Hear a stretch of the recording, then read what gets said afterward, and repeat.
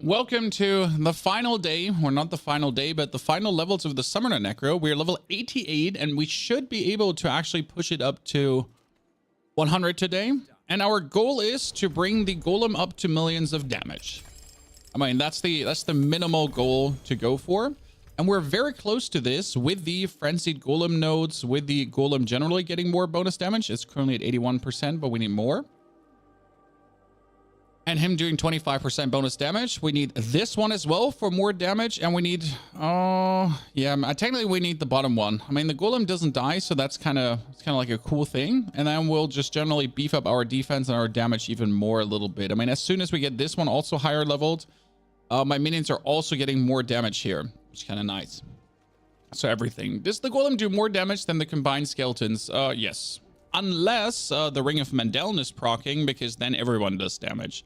But the good thing is that we have both. So we have the bonus attack speed by 70%, which higher the damage multiplicative of my minions and myself. So all of us are getting multiplicative more damage. Right now, we have only one issue that we're using the Blood Golem. The Blood Golem we're using to get a little bit more damage reduction, which we need for higher Nightmare dungeons. Technically, what I want to use is the Blood Golem, but with bonus damage, because that would make him even more nasty. So that would turn him like into the most nastiest form of possible, but it would also like rob some damage reduction from us that I dislike to lose that way. It is what it is. You get some, you lose some.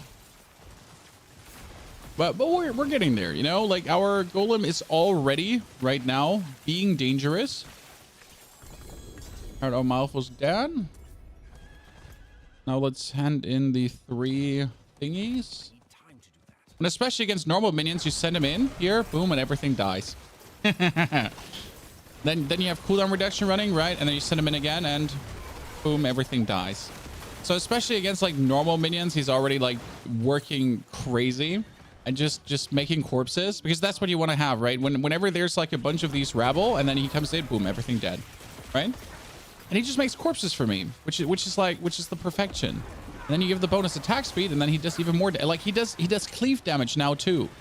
So this is something that is not talked about enough, but he does like his normal attacks. They cleave as well. So he just walks in and goes like cleave, just destroys everything. Take a potion, and everything dead. If you can reduce your cooldowns, as we can, you know, like you can even spam him. Boom, everything dead again. All of the money just flying at us, chat. Whee! Okay, we only have a few minutes left, so we need to push this up. But I think if we like get the last 12 levels in, I mean, the last 12 levels is like 40 plus Paragon points. So we want that, right? You really want those. Because then you're finally at the point where life's good. Okay, one more obelisk, and then we are evented out. You know, that elite almost one hit died from my Golem doing Golem things.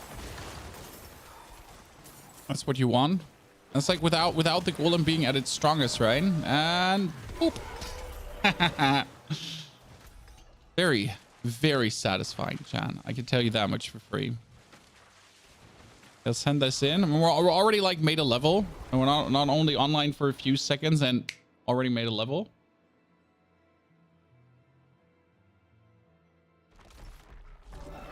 Where can I farm Litless Wall unique for the Necro? Lord Zier. So you do Legion events and world bosses, and then you get the Litless Wall. It's a bit annoying.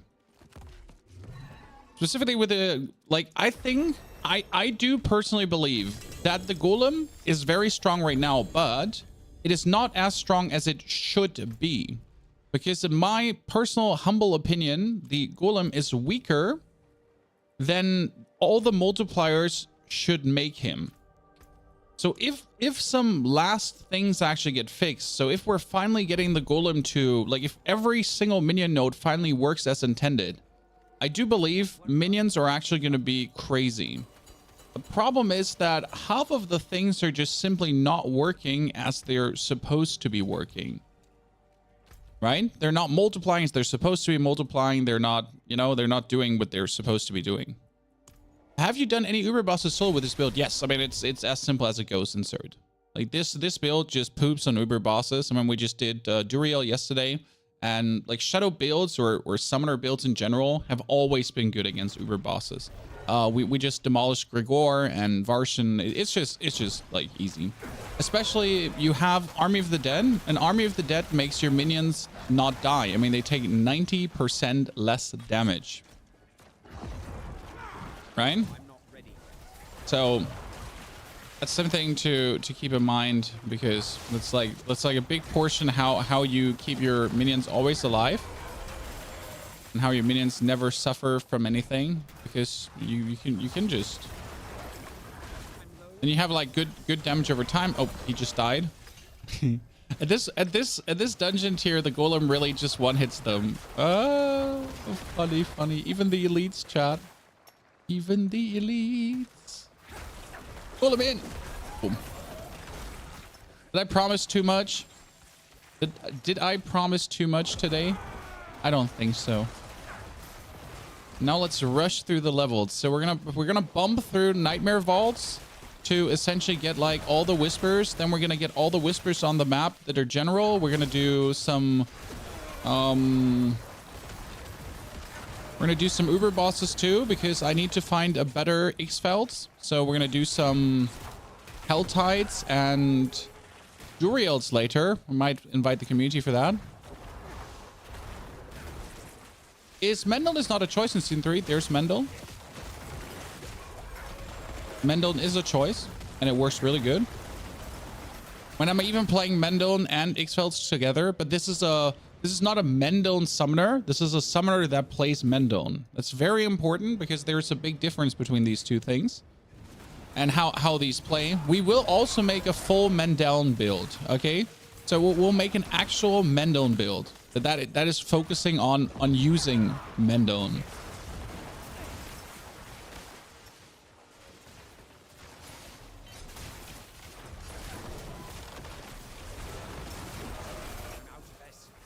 That's gonna be very interesting. Oh, the Butcher! He keeps coming in this dungeon like way too many times. By the way, someone made a comment under the YouTube video, guys. Can this build consistently kill the Butcher? Because otherwise, this build isn't good. And you're like, what is this for a weird metric you're putting down?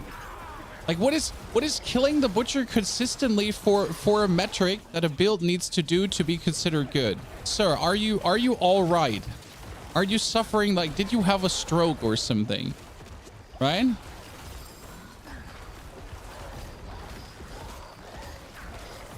But to answer your question, you can also consistently kill the Butcher, right? But what is that for a metric? You know? Like the Butcher, the one scenario that just killed summons with one shout. Where it doesn't matter how good your summons are, and like, yeah. It means you're surviving the Butcher. That's because I made them ultra sturdy. When we have quite some minion life items, I have the boot, I have the chest with minion life and the offhand with minion life. And in the long run, my pens are also going to have minion life. That's at least the intention. And that's in total going to make me very tanky. Should be enough. I mean, usually I prefer to have more items with minions life, but this time that might be the maximum amount I can actually do. I mean, my Golem has 70,000 life. He's anyways not supposed to die, right? We need to speed up a little bit, because I think else we won't get the Whisper, and that would be a little bit of a shame. We wouldn't get the Whisper. Come on, Golem. Oh, he just killed them all. Oh, he just killed them all. Yes, that's what I like to see. You have 151%. What you need to take is the minion life in the cult leaderboard, because that one works multiplicative on everything you have. I think right now we're down to minion life bonus 250%. Technically, you want 400%. That's kind of like what you're aiming for. And if I get now the last 50% minion life, it actually is going to multiply up that way quite nicely. So it's not a problem to get it there. Where do I need to go back to? I think here, right?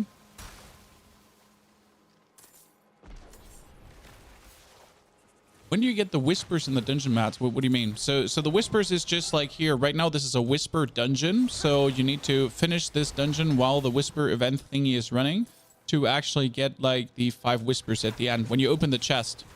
So you get them when you open the chest. Let's walk in here.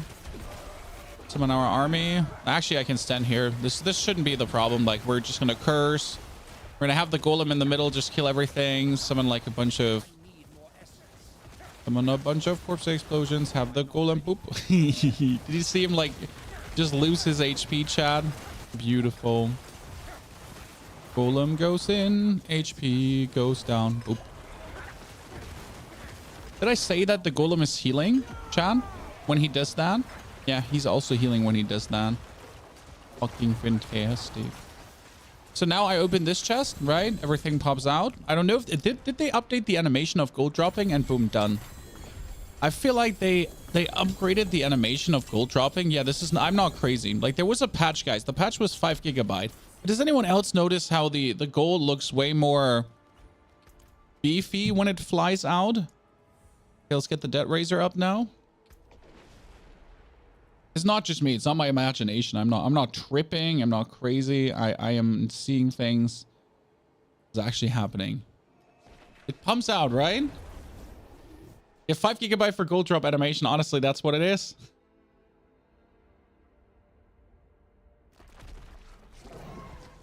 Okay, all the loot. But honestly, at this point, I'm gonna just kill all the loot because they're not even remotely my item power that I need.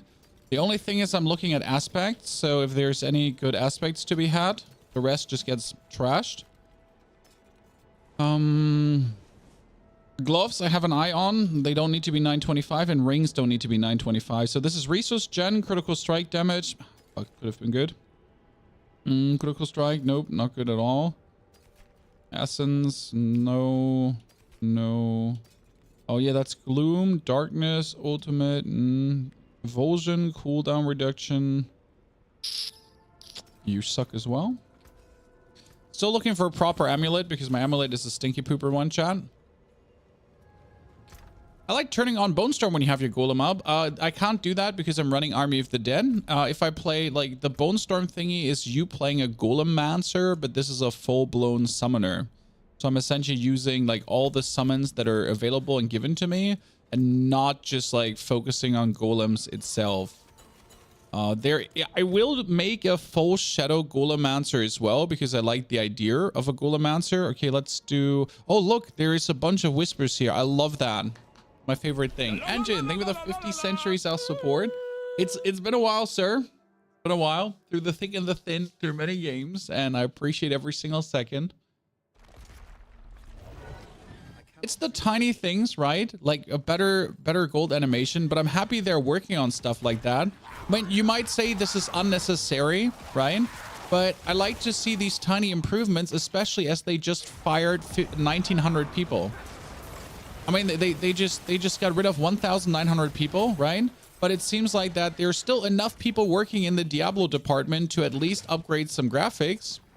I think that's good, right? Like there's people left, so not all is doom and gloom, chat, but they made the gold dropping like really beefy.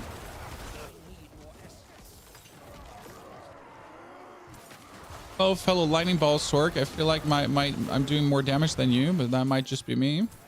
So I love it when this is look at this, guys. This is now a whisper Helltide. That means we can do the Helltide, right? I have 13 minutes to get everything together. But we can also do the whispers. That kind of has me happy right now. When it might be clutch, but usually 13 minutes is more than enough time to actually get everything together. Yeah, the guy with the gold dropping animation was the only thing he did, and he was like, oh shit. Shit.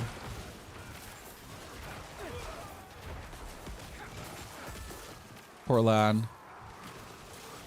I mean, firing people is not always a bad thing. They suck. Yes. I mean, the weird thing is just if your company's making like record profits and you're still cutting people out and you're kind of like, I mean, let's be fair. Twitch has done the same thing, but at the same time, Twitch has had the Twitter problematic. I like to refer to it as the Twitter problematic because you like, I'm not the biggest fan of Elon Musk, right? I'm European. I don't know. Not every European is a big fan of that man. But in general, I mean, him firing all these people from Twitter seems to not have ruined Twitter, right? Now, like, also, Twitch firing all these people is not going to ruin Twitch because Twitch is very bloated as a company. Like, there's a lot of people that you technically do not need to actually keep the business running. Now, it always is terrible for people losing their jobs, right? But how many essential people were essentially let go? It's always mean to say that, right? Because everyone is important in their own right. Twitch doesn't make money, though. Different thing, Tomb. I mean, Twitch has never made money, and we all knew this. Like, I mean, you might have not known this, but like, I'm a creator for 11 years now, and like since day one, it's kind of like a thing, you know.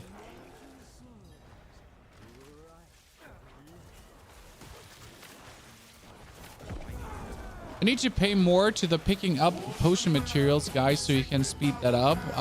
What we need is a lot of the materials just landing in our inventory without having to pick them up. Like, I don't need to see these shards dropping. I kill a demon, I get a shard, done.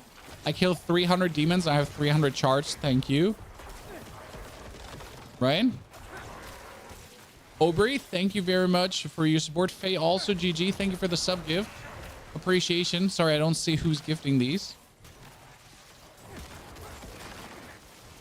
You're gonna run all these streamers out of business? Nah, I mean, the one content creator running everyone out of business is definitely Rob currently, but that man doesn't have a family or kids, so he can do it. You know, I mean, I'm minding my lane, ladies and gentlemen. You know, I'm pumping out the content I can.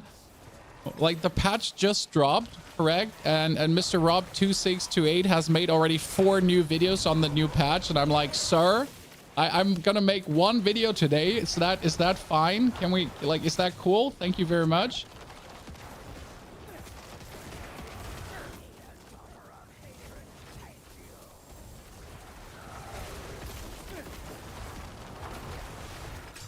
Rob might have a problem. Yeah, Rob might have a problem. No, Rob is doing everything right. From a content creator perspective, I can only say Rob is doing everything right. He has his hype moment right now, you know, like his content is popping. He needs to do this. When he might still be overdoing it, but let's be realistic, chat. If this is your job, if you're single, if you don't have a partner and kids, I mean, what's keeping you from giving it your all? Sometimes you only have 1 shot at Twitch, 1 shot at YouTube. Like, you know, you have your momentum. And if you're not using your momentum, you're a fucking idiot. And you need to put that out. I've done it in the past too. I mean, I used to have a time where I did 1 24-hour stream every week. Yes. Yes, Chad. I've done stupid things back in the days. I was young and I had the time, so we did 1 24-hour stream every week for like 8 weeks in a row or so, playing Hearthstone for 24 hours straight. It has helped immeasurable with the growth. Would I do this right now? Hell no. I have a family. I like to see my family. 24-hour streams are off the table.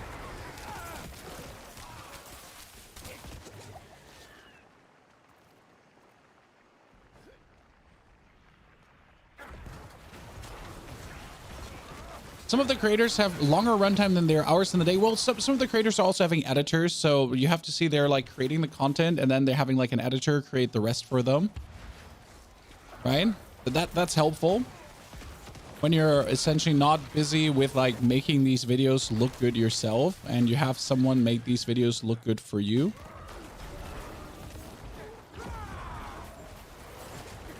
During college, I often went to bed at 6, 7 a.m. Now my eyes fall in my mouth from how sleepy I get at 11 p.m. and that's reasonable.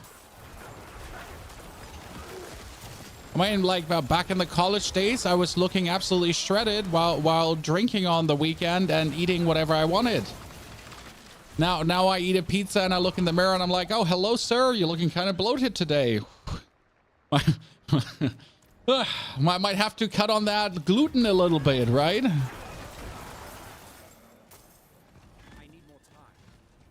I know we're sounding very old right now, chat, but we are also very old.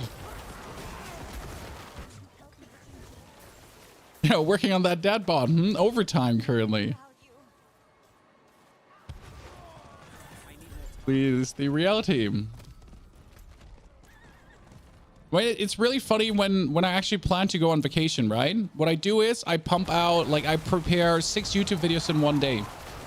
But you don't want to know how old I feel after that. So, like, usually I do 1 YouTube video per day in a stream. But when I go on vacation, I sit down and make six of them in one day. But the amount of age I feel after that is something you can't put in numbers. Ancient chat is the best description you can find. Dry and ancient.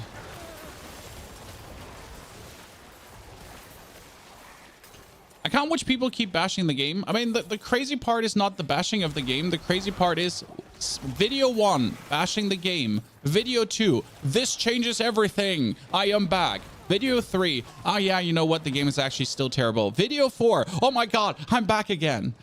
That's like where, like, thank you, sir, creator. But like, you know, I left the channel after the first 3 videos where you switched up.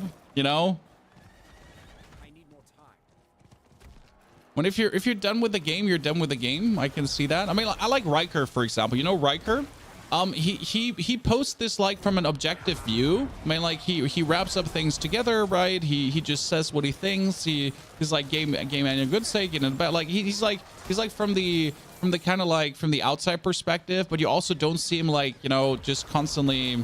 I don't know how to say that. Like you know, trying to like follow every hypiest trend, which is good to see.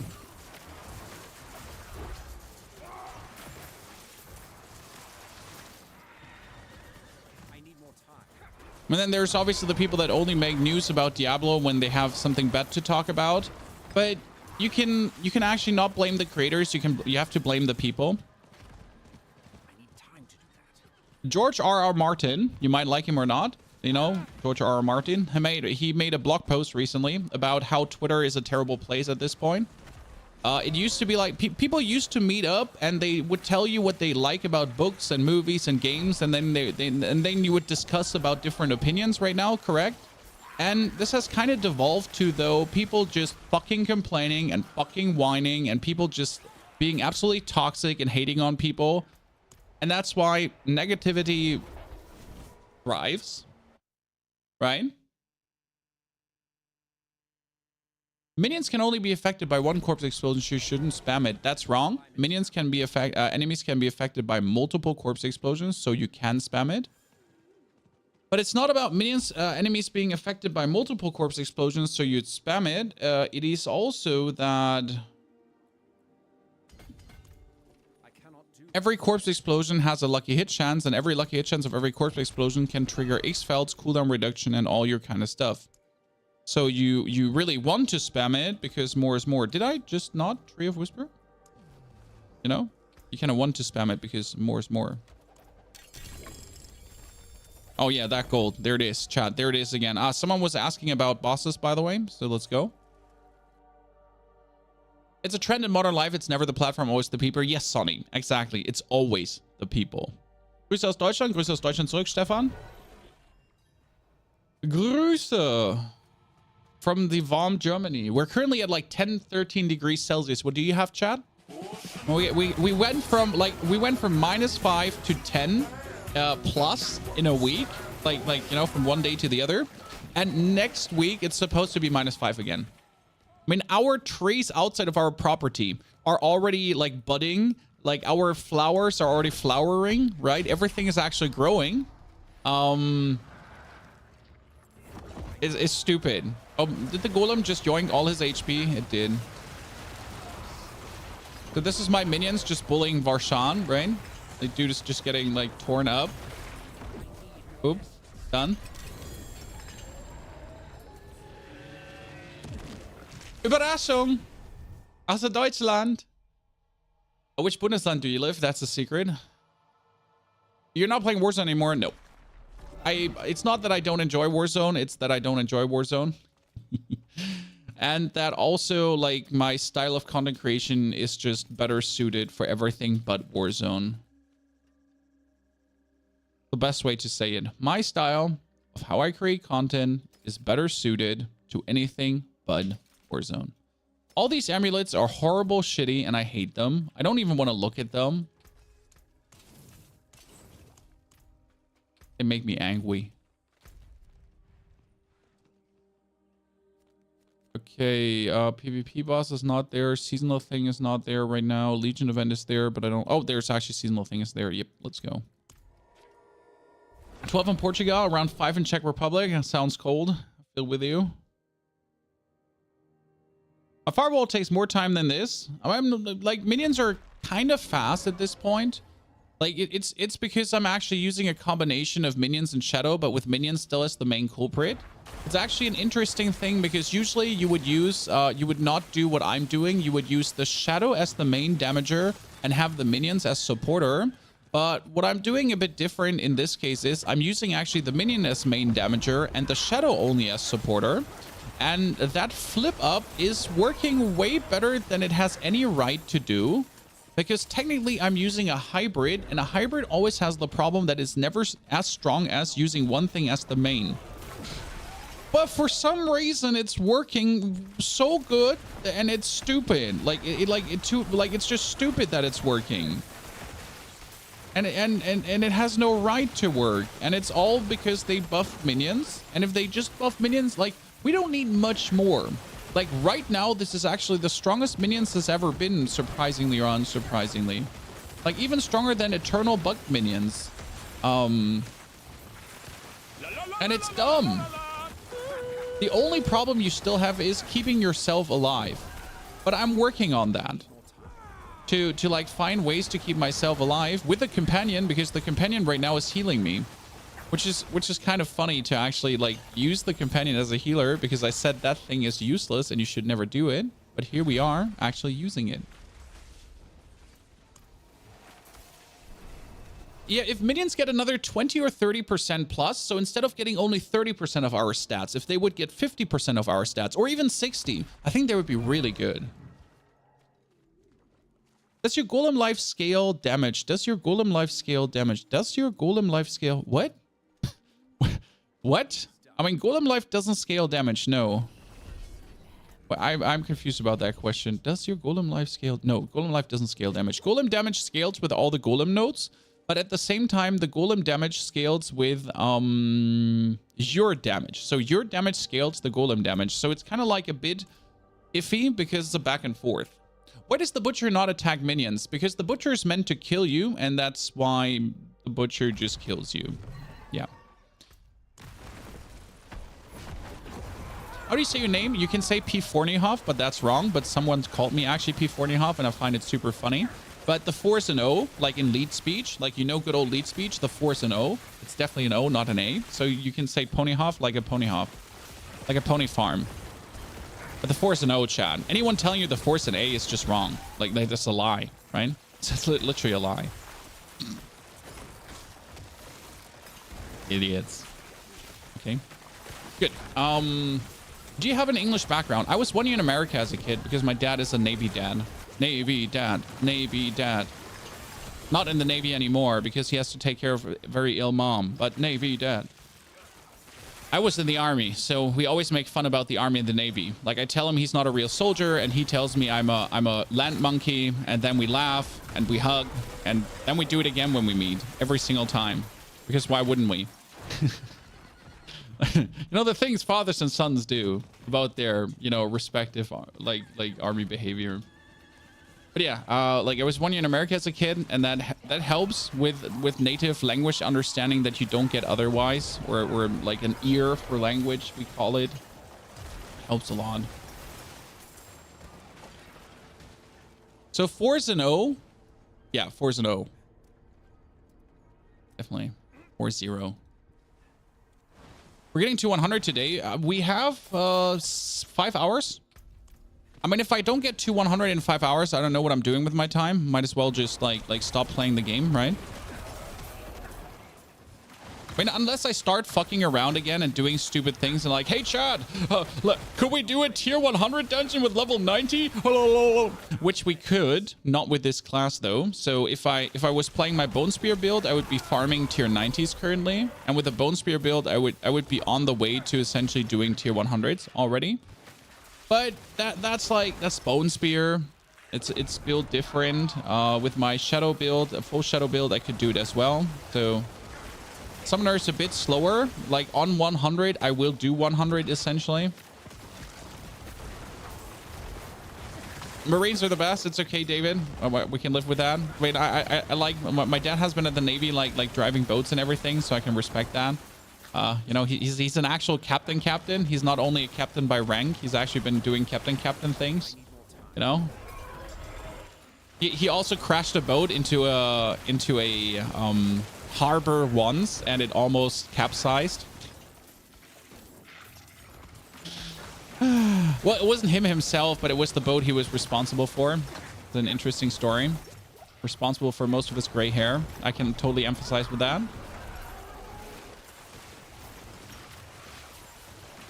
So my dad was always the he was in the mine. What is it, mines? The things in the water, is it called mine? Yeah, like minesweeper. He was a minesweeper actually. So they had like these tiny boats and they were going out, and they actually had remote controlled. They had remote controlled tiny boats to drive into mines and blow them up. Yeah, imagine that, guys. Like imagine you're like, you know, 30, 20, you're out there in the ocean and you're a minesweeper and you're taking care of all the minefields, and then you find other, like he was in the Gulf War too. Like patrolling, and then you find mines and you have to take your tiny RC controlled, you know, RC boats, and then you drive them into mines and blow things up. It's actually pretty fun.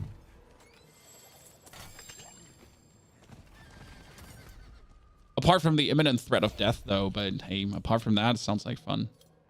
Vault of Cinders, tier 60.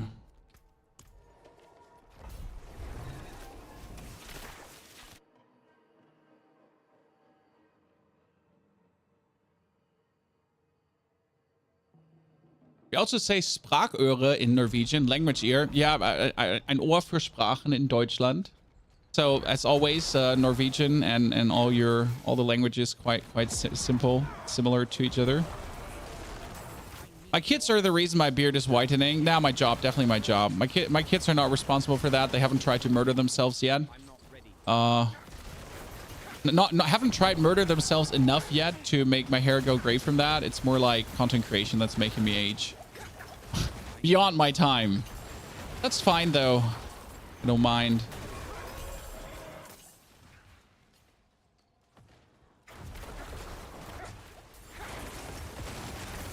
But my kid's definitely working on like the murder part, right? How come you haven't finished the cool quest line? I mean, like, I don't know. I finished it on my other account, so my other dude hasn't finished. The cool quest line doesn't give you anything, so it's like it doesn't matter. But I I might have not noticed this, but correct me if I'm wrong, chat, but I think the cool quest line actually doesn't give you anything. Or am I wrong?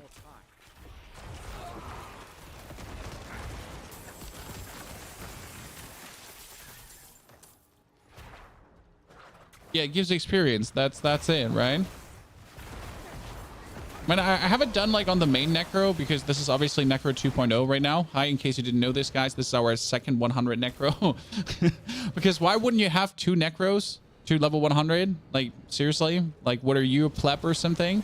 And then with the... So next week, by the way, with the new Lunar Festival, we're going to level Mage 2, chat. So I made my decision. My second class this season is Mage.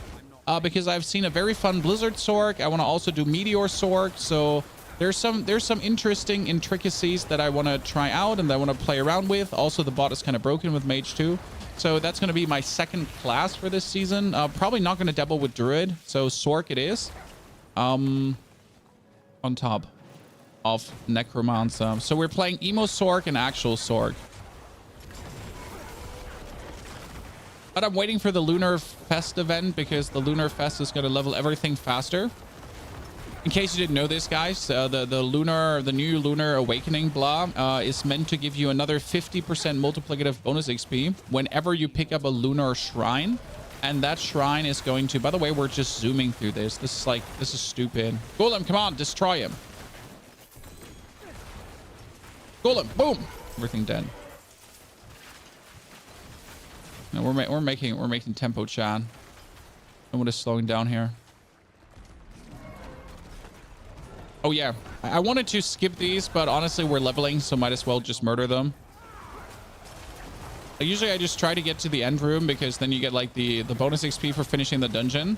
I think this is also something people have completely forgotten, right? You get bonus XP for finishing a nightmare dungeon, right? And vaults are just so fast to finish that you always get like big amounts of cool bonus XP. Like super easy.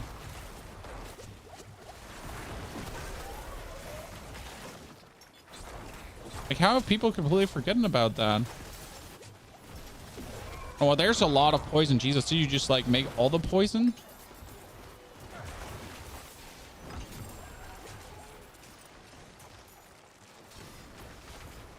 Everyone's trying to know how to boss around their minions, dude.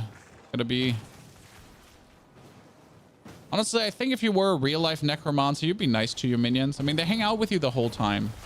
So we're kind of be shunned by everyone, right? You're playing around with the dead.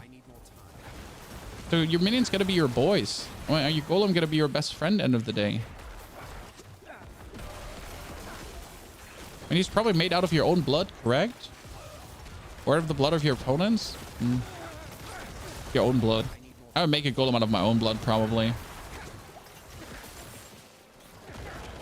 I want a dead barb pet. Yeah, see, that's the thing. If I was a necromancer, I would murder a barbarian low level, and then I would kind of resurrect him and keep him around to just aid me in battle. That's the smartest thing you could do, right? Just turn him into your ever-living killer zombie and have him be absolutely broken.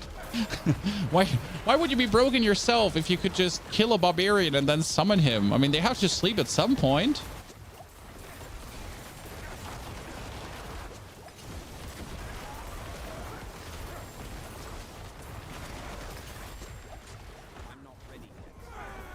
And all my homies are dead. It's just the way it goes. Do the vault mobs hit harder since yesterday? No, I don't feel like it. I mean, this is a tier 60 vault now. It's supposedly, like, it's supposed to deal some damage. I wouldn't say they're hitting harder.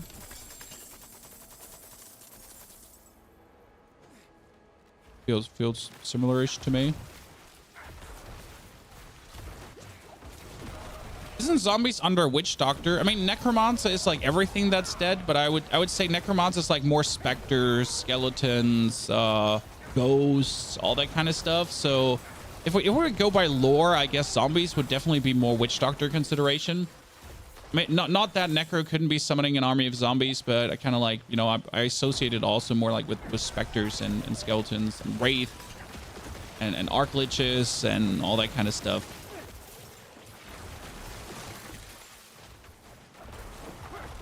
Using bones to form walls and prisons and all that kind of stuff.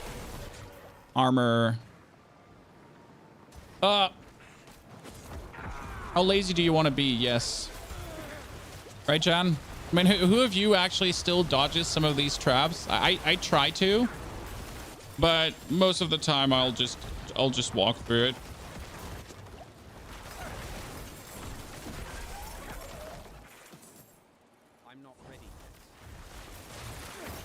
I'm surprised my minions are not dying more. In a good way.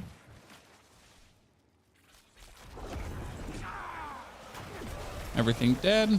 Infinite corpses. Everything dies. Yeah, let's just walk in. Weep.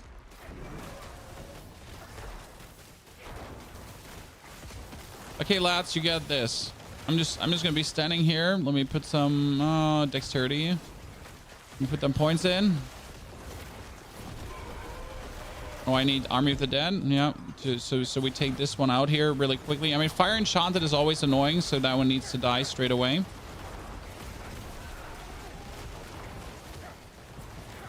Oh, there you are, Suppressor. We don't like this. Golem goes in. Boom, everything dies. Hee hee hee. Army of the Dead. By the way, Suppressor is now not permanent, chat. So big change that even when you see a Suppressor minion, you just have to wait a few seconds and the Suppressor will go away. Because Suppressor is not permanent anymore. Are you using Black River? No, I'm not using Black River, and Black River would not be good for this build because I need lucky hit chance. Step number 1. By Blight. Blight is very simple. Blight can crit, and Blight also pulls together because we're using Defiled to pull things together. It's a very nice trick in this build to actually have minions be, or have your enemies be at your mercy. Yep. And just pull them around left, right, and center. So it's like kind of funny. Highly recommend giving that a try. It's way better than you give it credit to. And it also hires your damage and your minions damage by 15% multiplicative. When you play something different next time, Ox Arrow, that's going to be quite a while. I mean, you're not going to see anything different than Diablo for the next 2-3 weeks. So yeah. I'm sorry to say. I mean, like, as always, I do understand if you don't like something, but yeah. It's going to be a while until there's something different. I mean, it's just season release right now. People are interested in this season, and I have a lot of content to create. So that's going to be a lot of Diablo, as I have to level up a lot of things. We will be swapping games, so don't worry. This will not be Diablo forever on this channel, because it's just simply not, ain't nobody got time for that, to only play one single game.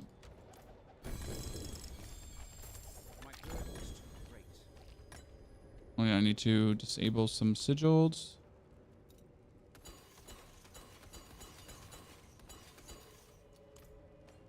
Then go back. What's the point of having 2 of the same class? So I can have 2 Necros that I can hot swap between without having to reskill the same Necro always. I mean, as I make many YouTube videos and I also want to like make good YouTube videos, I have a Summoner Necromancer right now and I could level him from 1 to 100. Because else I'm going to tell you this Necro is good to level from 1 to 100, but I won't show you. Now I can tell you and show you. By the way, YouTube, don't forget to like this stream. Thank you very much. It does help to push the algorithm. So I prefer to, you know, show you the reality of things. Like, this is how the leveling actually is, instead of just telling you this is how the leveling is. Because then I'm just, you know, one of these creators who creates builds for the sake of creating builds, but without having any substance behind them. And that is the last thing I want.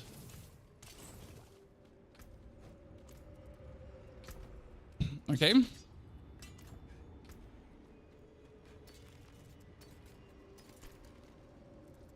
Prefer to... Okay, we get 8 again. Just rock down a Legion event. Nah, you know what? I'm going to just hand in the favors quickly. Can I stack bone into shadow into cold damage? For what build?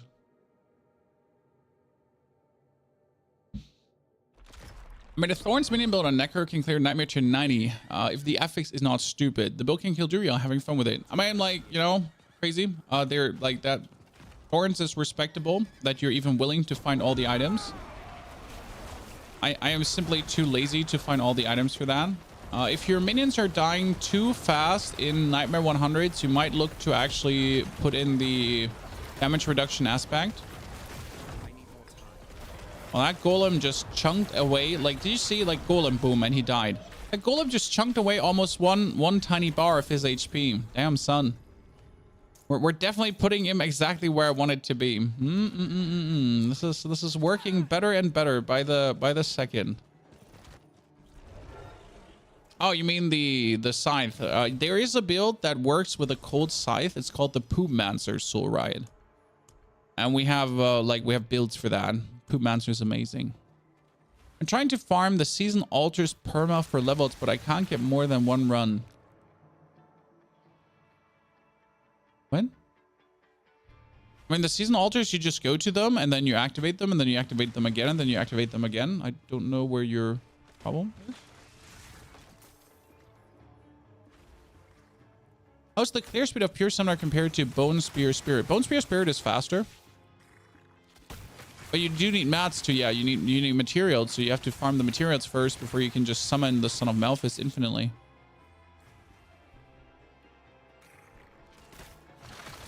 I would argue that Bone Spear Spirit is fast, but the Summoner is on some extent, especially in lower nightmares, even faster. Malphus is fixed? No, Malphus is not fixed yet. I am sorry, but Malphus is not fixed yet.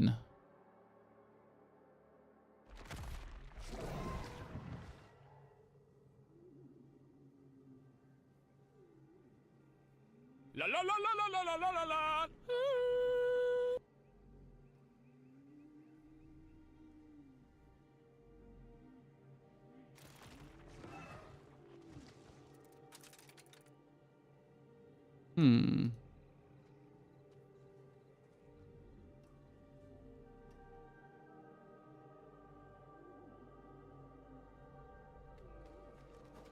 What did I miss here?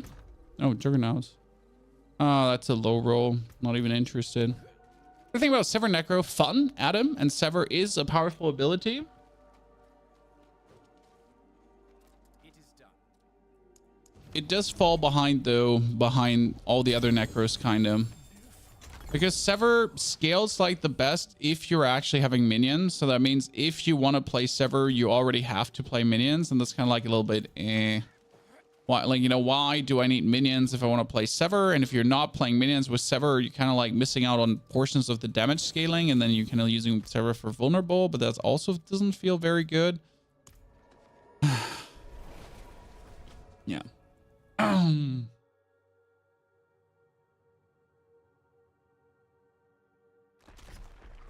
Oh, that's a little bit the problem, Rooney. Use Sever to pull mobs? Yes. I mean, that's what I'm using Blight for example, especially with Blight's defiled aspect. Look how they're all getting pulled together. They're not only getting pulled together, they're actually also being bullied around, because if you keep blighting opponents, they get kind of stuck in this in the pulling around animation. It's actually pretty mean because you keep blighting them and they're kind of like, they're essentially keep being pulled. So they keep always being pulled towards the next blight, and then you have them like in this blight loop where you keep shoving them left, right, and center, and they're like, they want to make a hit, but they're gonna be like,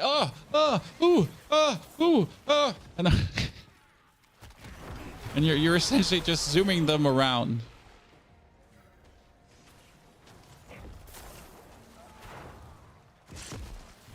Trying the Bone Spear Spirit build, but you couldn't get the right things needed for it to work well. I mean, most of that is in the Codex of Powers, just saying. It's the advantage of the Bone Spear Spirit build.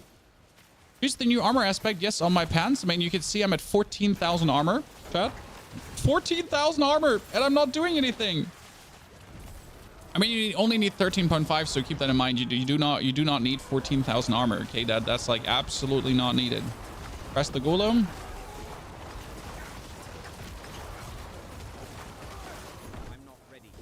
Boom. I am not sure how much damage he does by now, but it is significant. It's hard to kind of like see the Golem damage because, well, of all the other damage happening.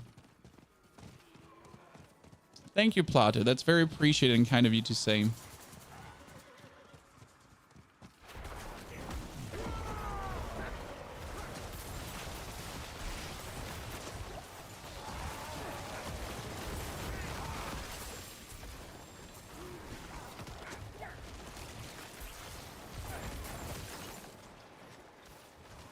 I need more time. Can I stack enemies affected by shadow do less damage, or is there a cap? No, you can stack that. You just have to consider that damage reduction generally has a cap, so it's not like that damage reduction just goes up. Like, it's like damage reduction has diminishing returns, so you take 20% damage reduction, then you take another 20%, then you take another 20%, but it's always like the 20% of the 20% of the 20%. So I mean, you still have to stack damage reduction, but it's not like that you can damage reduce so much that you're invincible. It's more like that each consecutive damage reduction you have, damage reduces less, or not the amount. Yeah. Does it make sense? I found that sacrifice 25% is better than the crit damage ossified passive pack, Ivis. It's actually a good point because you might be getting more damage versus vulnerable. Yes. It's worth a thought. Might even be that the conceded aspect is simply better because it's like a fixed 25% damage you're getting. instead of having to like have essence to scale higher. It seems like Necro struggles most with bosses. Well, did that look like I was struggling there with anything? Necro does not struggle with bosses at all if you play Necro the right way. Scary. I mean, I have like there's a Bone Spear build that can factually not run out of essence. There's a Blood Lance build that can factually not run out of essence. So both of these builds are absolutely boss killers. The minion build is fantastic versus bosses. Any Shadow Necro is fantastic versus bosses, especially now with the new pet combo. I don't know if you have seen my latest YouTube video, but we just released a video on how to make your pet plenty broken as a Necromancer, and also the respective build that you need for that. So the Double Trouble release. And it allowed me to do up to 70 million damage with a pet. Okay, 70 million damage with a pet. It's possible.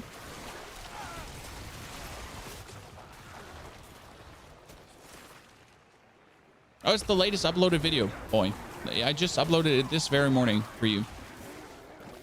So it's like it's an Infinimist Gigadot Necro that essentially now like is able to do the standard Infinimist stuff. So this is not like a build that only works in a Petri dish or in a laboratory. No, it's a build that actually works. A real build.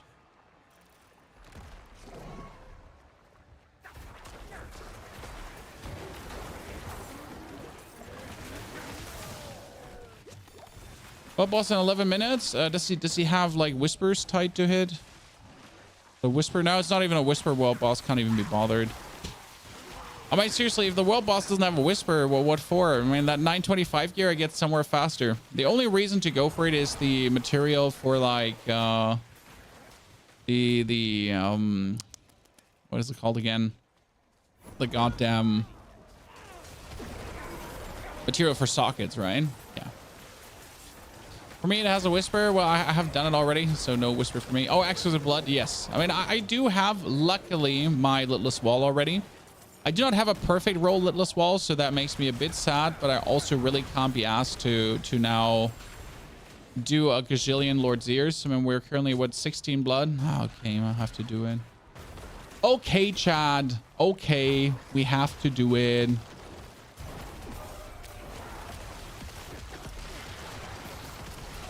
And I still have to keep the leaderboards in mind, right? Because I'm a content creator. I have to think about the leaderboards. I have to at least pretend I'm preparing properly. I'm paying attention. No, min-max everything, the min-maxing.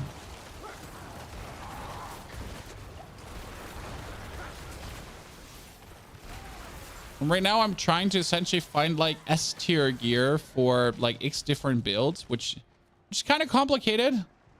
Because, you know, like you're just trying to find good gear, but you want that good gear for like how many different builds, right? I need it for the Shadow build. I need it for the God Dot Necro build. I need it for the Infinimist. I need it for Bone Spear, then Bone Spear Spirit. All these gears are actually different.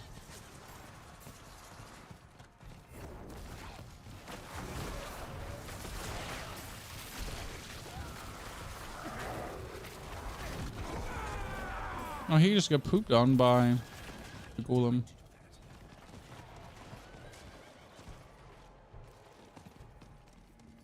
Whoop. Okay, where's the chest? I need more time. ¿Dónde está la biblioteca? Also, minions, by the way, feel very good in the overworld. So if you just want to have like an easy time in the overworld, you can pretty much go AFK and have your minions just do your thing, right? You're 1 star, thank you for the subscription. Also, you're 1 star, don't worry. Like I was just recording a video this morning and you're 1 star tried to join my team. No one got hurt. Don't worry about it. Also, thank you, Pyro, for the 18 months of support, ladies and gentlemen. It's like 2 or 3 years of subscriptions. Thank you very much. You're 1 star, hope you're doing well. Also, what were you doing online at that time?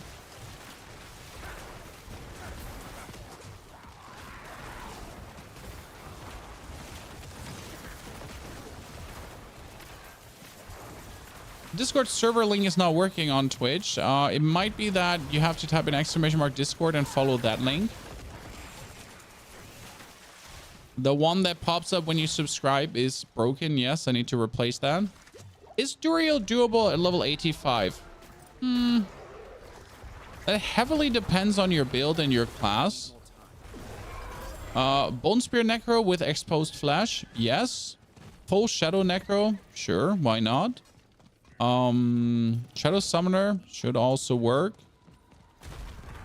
Bloodlands. Could be tricky. Considering you can set up your companion to just kill him. So I guess, yeah, you can do it if you just set up your companion to kill him. With Lidless Wall, if Bone Storm is not going, even if it's not around you, this is yes. So with Bone Storm and the Lidless Wall, as long as the Lidless Wall is creating Bone Storms anywhere on the map, you get the bonus.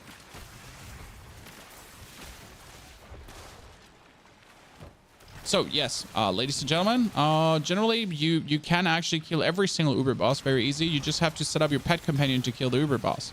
And for that, we released a video that tells you how to make your pet companion do silly amounts of damage.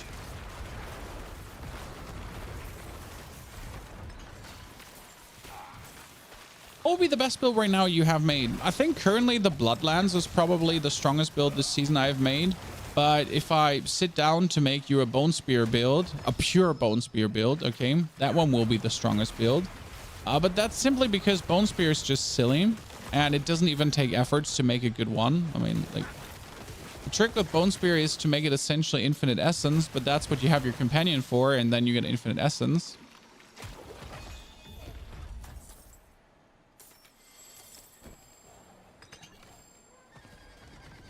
How much time? World boss, 6 minutes. Oh, okay.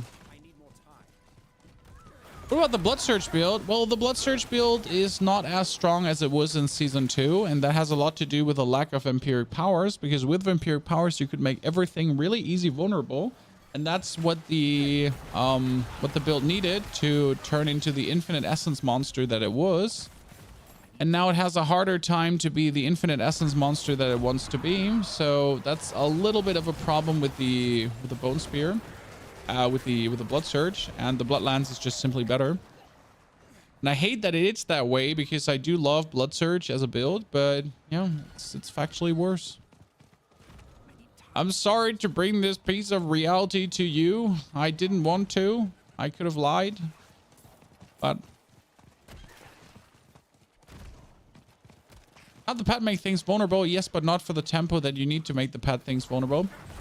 The problem with the pet making things vulnerable is that it's always lagging behind, and when I'm going full zoom mode, even on the Necro, which is like not zoom mode compared to other classes, but if you go full zoom mode, you're always in front of your pet, and your pet is not making things vulnerable where you need it to be. And even if you use teleport support, it doesn't do it. We tried, Chan. Like, I'm not just saying these things out of my ass, right? We tried live on stream even. You know, we tried to make it work. We tried to put it together, and it just turns out to be clunky and unintuitive. And if something is clunky and unintuitive, it ain't good. Things need to feel smooth and fun, because else they ain't good. You still don't have a Ring of Sacrilegious Souls, sir. You're being robbed. I mean, at this point, I'm like already just not even looking at them. Did you put out a YouTube pet build yet? Yes, I have. Multiple. Blood Mischief Rush like D3. Well, we just simply need any movement skill as a Necromancer. So if they change Blood Mist or whatever they change, but we just simply need any kind of movement skill.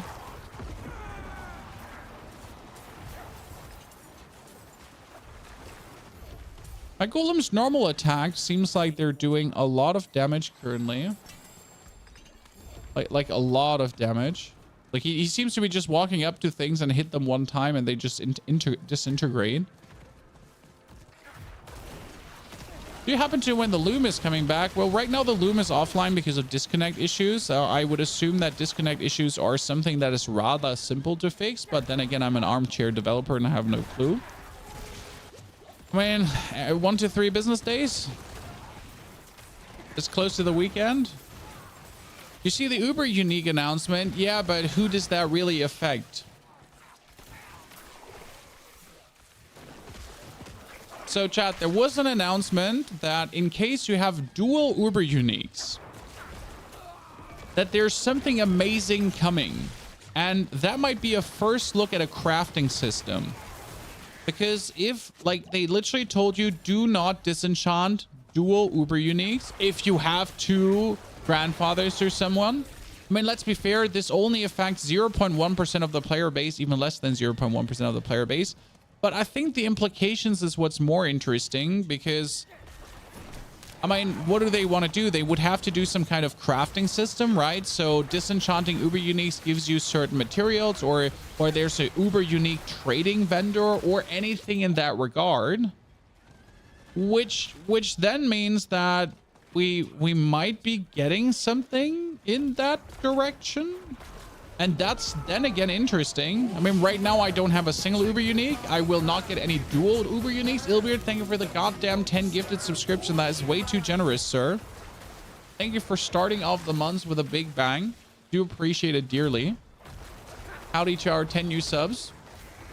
Like, I mean, realistically, like, no one fucking cares about dual Uber uniques, but like, if they actually turn that into a crafting system for the future season, because we're getting season 4 is the season of new itemization, guys.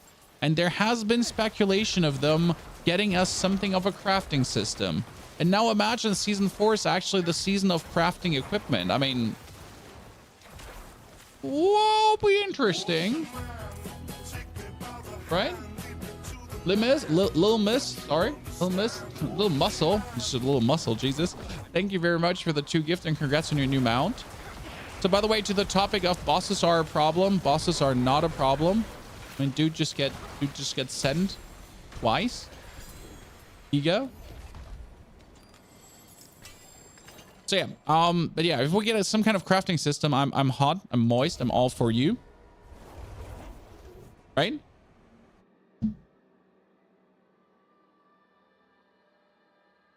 They're stuck with their ways, unfortunately. Well, oh, I'm not getting my hopes up in any direction, so you misunderstand me. I'm never excited. I am dead inside. I have zero expectations toward Blizzard and what they're doing. But the reality is they said something is happening, and speculations can always be made, right? And what happens, whatever it is. But it's just good to see that we get a peak. I was looking for peak, the word peak. So we're getting slowly a peak.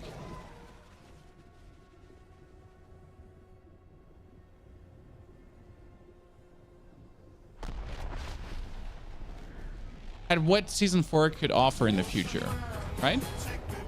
Ilbeard? Thank you for even more subs, Ilbeard. You're crazy. Stop it.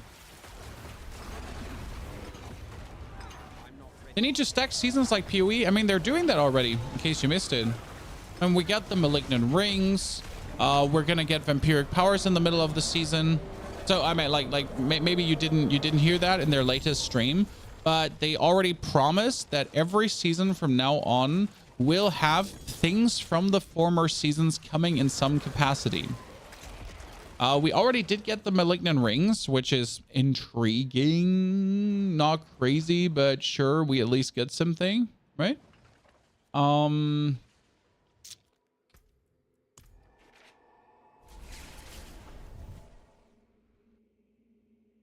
Florian, habe die Ehre. And we will also get something like Vampiric Powers. Okay. That's also like something they said in the mid-season, like, but something, right? Might it be a special gem? Might it be, I don't know how they're going to do it, right? In what form, new rings? No, we don't know. I mean, they didn't say in what form, but they said that they're generally planning with the mid-seasonal updates to do something like they did with the Malignant Rings. And that's all we know. Okay. The ranked lists are coming also, somewhere middle season or somewhere. We'll know.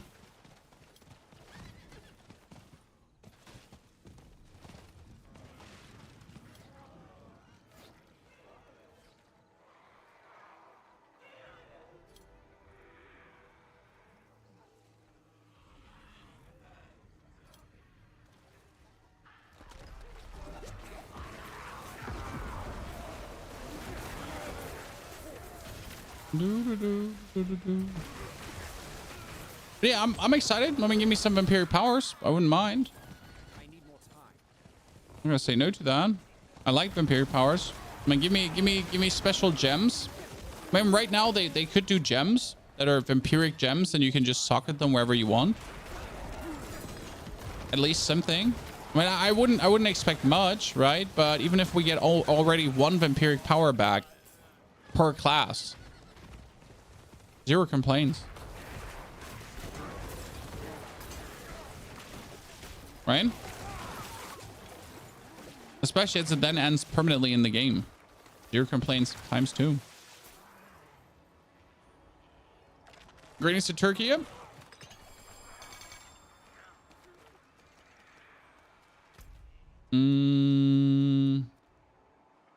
Okay, that's done. Happiness. Let's jump into a Nightmare Vault to beef up our loot.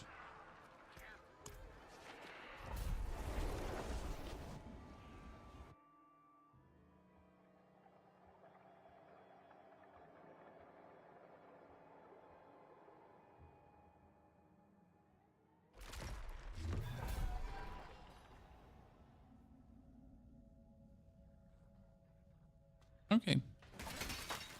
I've been trying to get your ring. The ring, like, I have like tons of these rings right now. It was actually really funny yesterday, guys.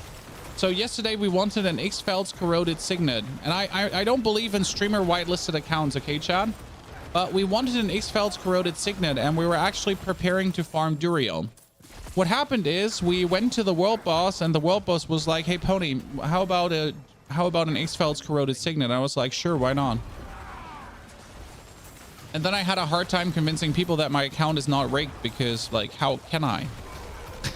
How can I keep convincing people that my account isn't rigged when these things keep happening?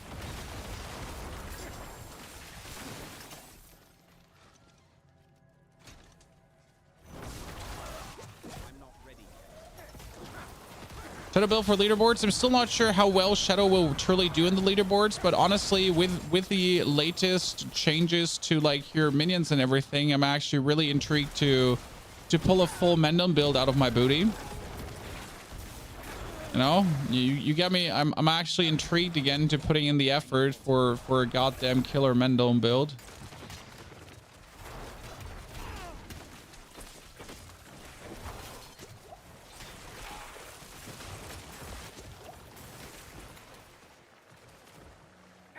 And it's Chat's fault. Chat made me do this. So the only reason we're playing Summoner right now is because Chat told me to. They're like, Pony Summoner. And I was like, schwierig. Very schwierig, as you say in Germany. And here we are, scaling our Golem up to millions of damage.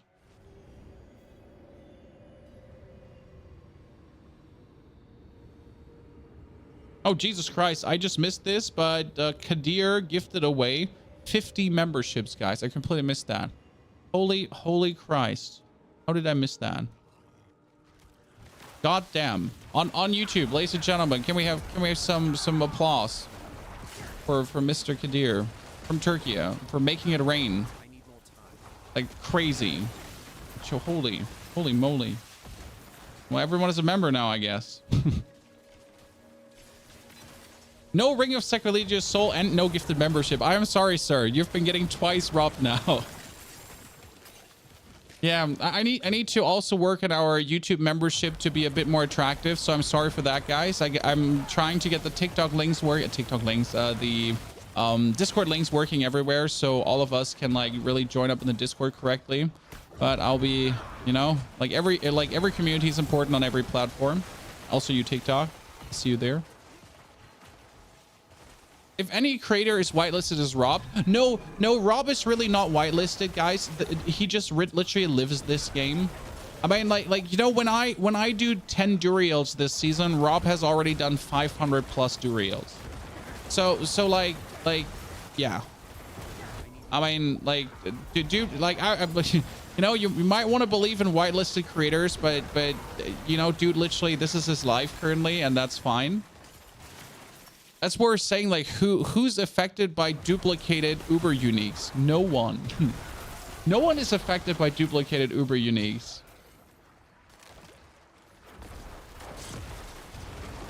ever. He lives in Kiribati, exactly. That's fine, you know, my respect. They're gonna be that one creator, chat. They're always gonna be that one creator. Every game needs these creators. Ow, I get pooped on. So every game needs these creators. They're important.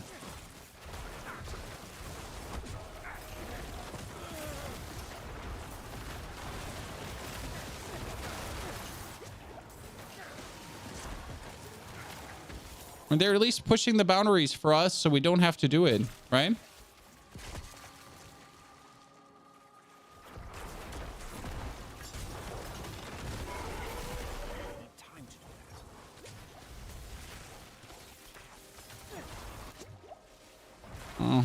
They're the suppressor just went away. Do you see that, guys? That's the new suppressor essentially that then just went away. It's very nice. So you literally just have to wait right now.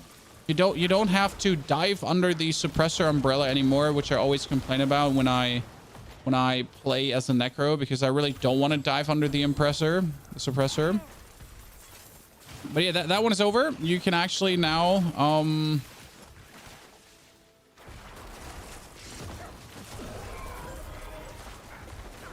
just wait for it to go away and then have a cooldown, or you can stun them. So actually two choices. Oh, that could have been bad for me if I just ran in there like that. Boom. My Golem's damage literally tripled from yesterday. I mean, right now we only picked up a few nodes, Chad, but his damage pretty much tripled. He's just going in and pooping on everything. I love to see that.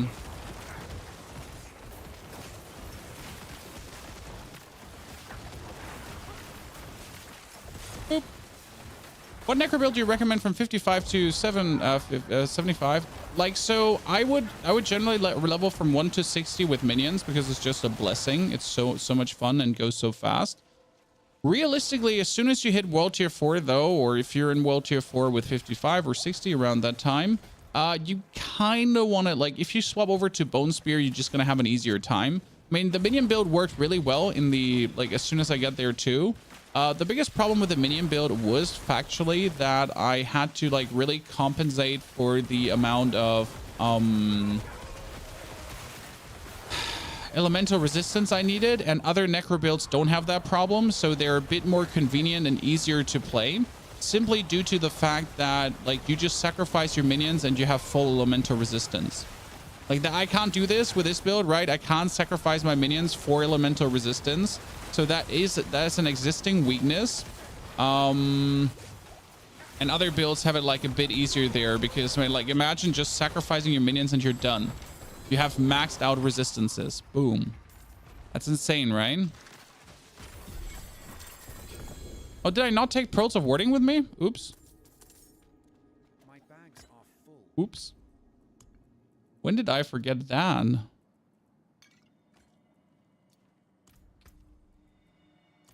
Oh, I wanted the XP anyways. That's the only reason we're here. And when we get this almost on 15, that's perfect. Nitro, good mid-action as Adabis. Can anyone check if we're getting way less blackened femurs compared to the other Varshan mats, please? Yes, you get more hearts than everything. So right now I have femurs, but I have most hearts, and I have the fewest hands currently. It's a bit down to RNG, as always.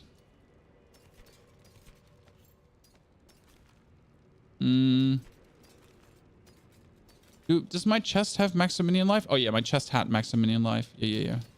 What we need is a Pans. I remember that Pans was the culprit currently.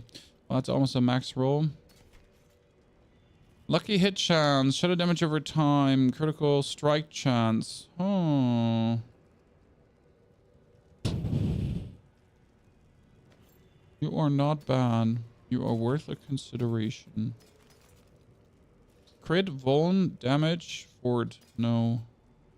Tides of Blood, yes. Damage reduction from close enemies, yes. Intelligence, yes. Finally, this might be something I can use after all this time.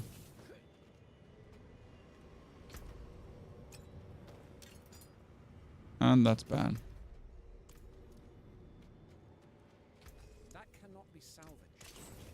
Oh, and we need to get rid of that, and then here's some more of these. Like I'm like disgusted about how full this shit here right now is. I mean, I'm trying to still collect potions for later on, right? So this is a critical strike chance potion, so that goes away. That's a lucky hit chance potion. That's an increased elemental potion. That is the the rest doesn't matter. So I'm trying to like keep the very good potions for when the leaderboard comes out, because then you really want the good potions, right? I thought Nightmare Vaults were disabled. No, Nightmare Vaults are working plenty fine. There's nothing bad. What is disabled is Uber Malphus. So you're not going to be going to do Uber Malphus in any capacity right now. Because if you actually like do that, they're not letting you in, and you're getting kind of like, I think you're getting, yeah, you're wasting your mats. So you can essentially waste your mats right now. How come every season we can't trade? Oh, that's very simple. Because people are duping materials somehow, so we end up in dupe materials at every corner.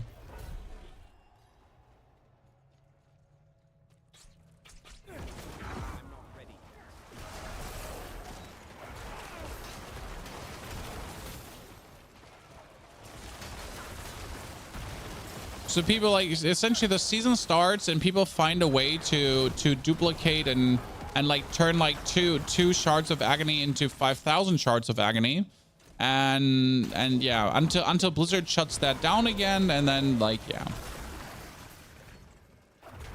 So this is why we can't have nice things, because humans.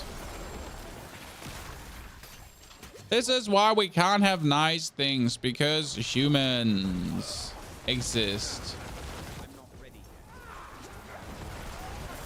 Okay, we're 91 right now. My goal was with 95 to do a tier 90. So that's what I think we're currently closing in for. So 95, I wanted to do a tier 90, and on 100, I want to do a tier 100. Because then I finally have like all the Paragon points I need to finish my setup. Since there's a lot of damage and survivability still hidden in the Paragon board. I'm also surprised that there's actually not much cooldown reduction hidden in the Paragon board. Something I never thought about, only that I now have a build that really needs more cooldown reduction. I'm like kind of sad to not have more.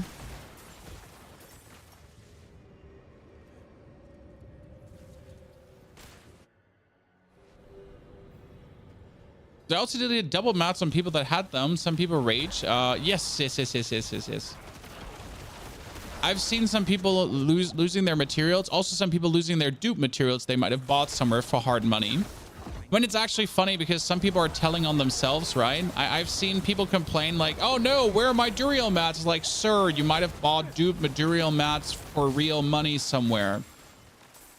Stop telling on yourself, you know? Just buying buying materials for real money ain't it. I'm sorry, Chad. Ain't it and never been in.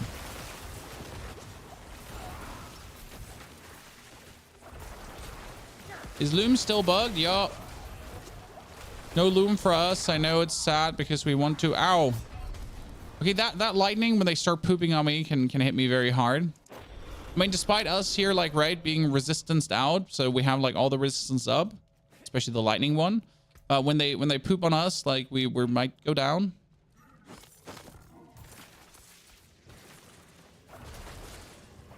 And we do need a little bit more life to make sure that that doesn't happen that fast. But then I also could pretty much not be standing in the way of things. That would help. Come on, Golem. Eat him. It's funny how well it works, despite not even having like any damage multiplier running right now. Right? And it still works so well. Just straight out of the house.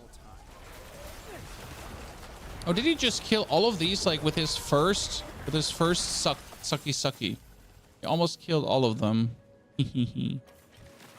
When we're finally gonna have our one Paragon Glyph there on 15, which is also again gonna higher our minion survivability, and we don't need it only on 15 for tier 100s. We'll need it on 21. I'm not looking forward to pushing the level on that one.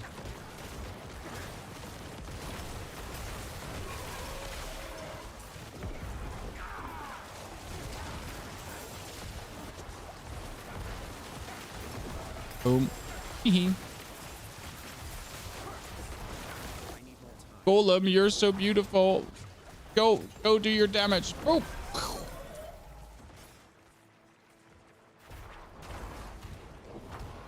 Are you saving the Poop Mancer for the new dungeon? No, we'll do the Poop Mancer in the next couple day, two. I don't know.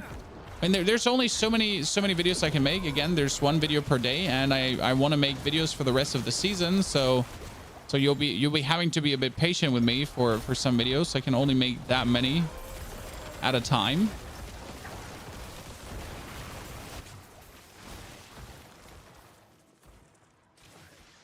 The blood golem, yep. Don't they only push certain ones higher than 50? No, you push every single one to 21.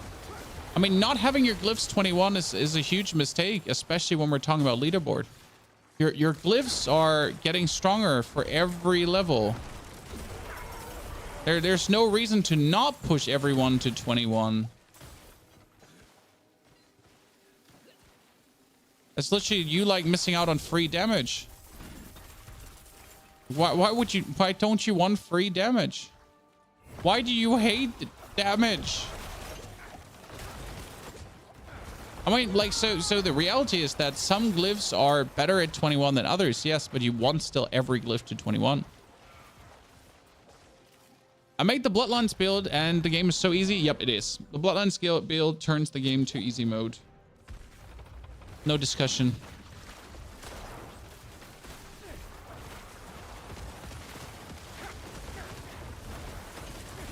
Boo, boo, boo, boo, boo. Shadow explosions everywhere. Ba, ba, ba, ba, ba, ba, ba. Army of the Dead. Curse them. Pull them together. More shadow explosions. Don't get hit by things. Curse them again. Pull them together. More shadow explosions. Just stand on the side. Don't do anything. I'm not ready. Golem eats everyone. More shadow explosions. No, I'm just standing here, Chan. I'm not moving. I'm not moving from my spot. This is me. This is my hill, and I'll die on that hill. Okay. What's your opinion on Bone Spirit build? I have a very good Bone Spirit build, and it's super fun. What's your opinion on the Bone Spirit build with the Prison? I mean, it's a choice. You either play it with Prison or you play it with some other resource generation. I do not play it with Prison because I am not a fan of the Prison, despite the changes. So don't get me wrong. It is not bad, but I simply don't need it. Okay, what was the last one? I need a Dead Razor Mage Golem. Technically, we could be going for Exploit. Technically, we could be going for Warrior, which gives minions more armor, and I don't know if we need that. I don't know if you need Warrior to survive everything in the end. I mean, technically, you do want Imbiber because Imbiber is the biggest damage scaling that your pet can get. Do you have any Uber uniques? No, I don't have any Uber uniques, and I won't have any Uber uniques at the end of the season. 2 reasons for that: because Necro does not need any Uber uniques, and because I can't be fucking asked to grind for Uber uniques.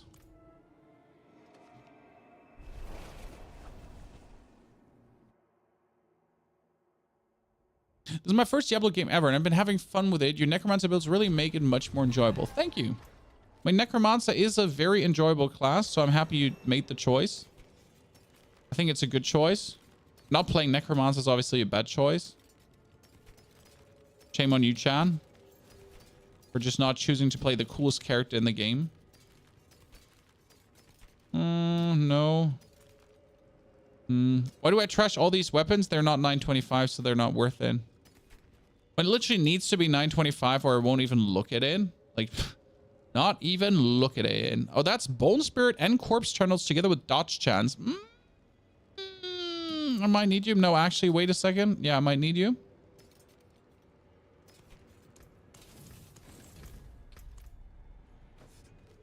Your build looks fun. It is incredible fun to play. It has, again, been the best level experience I've had with Necro so far. It was super smooth, and I'm, like, zooming through content. The buffs that Necro minions got are way better than I gave them credit for, so shame on me for not predicting this better.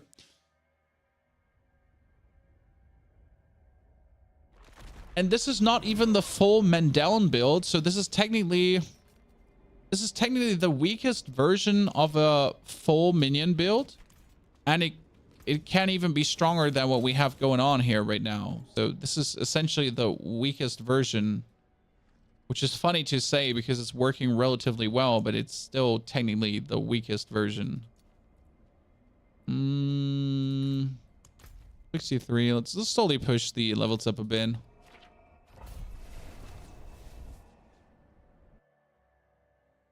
Do you ever run a Sork? I'm planning to level a Sork with a new lunar event because I want to be doing a Blizzard Sork, I think. Yeah, Blizzard is currently what I'm intrigued in.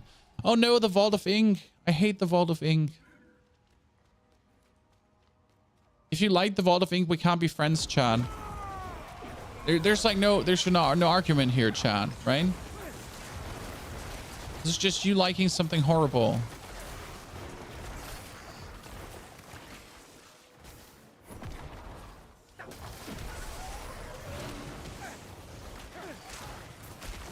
It's like the waffles and pancake discussion, and you're gonna say pancakes and I'm gonna say waffles, and then we're gonna stab each other in the throat because like you're wrong, obviously. Oh, they just got destroyed so fast it's not even funny anymore.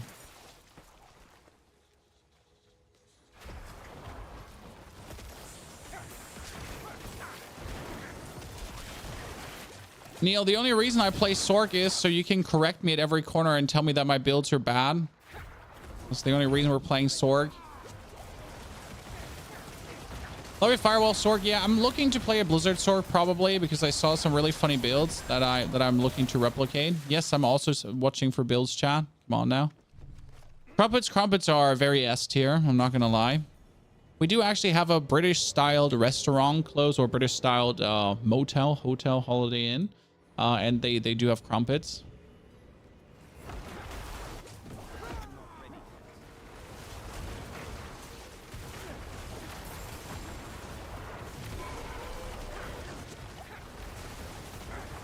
Yep, they're all dead. Wow. He just absolutely obliterated those elites. I don't know if you noticed this, guys, but you hardly see when I actually cast the Golem skill, right? But those elites, they're just going like from 3/4 of their HP to dead. With one Golem cast. Very useful. You saw the crackling energy, lightning meteor, Sork. Yeah, there's the lightning meteor crackling energy going around, dropping like firewalls and everything while balls of lightning are rotating around them. There's some intriguing sorcerer builds. I think a sorcerer was really sad when the season started with like their nerf of like, or with a balance of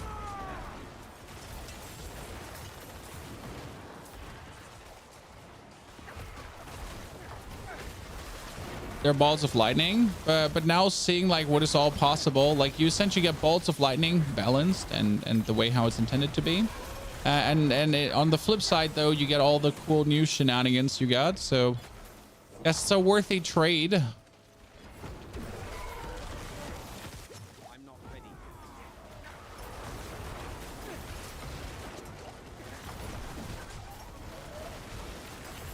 Oh, you just died so hard, it's not even funny. I'm not ready. Go minion rangers.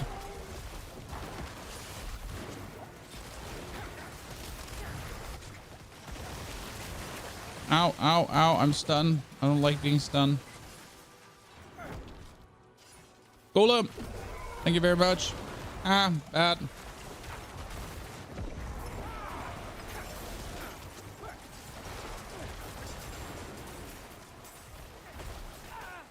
I have a nice lightning Sork, but before that, Mess last season ruined them. Yeah, I didn't play Sork because I wasn't interested in playing like a bugged build, essentially. I'm not the biggest fan of playing builds that are only good because of bugs. I mean, at the end of the day, it's only during that season respective, so it is what it is. But I prefer my builds to be not bugged and just work because they work. Call me naive, Chan.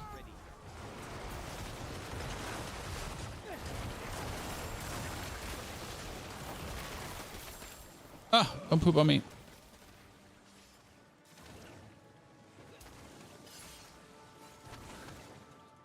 Okay, that was a quick zoom. When we're making good levels, like right now we're 92. We have another 4 hours left. What do you say, guys? 104 hours? Should be more than possible, especially with like the clearing speed we're putting down here. I mean, unless I start now doing tiers 80 dungeons, like because I'm suddenly getting big-headed and I have to slow down in my zooming. Very bad. I mean, again, at 95, I want to do a tier 90. That's a goal, a fixed goal.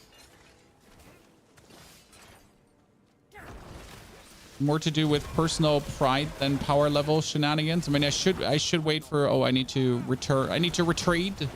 I should wait for level 100 to do that, or I should wait for level 100 and straight up just jump to tier 100s. Because if you can clear a 90, you can usually clear tier 100. The difference is not that big. Oh. What's up? And you're dead.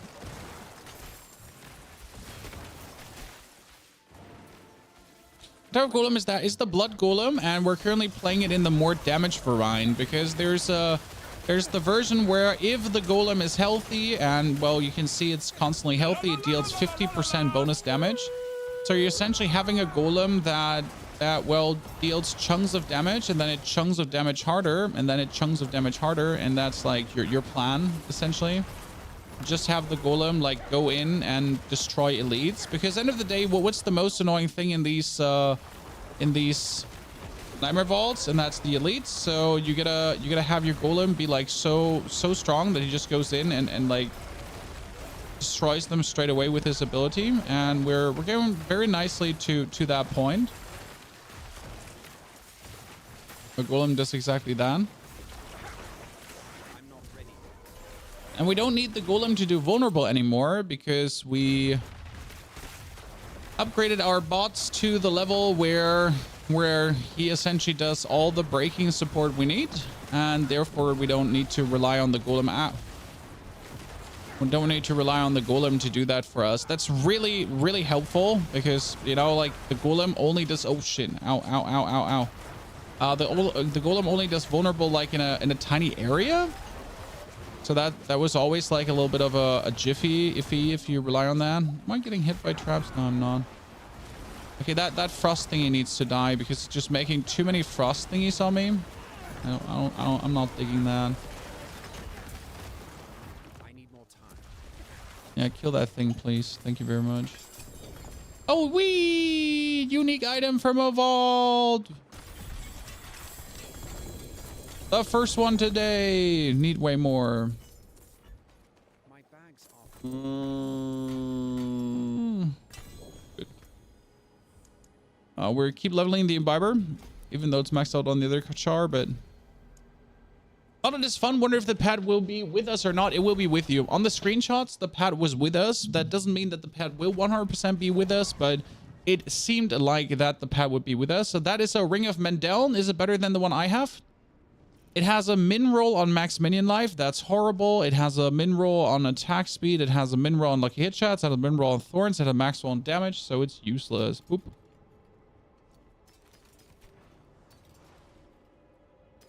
That's kind of sad.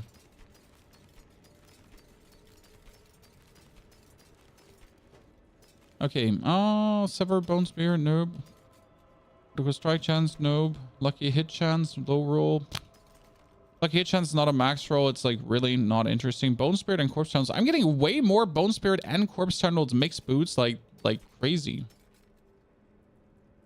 Okay, imperfectly balanced. Corpse skills. Movement speed.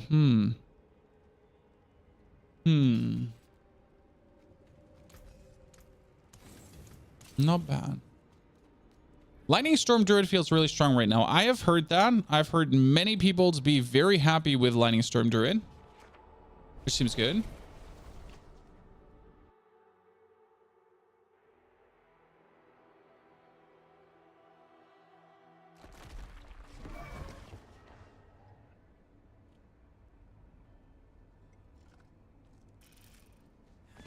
not while I'm in town. Too much sitting inside. I think I'm getting fat.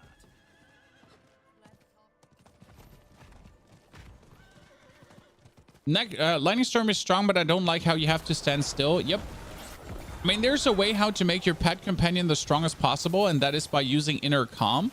Because Inner Calm essentially directly scales up your damage, right? Your attack power.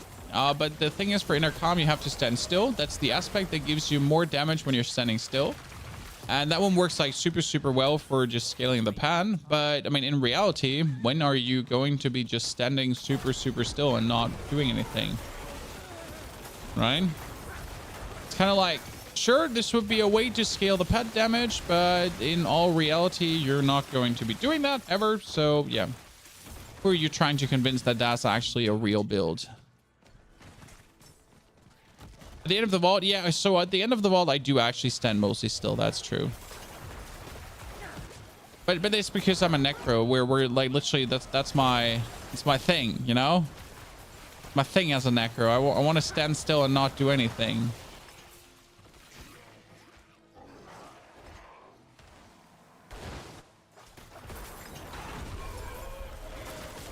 I can't stand still as a Necro. I've failed. You know, it's like the coward's test. Okay, 92, ladies and gentlemen. We've made 2 levels already today. We're booming. We're zooming. I want to believe that it's possible from a timing perspective.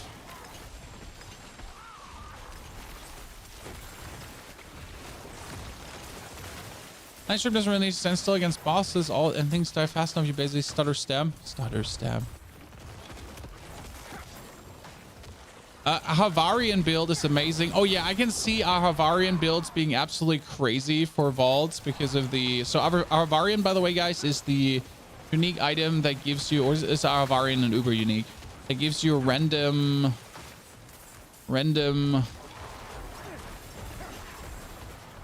shrine buffs whenever you kill an elite. It's actually kind of funny.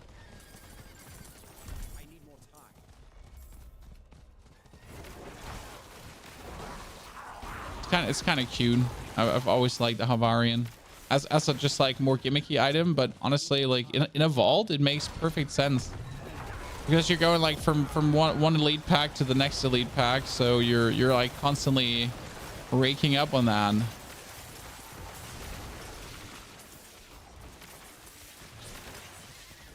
I need more time. So many elites. I like this. My minions are just killing everything like super quick, right? But you yourself are also like my golem just goes in and then everything dies essentially.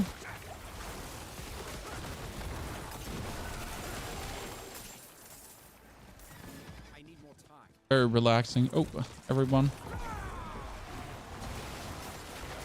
Can I see the build, please? There is a video uploaded to this build in Jaw. And it should also be in the description of the YouTube video, as always. Got the full setup for you already ready. Come on now. Who do you think I am? An amateur? But there's 2 people doing Malphus right now. One on top and one on the bottom. It's actually kind of funny.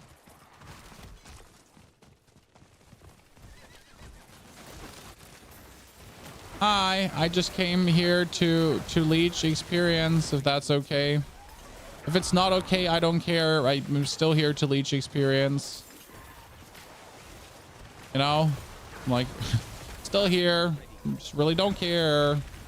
Oh, you're a fellow Necromancer. Hello. My name is Ponyhoff. How are you doing? I need time to do it. Chat, a fellow Necro. Always gonna be polite to the boys. I honestly haven't seen many other Necros this season. I mean, apart from my community, but like out in the wild.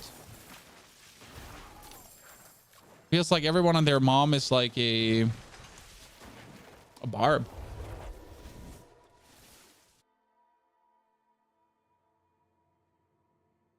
Littlest Wall is from Lord Zier. Also, Red, thank you for the 43 months of subscriptions. Red, so good to see you there. Chat, if you did bring your own Prime subscription, don't forget to use it somewhere on Twitch. Somewhere's here. Use it here. Use your sub right now here. Thank you. More Necros than Rogues. Yeah, but I feel like Rogues got like the worst of the stick this season. That's at least how it feels. Like from all the from all the buffs, I haven't heard a single rogue say like, "Oh yeah, this season is going to be season of the rogue." I mean, even Voody, who's usually the guy I see as the rogue player, started with a barb because he just knew it's going to be good. So he was like, "Yeah, why wouldn't I barb around?" Timon, thank you for the 7th month of support. Timon, very appreciated. Vault of Stone again. No, not the Vault of Stone again. That is very bad. How much sigil powder do you have, Chan? I'm already at 14k. We're stacking up for the non-existent Abattoir of Zir. We want to be ready.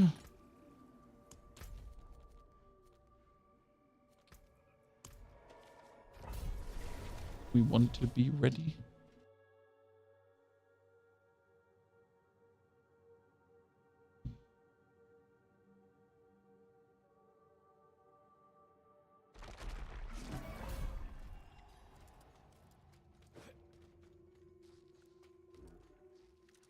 In your build link, you're missing aspects on the rings. My rings are uniques. They can't have any aspects.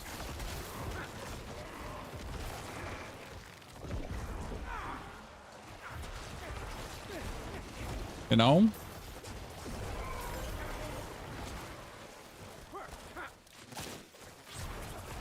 $20k sigil powder. Jeez, what have you been doing? I mean, I crafted quite some glyphs to be able to jump some glyph tiers, so I guess that's on me. I'm not ready. 92 and the first. I'm worried I might not make it to 100 today. I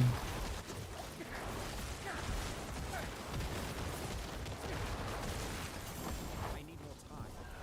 What if I had infinite time? Sure, but I need to make it in my time frame. I think I'm gonna take like around an hour per level probably. Nah, faster than an hour per level, right? I'm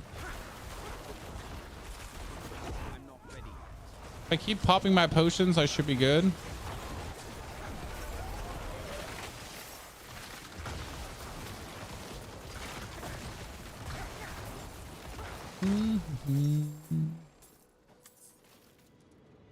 We need to bring this to 100 so we can clear those tier 100 dungeons. Wouldn't it be good if we could clear a tier 100 dungeon already? Because you know how it is, guys. Some people will never take a build serious unless it can clear a tier 100 dungeon. I can understand the sentiment, but technically it's stupid to think that way because the only thing you need to clear this season is a tier 70 dungeon, right?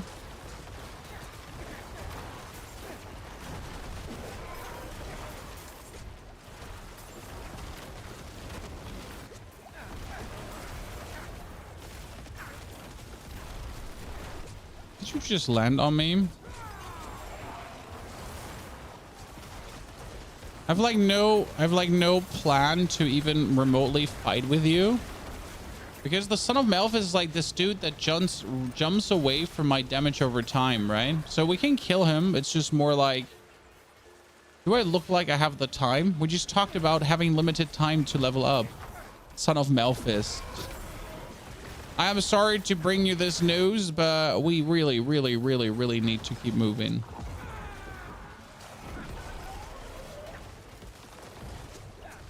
Oh, you just landed on me? I'm cool, bruv. I'm not ready.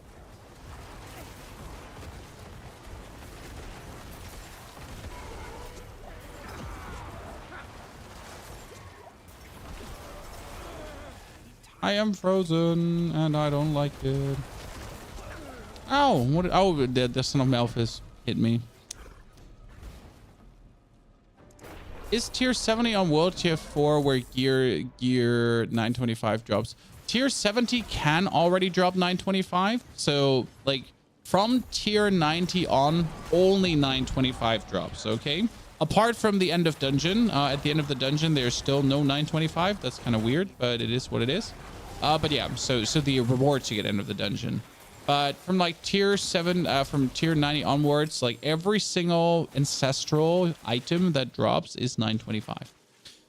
which was absolutely mandatory, necessary, and needed. I mean, it's like, it's sad that it actually took so long to be this way, because like right now, like you actually get punished for doing higher nightmare tiers. Like in season 2, there was essentially not a single reason to do higher nightmare tiers apart from the higher glyph XP that they also brought us very late into the season. So yeah, like until that update, there was actually never a reason to farm tier 100s. Apart from personal pride that you can do it, but there was like no actual gaming reason.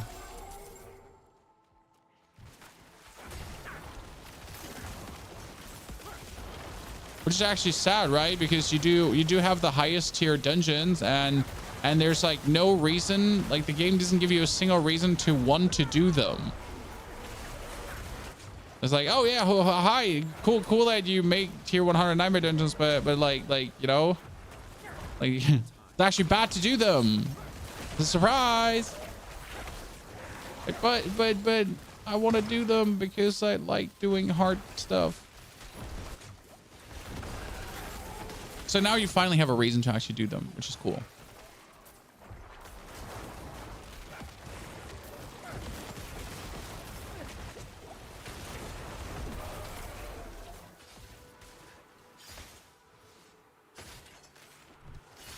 Whoops. That's probably one of the biggest changes that I have been enjoying with this season, or in general, like as of late.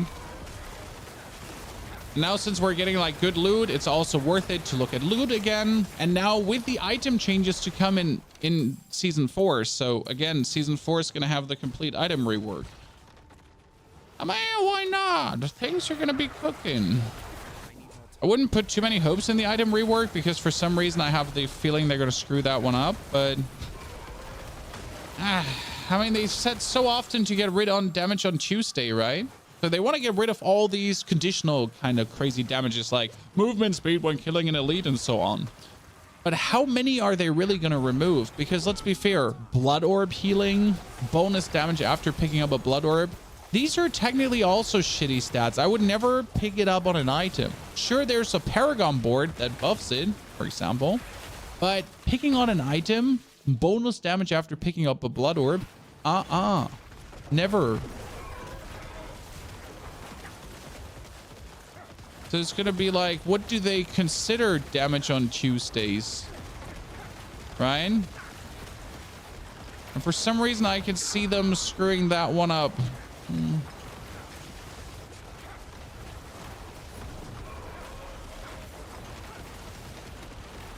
Yeah, I'm standing back here and I'm corpse explosioning, guys. That's what I do. So I'm holding down my button 3 and then I curse and then I curse and then I curse and then I... No, that's my order of business. Just standing here and holding down my corpse explosion button, and everything dies. Let me out.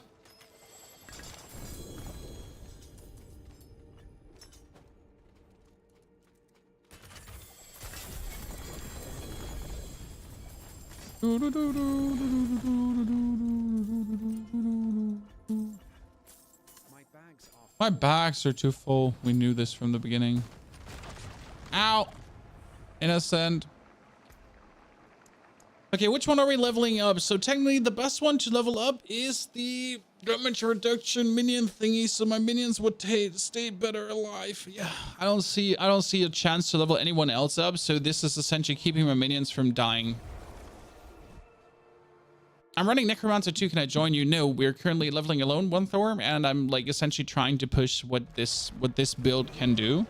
So it's not like that I don't want to play with you. It's just like that we're trying to stretch the abilities of this build to the max and see what it is able to achieve as it's solo zooming through things.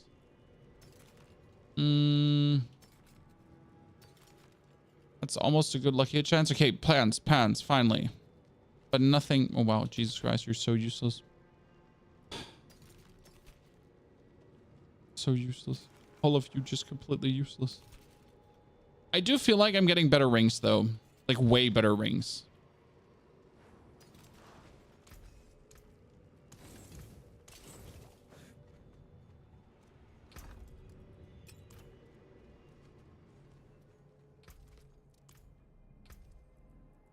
Accept friend requests, Sean. No, I'm sorry. We're trying to, like, you know, when we do something with the community, I do get people in.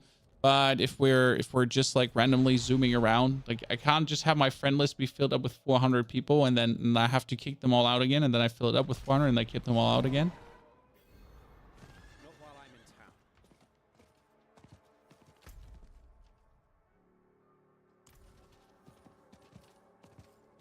Blizzard always screws up launch and then hotfixes it later because they're not running test realms. Yes.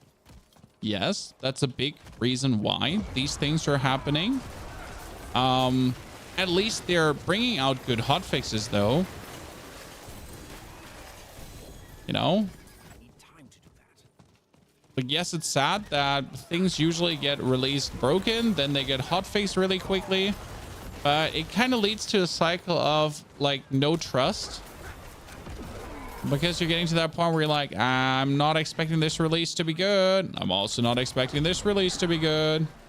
And you know what? That release is probably also not going to be good. And it's like bad, you know, I don't want the season to release with a thought that, like, no, maybe it's going to be good next week. When you essentially have to tell everyone to, like, don't play on season release, just wait 2-3 days and then you're going to get the real season release. I mean, even right now, like, that we found ways to have the bot do like 60 million damage is just stupid. I am sorry. The bot as doing reasonable damage, yes. The bot as a support to your character, yes. The bot being able to overscale because of probably the way how things are working and doing like 1 trillion damage.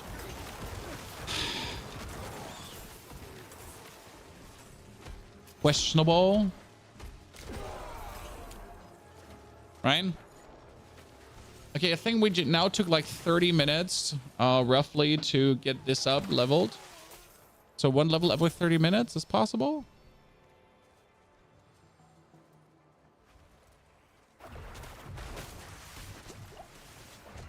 It should make D3 Barb that can equip with only 2 weapons. Yeah, that 4 weapon is just so silly on Barb. I'm at like 4 weapons. Hello? Especially when 2 of them are uber uniques.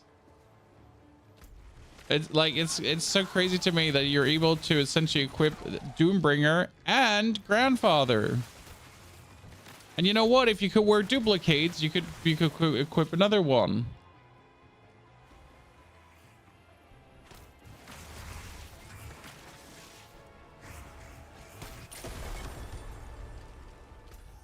Kinda stupid.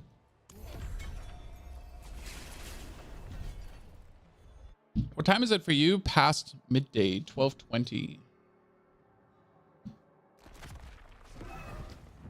Not while I'm in town.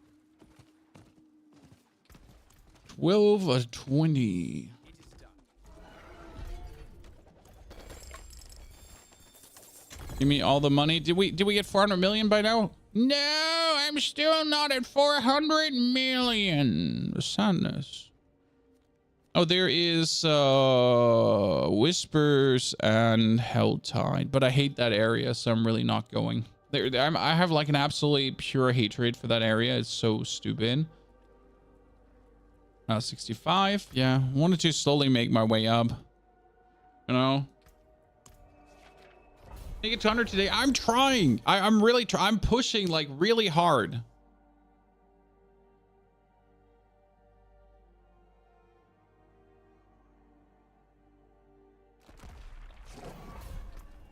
It would be really, like, you know, it would be probably helpful to get another player to give me like the bonus XP for having the other player.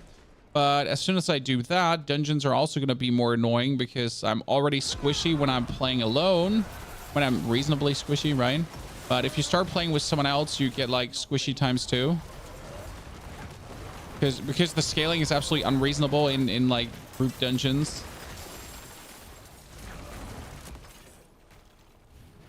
Unreasonable. Ow, I get stunned. I don't deserve this. I'm an innocent little necro boy, just trying to make a living, slaughtering enemies.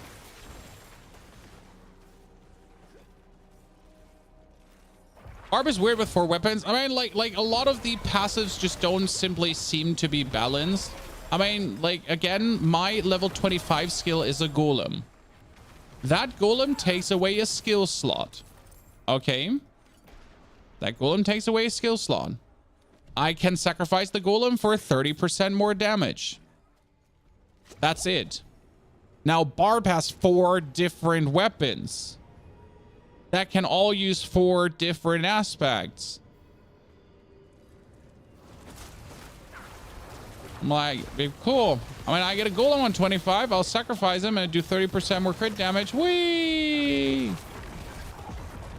I mean, generally, like the Necro, the golem is just a joke. I mean, like it's good. Like we can do millions of damage with him right now, right? Like we actually have him scaled up to do damage, but I essentially need to completely like go away from my own survivability and putting Paragon points like in good stuff. I have to essentially like fill up a whole Paragon board to make it good.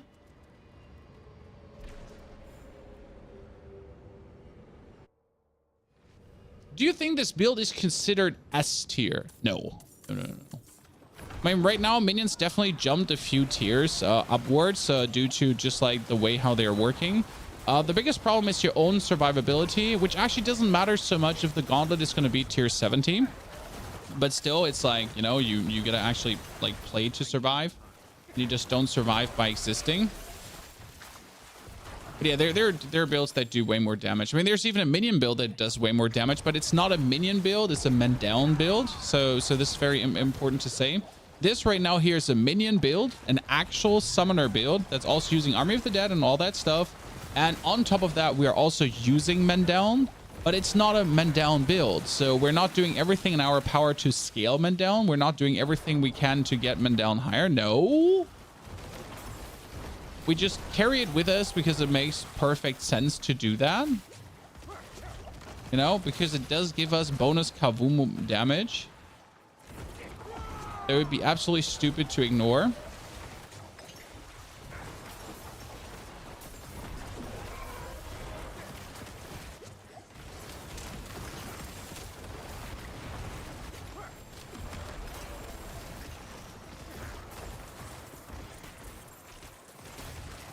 Stop talking about mental and haven't get mine. I mean, do you not have like Beast of Ice material? I've had like hundreds, like hundreds, literally.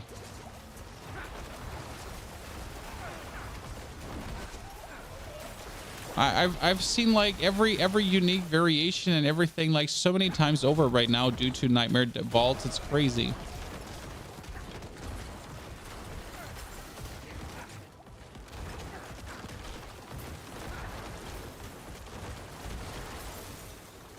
Sacrifice the golem. Well, it's sad that like again sacrificing the golem is the only is the best way to like use your passive, even for a minion build. So like right now I could sacrifice the golem to actually play Grasping Veins, so Corpse Tendrils, and the build would probably be even better because I would get another source of lucky hit over the golem, because the golem's ability I think can't lucky hit.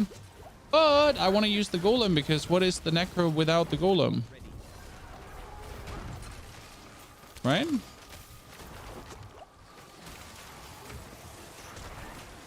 Imagine playing Pet Necro and not getting the golem. I think I do have to level the Warrior Glyph, Chan.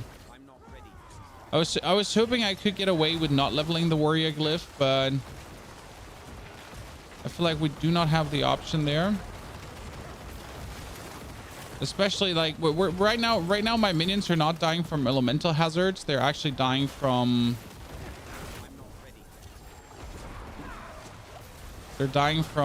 physical damage. So I might have to get the warriors to be more protected by more armor. I mean, there's a node for that. So there is a node in the Paragon board, but I don't have the points to get there. I don't have the points to get there. What if I forfeit the... I could do something. Vaults are less tedious than regular Nightmare. Has a lot to do with the vaults not having any objectives. You know? Don't nerf Barb pump of the others. No, I really don't want to get pumped up. I am okay with my damage values being reasonable. I mean, I am happy if I get like 10 million damage. If I get 20 million damage, I'm happy. But that's also what I'm chasing, right? I'm chasing to scale my build to do multi-million damage, and I'm happy. But that is a worthy conquest over trying to scale your build to do billions of damage. Because that's right now, right? Like, if you're playing a barb, you're not happy unless you do like 700 trillion damage. And I am sorry. I don't want to do that. I want to be happy with like, you know, I want to be happy with 10 million.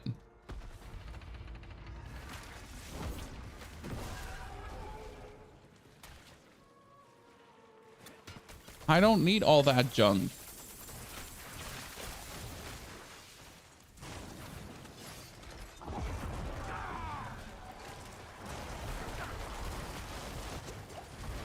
It's okay if Barb wants to live that power fantasy, but please don't ruin it for me, you know? When as much as I enjoyed playing Diablo 3, like seeing essentially like 400 trillion damage, 300 trillion damage, I was like, you're kind of like, you're not excited for that anymore, right? I mean, right now my scaling goes like from the 100Ks, from the 200Ks, and then you slowly start doing millions of damage, and you're happy, right? And you're like kind of like, this is well deserved. You know, my build is finally coming together. I did everything to achieve this. I deserve this. But as soon as the damage numbers get like so silly high, it's kind of like, nah. Like, you lose any kind of connection to like feeling it was worth it, right? I'm not ready yet.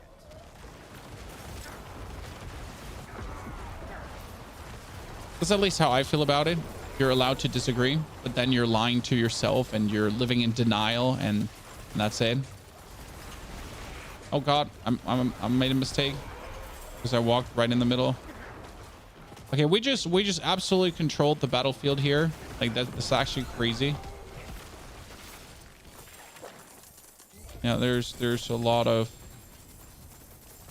things that just got out of this. Okay, we took like 30 minutes for one level here right now. Reasonable timing, chat. But if we can do it in 30 minutes, that's actually good, because then we can slowly make our way. Oop, there's another item. I shouldn't pick up all these items because I don't want them anyways. Like, right, I'm just material grinding currently.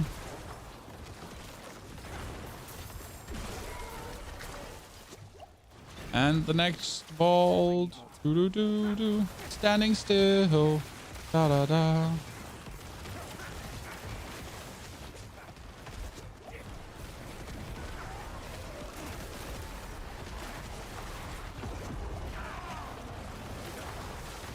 There's the suppressor, but I'm not dive bombing him. I lied, I'm dive bombing him.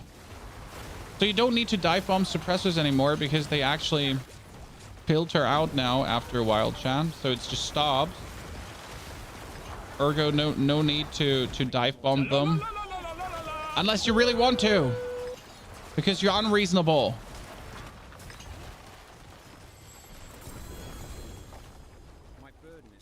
My burden is too great. How about I just leave all of this behind? Never come back. How about chat? Leave all of this behind and never come back. Ooh.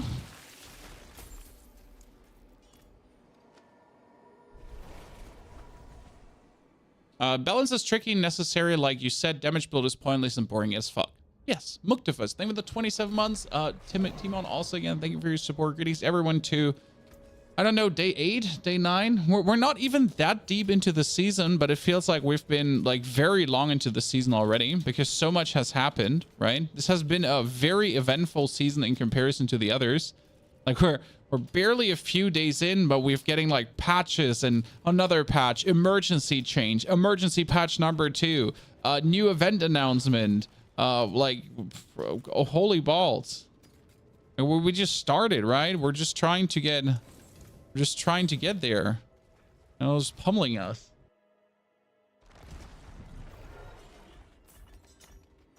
Let's pick up all of this.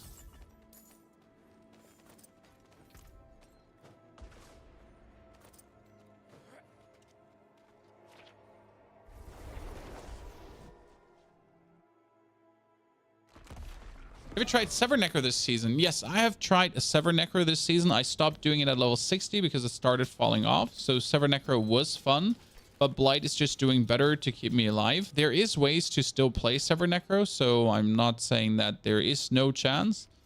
But yeah, Sever has its own slew of issues, and like best way to play Sever Summoner, and like Sever Summoner just will never be the same again. It used to be so good. I need to quickly look up the build.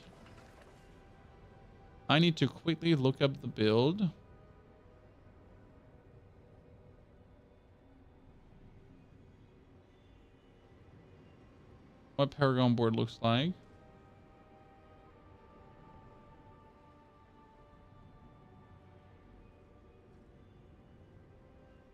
Yeah.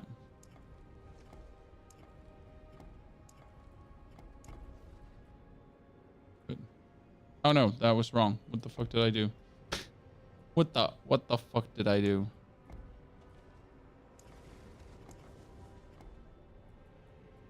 Yeah. Okay. We have arrived at shadow resistance being low, but we're not going to get any shadow resistance anytime soon. Any news when trading will be available again? Nope, sorry. No possible news on trading availability. You have all been robbed officially. I hereby announce that you have all been robbed. Dodge damage corpse. No. Why are you all so sad? I just want a certain set of stats on an item, and it shouldn't be that hard to get. How are you feeling in general from an itemization standpoint this season, chat? Are you getting together what you're looking for? Or are you more in the actual robbed department where you're not getting the respective things you would want?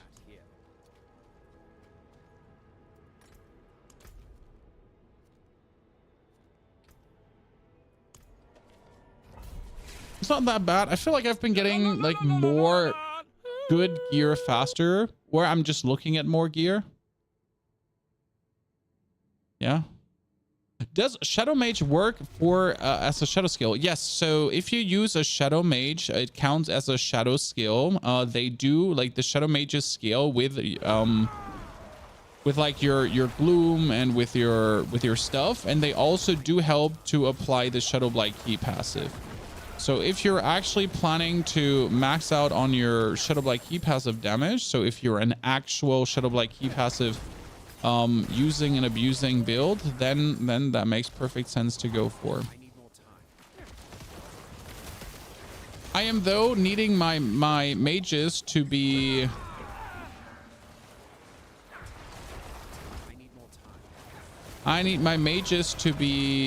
frost. First and foremost, I really like the frost, and it's funny to see them like go all out and frost opponents. But I need them frost for the resource generation so I can keep spamming my Blight, because Blight is a fixed portion of the gameplay loop for this build. And therefore I keep them there. Also the bonus Shadow Blight key passive, I've tried it multiple times. It just doesn't feel that much damaging from them. But rather keep them as like my essence production. At end of the day, like the fun part about the essence production they have is when you actually pop your army skill.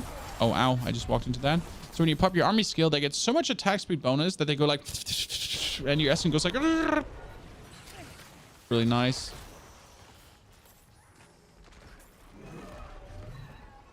Aspect density. Yeah, I think the aspect density is insane. I've been getting like so many aspects as of late that I usually struggle with getting.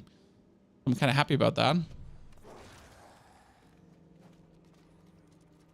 I mean, who doesn't want this? Bubbles, thank you very much for the 35 months of support. Cheers.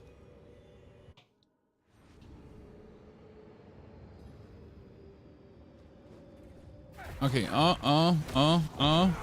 1, 2, 3. 30 pearls of warding. Get 6 back. When's the last time you haven't finished a vault, guys? Yesterday we had one single vault out of like, we've done like what, 40 vaults or so, and there was one single vault we couldn't finish because, well, we went a little bit too early. I think it was a tier 80. Was it tier 80, tier 79, something like that, when we were like still in the early 80s, and we decided that this is what we should do. But that's the only time we haven't finished one now in a while, which feels good. I mean, like else, like especially with my tier, with my level 100 character, I haven't like not finished a single vault. Like every vault is like a success. There's just no death anymore. Your chest is packed with aspects. Yeah, my chest is definitely like, I swore to have my chest ordered this season. My chest is in shambles. I mean, I always start out with very good intentions, and then I just save up everything in my brain and organize chaos, kind of. Just die to the Son of Malphus in a vault. I mean, yeah, dying to the Son of Malphus is normal. I mean, dude is just like relentlessly chasing you. And my main complaint is that he just jumps out of my, you know, he just jumps out of my things, out of my poison pools. Now, I would bother with the Son of Malphus if he wouldn't just simply jump out of my poison pools, but well, what am I gonna do? Like the dude just comes and then he just jumps out of my poison pools, and then what? Like then I make them again, then he jumps out of them again. I like my damage is ramping damage, right? I'm not like sitting there and like doing instant damage apart from my golem hits, obviously, but great. Stun. It really helps that my pet companion is healing me, Chan. So the construct is actually healing you significantly.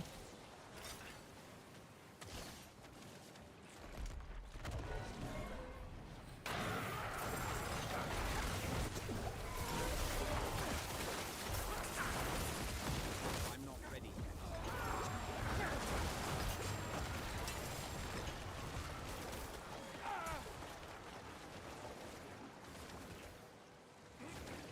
Whee!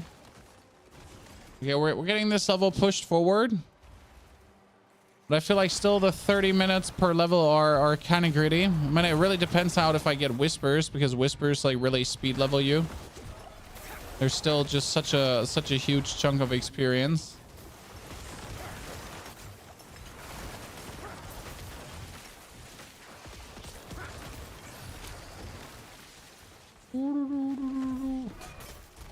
How do you get 9 out of 9 pots? Renown. So you have to push up your renown, and you should definitely do that, because once your renown is pushed up, it will permanently stay pushed up. So you do that one time, you clear every single region, you clear every single dungeon, you do every single side quest, you get all of that stuff done. Congratulations. And then you get the bonus pots, Paragon points, everything. And it's a high recommendation to do this because, well, frankly spoken, like these are permanent bonuses that don't go away, right?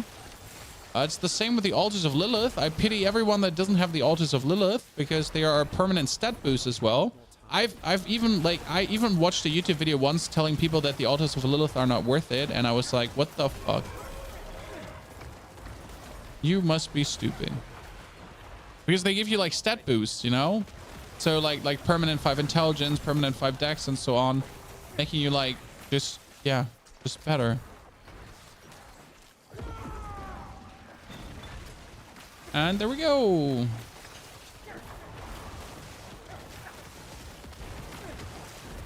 Wee, holding down the button. Military, don't actually click the button, just hold it down, right? And then just wave your mouse over everything, curse things a little bit. Oh, I got pushed by the suppressor. That's nice. Thank you very much. I need to go out of this electricity shebang. I don't like when you're jumping me. Don't appreciate it. Okay, now you're just being mean. Unreasonable mean. Oh, could you stop not trying to get updated right now? That would be greatly appreciated. And done. We're slowly working our way forward, by the way. So we just went from like 60 vaults all the way to 66. So slow and steady getting there. Debt Razor further. Minions viable this season. Hell yeah. Hell yeah. I mean, they're killer viable.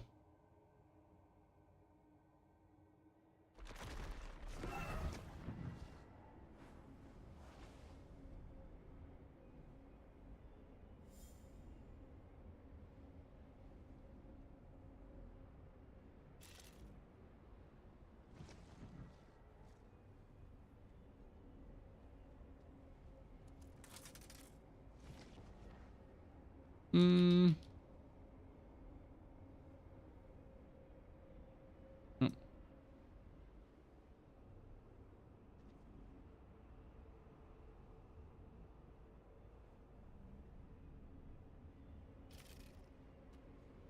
Good. What do we have? Useless.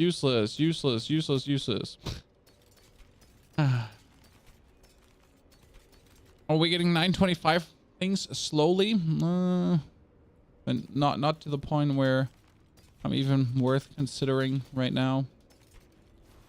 Okay, max life. And that's it. Wanted to start getting excited. That's crit chance, critical with bone skills. Crit chance, critical strike damage, and damage shadow affected over time. Skeletal mages, that's at least good. Death reach is sad. The rest is sad. Bonus of skeletal mages at least allows me to go for a different item at a point.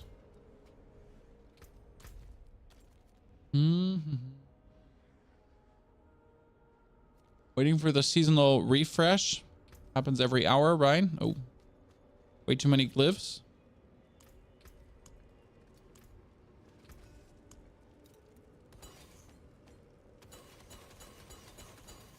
And slowly can trash the lower end glyphs. 67. I really don't want to do a 76 because it's just going to be like slowing me down. Right now we're pushing for 95 quick. Using bone mages? No. I tried using bone mages and they're not bad. I tried even using bone mages together with blood orbs to consistently heal the blood orbs.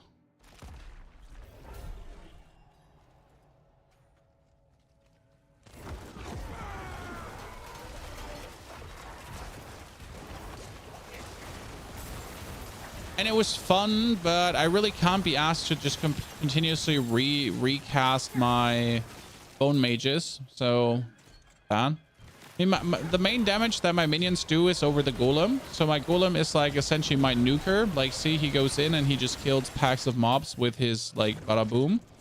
And that's essentially what we're using the golem for. The plan is to have him like clear everything while our minions are providing resource and critical strikes and just overall being menaces. And then obviously they also provide Ring of Mendel procs, so that's fantastic. But yeah, the golem is the main nuker together with my other things that we then cooldown reduction into a lot. We get this roll in.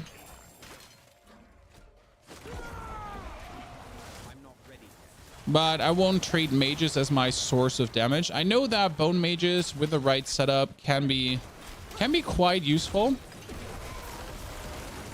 But I still feel like you're better off with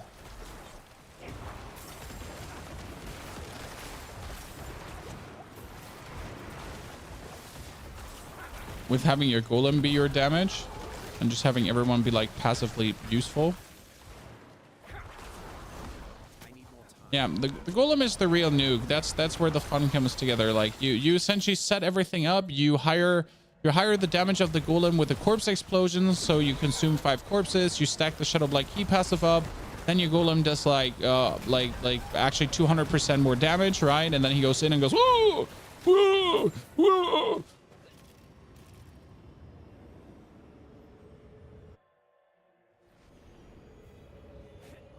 There's rubber banding on PS5. Oh, don't worry, we have that on PC too. It's horrible. No one likes rubber banding.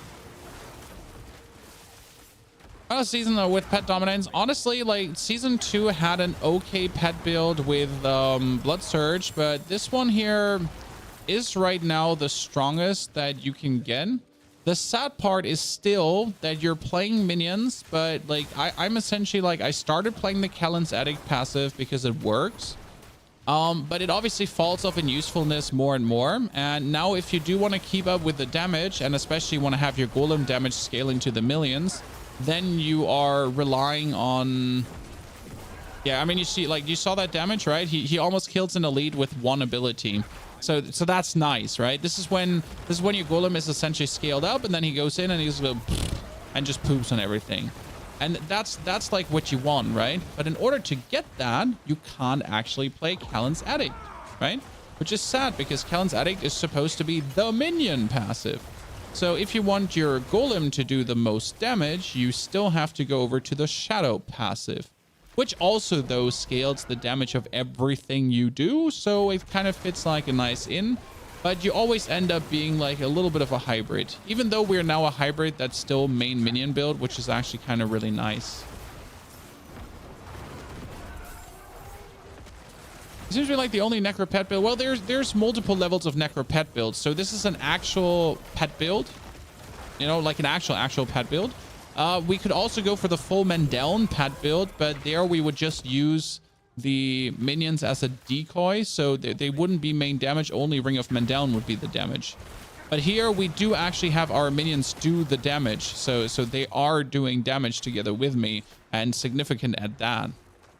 I mean, as significant as minions can actually be, right? Oh god, another Son of Malphist. You gotta be kidding me.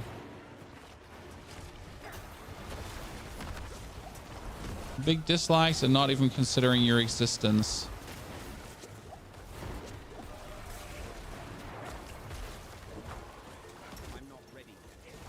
I mean, when I'm like doing tier 100 dungeons and I'm like the appropriate level and I get time to spare, then we can consider your existence. But right now, you're just bothering me.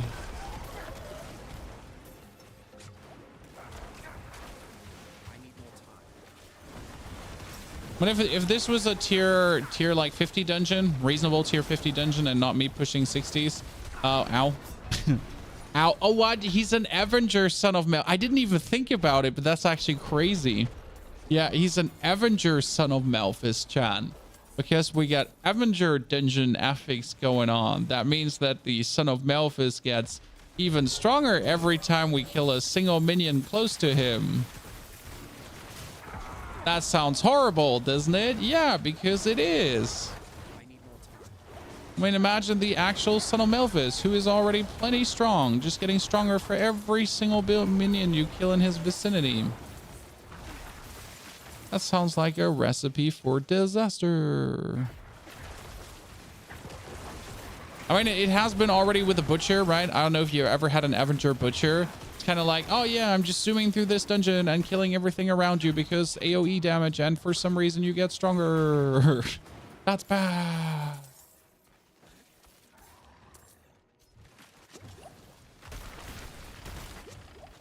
Can you play Summoner for leveling? Yes. I mean, I leveled with this build. It took me 6 hours to level 60. It was an absolute crazy level experience. We went through like there's no tomorrow. We even have a live stream videos of that. So if you're looking to have video proof because you don't believe, I mean, the stream is 6 hours long and it is from 1 to 60. Do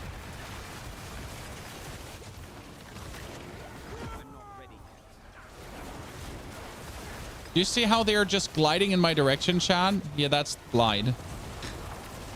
That's how Blight works. That's why they're essentially just like, you know, that's why they're like zooming into me. Not because they want to. It's because I made them. It's really funny. One of my favorite parts about Blight. It's like, oh, hi. Like throwing out the fishing rod and then be like...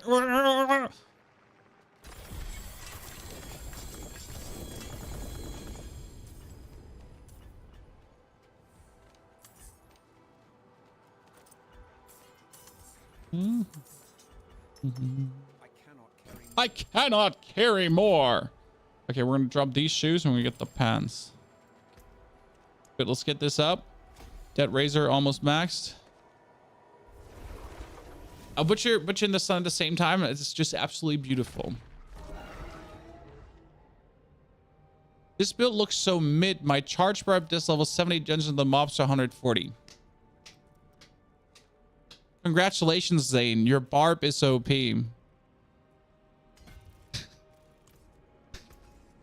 Do you want a star in your star book now, or like you want a pat on the back that the OP class you're playing is actually OP? Wow, who would have guessed?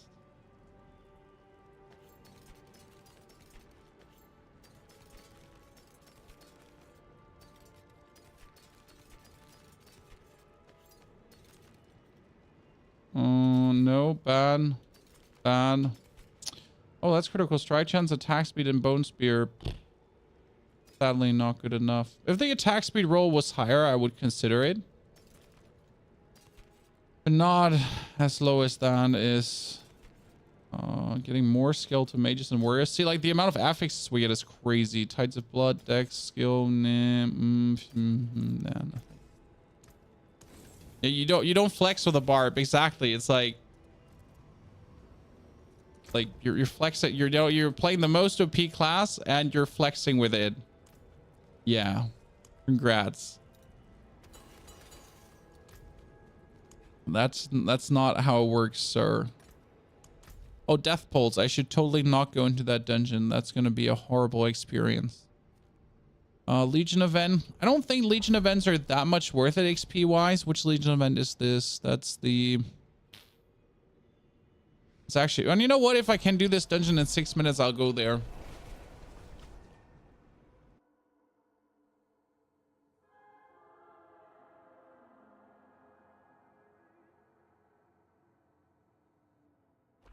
I'm playing this season since launch. No connection issues. I had some connection issues in between. It's been not as bad as at the end of season 2. I mean, the end of season 2 has been horrible. I don't know if you actually played there, chat, but literally the game was actually like borderline unplayable at times.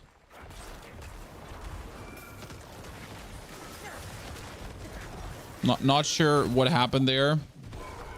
Blizzard just turned the servers down, you know? I don't want to have all the servers on anymore. Oh, this is going to be horrible. Yep. Because I'll just die to something completely random. Tony Hoff hates death pulls. Confirmed. You just killed him.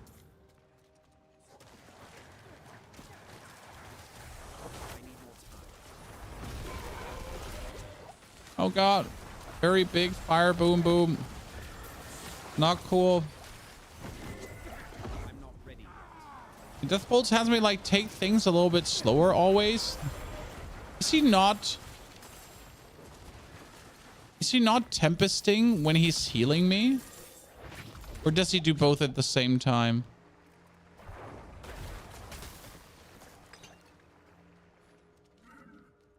I've never looked at that, but does he not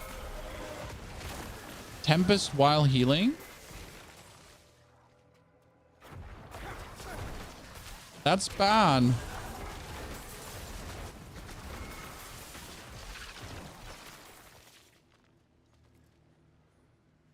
Yeah, that's bad because he's not using one of his abilities the whole time. Interesting. Are minions now or what? Yes. I mean, they still require a certain skill level to play. So minions are not as brain dead to play as a bone spear. Like if you want something really brain dead to play, you have to play bone spear.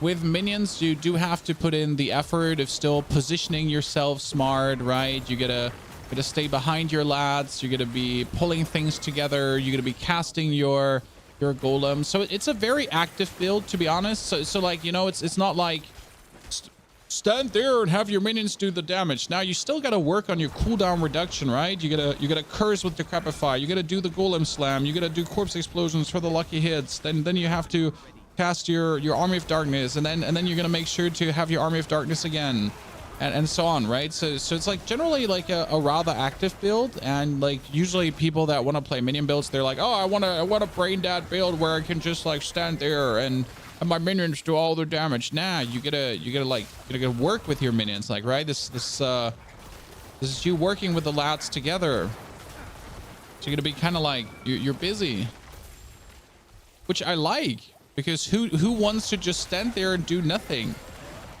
right? Never understood that part about people wanting to like do nothing. When you at least want to do something, you want to be able to help your minions do more damage, right?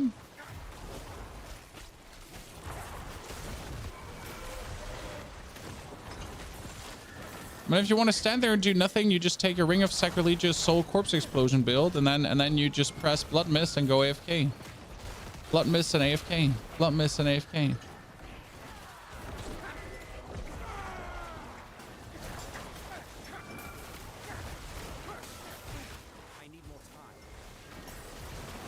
I hate Corpse Explosion with a passion.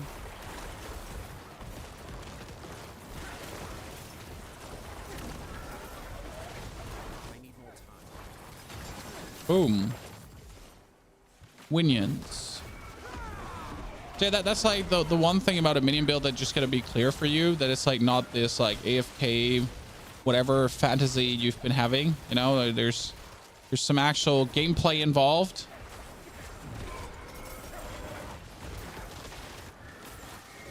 There's a more AFK version of the build where you're actually only using the Golem. And that's where you can essentially just go into a, you know, like where you're using Bone Storm and Litless Wall. And then you essentially have the Bone Storm, the Litless Wall, and then you have your Golem more or less have like a permanent Bone Storm around him. It's kind of funny. Also do get one less Bone Storm and lesser lucky hit chance for the Bone Storm.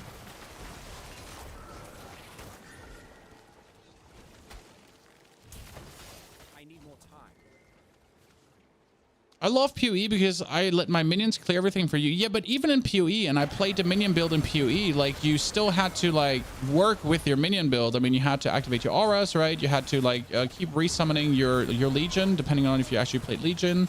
Then you had to keep putting down your totems. So like even the minion build wasn't like a brain dead AFK build in PoE.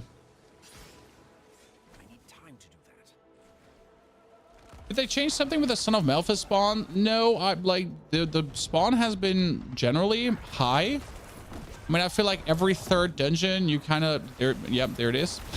So every third dungeon you're kind of getting a Son of Malphite. Now I've been getting him like every dungeon, I feel. I mean, the dude seems to be like every dungeon. Man's not hot. Man's busy. Chad. It's like in every dungeon. He's dancing on every wedding, as you say, right?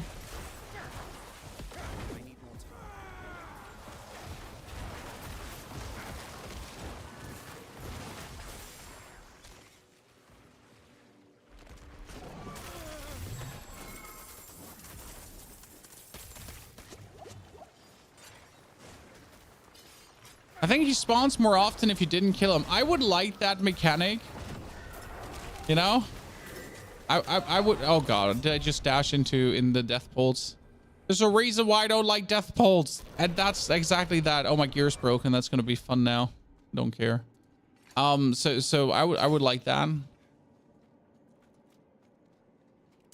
Why can't minions do millions of damage? Minions can do millions of damage since Eternal Realm, actually.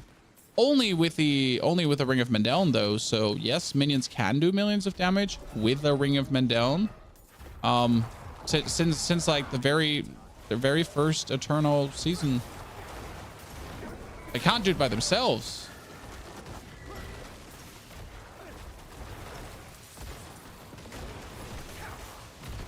I mean, imagine guys, when the beta was over, so when the Diablo 4 beta was over, the level 25 beta, guys, people were scared that Necromancer minions would be too strong.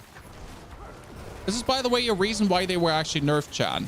Okay, so the level 25 beta, okay, the beta where you could level to level 25. Okay, I'm stuck here. I'm getting like permanently stunned by these stupid things. I can't leave. So they thought it might be that minions will turn out too strong after you've played them to level 25, and that's why. And people complained that minions are too strong, and that's why they did get nerfed in the first place. Yeah, I know. Who would have guessed? Crazy. But Pony, that can't be true because that would be stupid. Well, people, Chan. People were literally whining. Necro minions are too strong at level 25. This can't be. They're gonna be OP in the end game.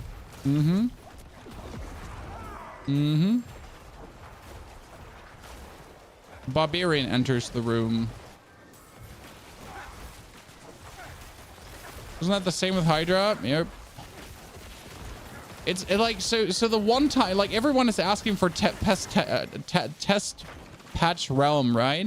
And the only thing we got from a test realm was Necro nerfs. Okay? Congratulations, that's what you got us. Testing things ruined the class. I hope you're happy. I'm not ready.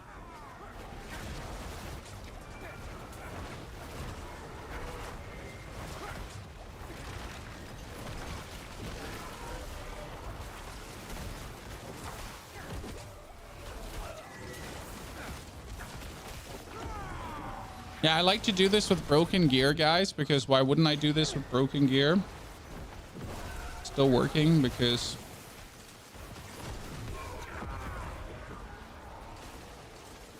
why wouldn't it work? Ow! Unreasonable. Okay, now my gear is fully broken. Now we could teleport out to repair our gear too, but why would we do that, right? Kawaii, thank you for the sub gifts, Kawaii. Very appreciated. Good to see you there, and great to have you with the Knights of the Round Stable. Well, we should be able to get this done somehow. Come on, Chan. Stay positive.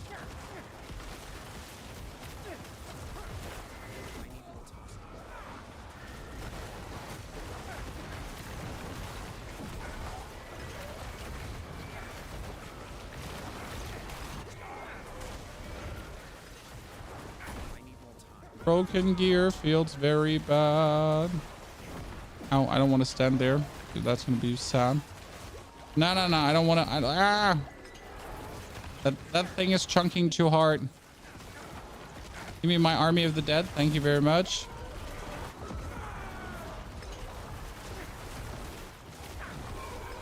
Okay, you're all dead. Thank you very much. Kill the hunter, dude. Yep. If the hunter dies, it's over. Yep. The 100 dies, it's over, but then you shouldn't be running into something that kills you. Blizzard got a new director that said she loves D4. Yes, I've heard the same. So we got that new director that loves D4, but I mean, only because a director loves D4 doesn't mean anything. I mean, the devs still got to be good, you know. I mean, it's merely a little bonus when you get a director that's also interested in the forthcoming of the game.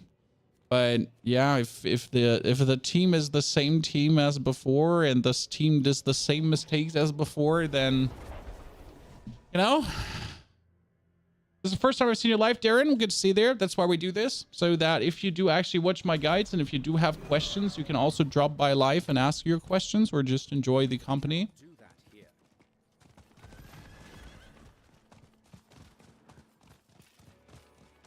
Hopefully she loves Necros and minions. Well, didn't Adam say so? Like their community manager, Adam, guys, the dude that's always in the fireside gathering videos. He actually said he's going to be playing Necro this season.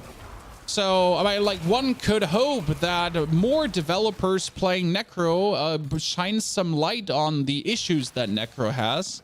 Then again, I also thought that Rob Ferguson, one of their developers, when he was playing Necro, that would be good for us. Turns out he was playing Thorn's Necro in the Eternal Realm.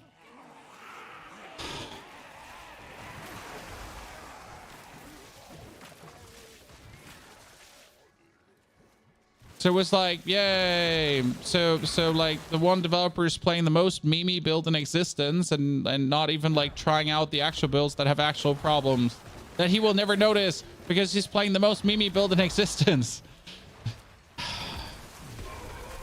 It was that moment where you're like, okay, we'll never get better.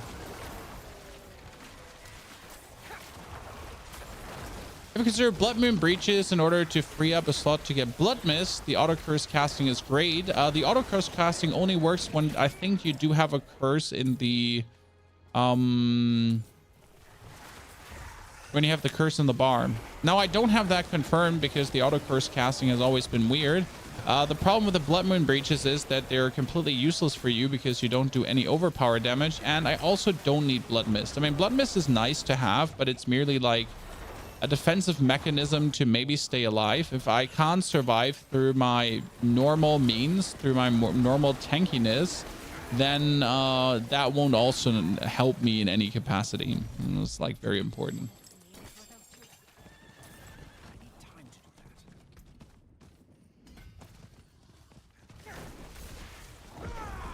You love your Thorns Necro? Yeah, I mean, Thorns Necro is nice that it exists and you can play it, right? And like, congratulations. But it will never like point out the actual flaws that Necro has at any corner.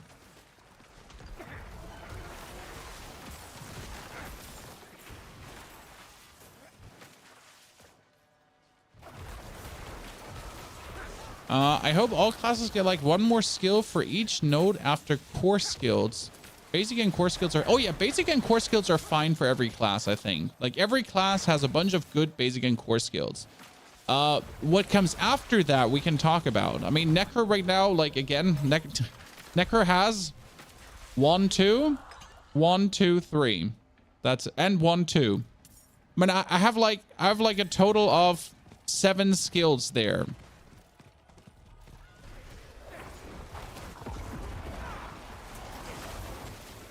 While Druid has what, 15 roughly? The Sorcerer has 12. No, I think Sorcerer has what, like 14. Rogue has 15 plus. You're like, I got 7. Hello, is this on, chat? Am I not making myself clear? I mean, like I literally have half the amount of skills that other classes have, and there's like no argument for it.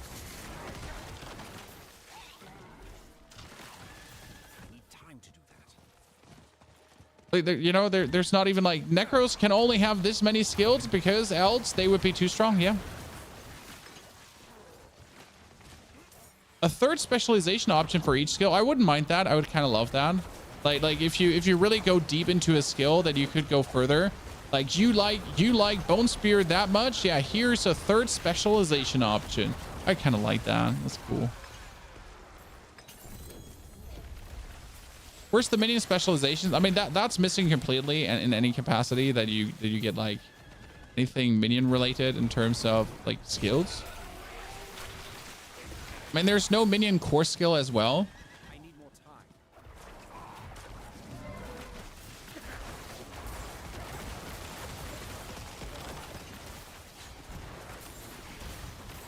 You have the summoning skills, my dear Necro. Yeah, but I can't do anything with my summoning skills. I mean, like, so thank you that I have my summoning skill. I mean, first and foremost, it does nothing. So my summoning skill does nothing apart from giving me skeletons. And then I have nothing to do with my summoning skills here. Apart from increase the damage and life of your skeleton warriors by 45%. Wow, so exciting.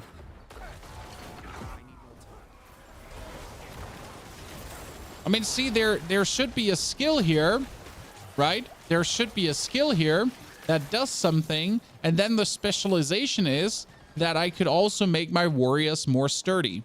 So step 1, skeletal warriors kill command wherever they go. Thank you. Upgrade to race skeleton. I can kill command send them. Then step 2, skeletal warriors have also like more life and damage. Cool. So my kill command gets stronger. Nice. Same goes for mages, right? If you're now using kill command, also all your mages do follow up on the kill command and turn into a spirit bomb. Oh yeah, and then the second specialization, your mages do more damage and have more life. Cool. Nice.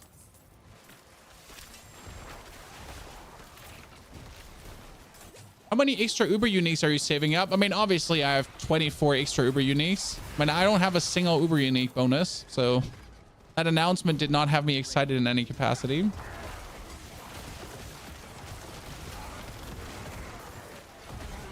Oh, Screaming Hell Vein. Isn't everyone like always like, doesn't everyone want that Screaming Hell Vein? I see people always like, here, Screaming Hell Veins. Come here now, Screaming Hell Veins for everyone.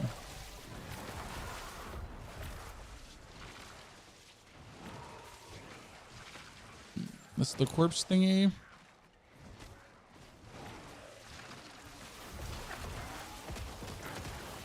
What's the difference between uniques and uber uniques? Well, uber uniques mostly drop from Duriel. They can technically drop everywhere in the world, but they're ultra rare. So uniques are quite not rare. They're super easy to get. To a degree, uber uniques are very rare to get with like a 0.3% drop chance or something in that direction. And they always drop max rolled. Okay. So uber uniques drop a max rolled, so they will always be completely maxed out, which is kind of nice. And they are, well, uber, like uber good. No, like they're not just good. They're like uber good. I need more time.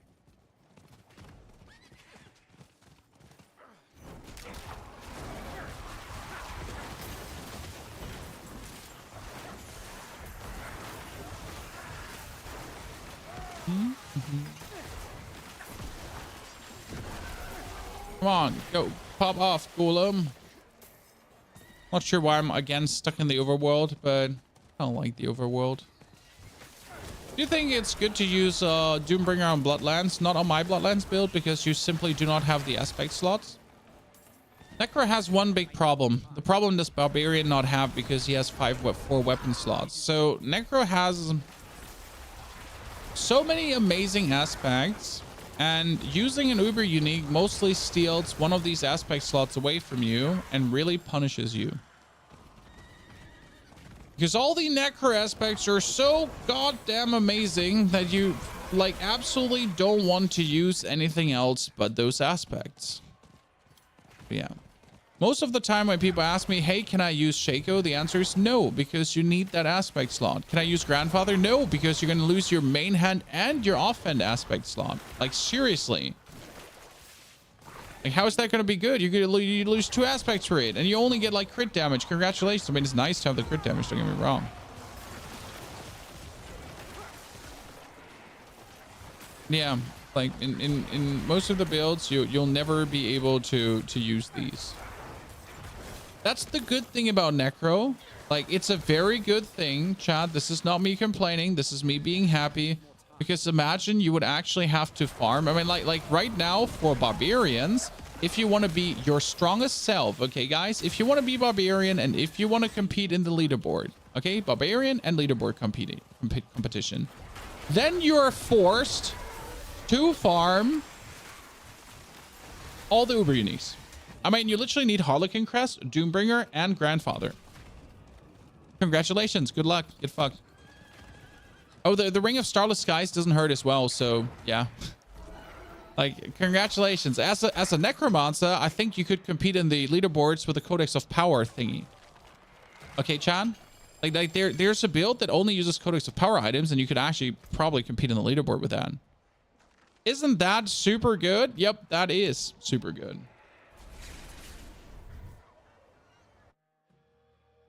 Okay, Litless Wall. Yes, I agree. You have to find the Litless Wall.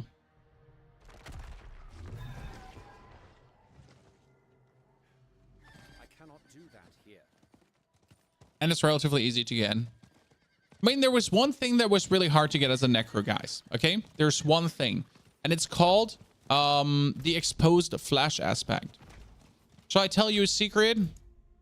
It's in the Codex of Power. Now... So yeah, this here is an uber unique. The aspect of exposed flesh is factually an uber unique because of how rare it used to be. I mean, some people in season 2 have not found it all season 2 long. Okay. Now I have 20 of those in my stash. That first and foremost. But not only do I have 20 in my stash, you can also just get it from your Codex of Powers.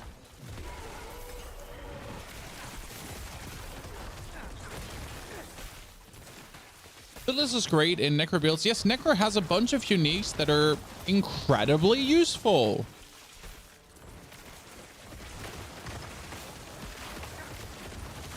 Any link to your build? Yes, you can find that on YouTube or under... Nah, exclamation mark season 3 wouldn't show you that. I'm sorry. I need to actually update a lot of my commands. I'm sorry, but I'm only one person and I haven't had the time to do that yet.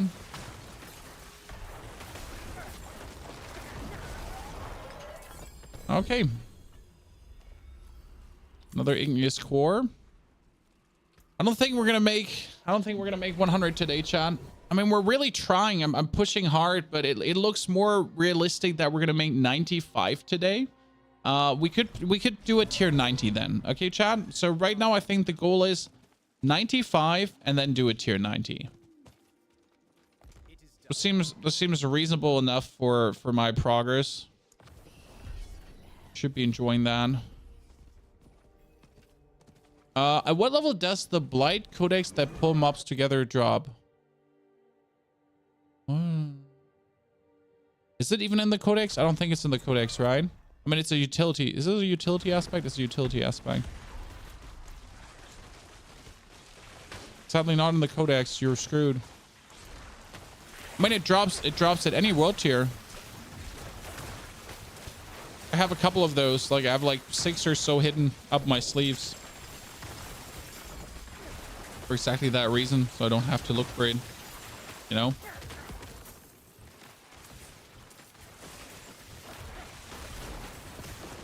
Okay, I think I gotta do like what, a few more dungeons and then we get this.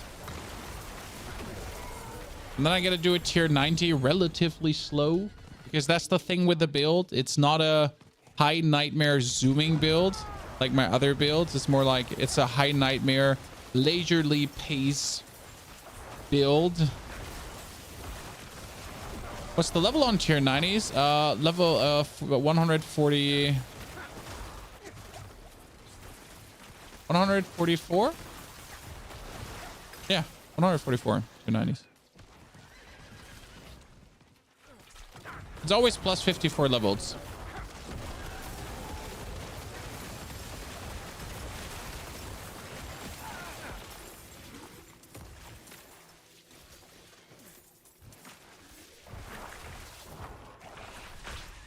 I need more time. Refine this Necro build on YouTube. Video uploaded yesterday. New guide following in, I think in 2 days, because I don't want to make like an update on this when like, you know, I want to make a level 100 update. I don't want to make it like a level 90x update now. So this is like gonna get the final version when I'm 100 out.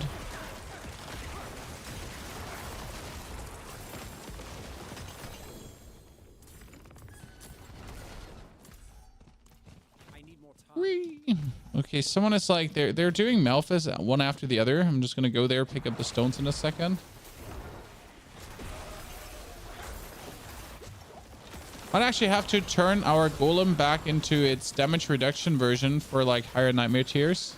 I have to look that up in a second. Okay, in the next like what, 30 minutes we should probably get the level up. And then we have 2 hours to beat a tier 19. I think we're all excited to see a tier 90 being beaten by a summoner, right, chat? Honey's being optimistic. Very optimistic. But I have reasons to be, Chan, okay? Reason to be optimistic.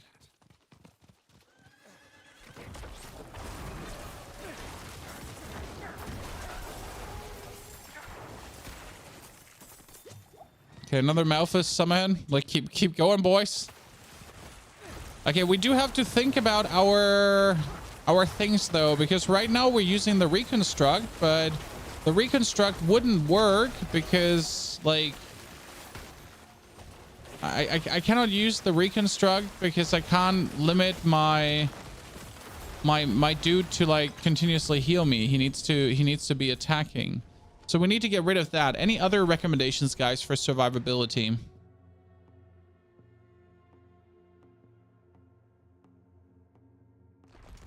Let's hope Blizzard brings Necro back how it was. No, will not happen.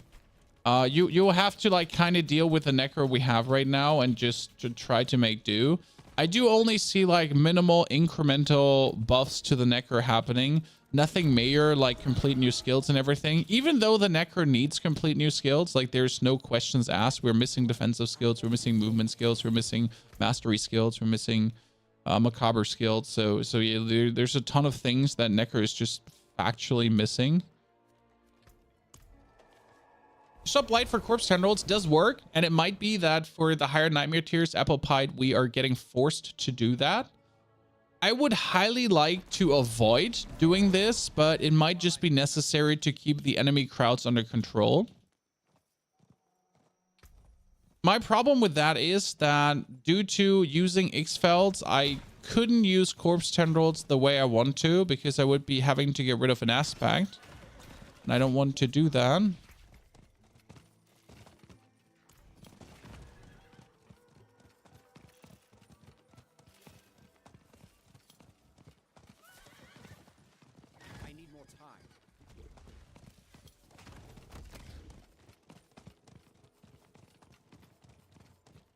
Shara, good to see you there. Howdy. Also, YouTube, do not forget to press your like buttons. Thank you very much. If you enjoy the stream, if you don't enjoy the stream, you can still press it. It's appreciated. So basically, right now it's Barb, Wizard, Necro top 3. No. It's Barb, Sork, and I actually haven't heard anything about Druid or a Rogue. I think, but Druid or Rogue are definitely better, most likely. I mean, Necro's doing fine, and we're gonna have like really good speed. But as always, like, what does top 3 mean? Top 3 for what? I mean, the leaderboards are going to be Barb leaderboard, Necro leaderboard, Sork leaderboard. Like everyone is getting their own leaderboard.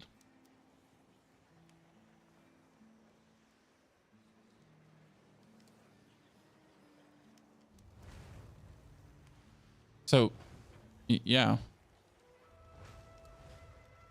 Overall content, I mean, well, that's Necro number 1. When it comes down to having fun with content, it's Necro. I mean, Barb reaches a point where he just one-hits everything. Where's the fun in that? Like, with Barb, you get to the point where fun is just over because you're just one-hitting every single opponent. So we need to get rid of Reconstruct, guys. What other ability could we use? If the Construct does the Barrier, does he keep using Tempest?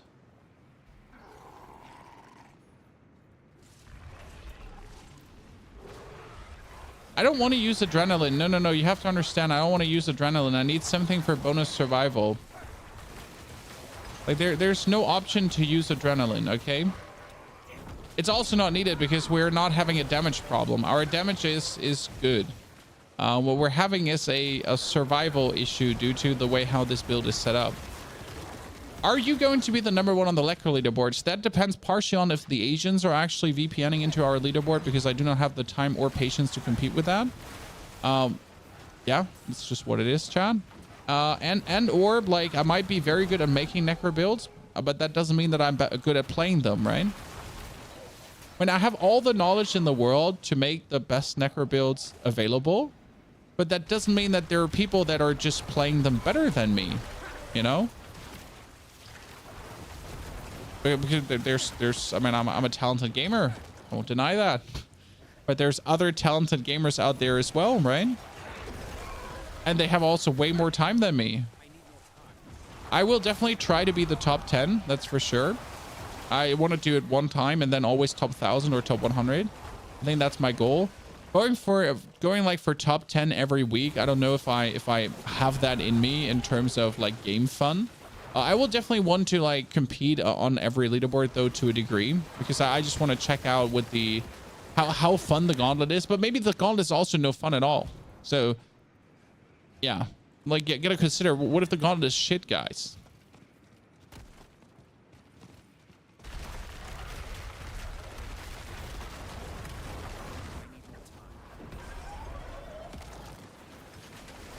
So you're moaning about how gimped is Necro as you're able to run crazy high nightmare dungeons. Oh, Opal. Like, only because I'm able to run tier 100s with ease doesn't mean that Necro does not have problems. I mean, like, there's very strong Necro builds, and I'm an absolutely undying calamity through tier 100 dungeons, and Necro is powerful. yet the class concept is still flawed. But every single class can run tier 100 dungeons easy. That is not a metric to go with. Okay? I mean, Necro still to this day has the slowest movement speed.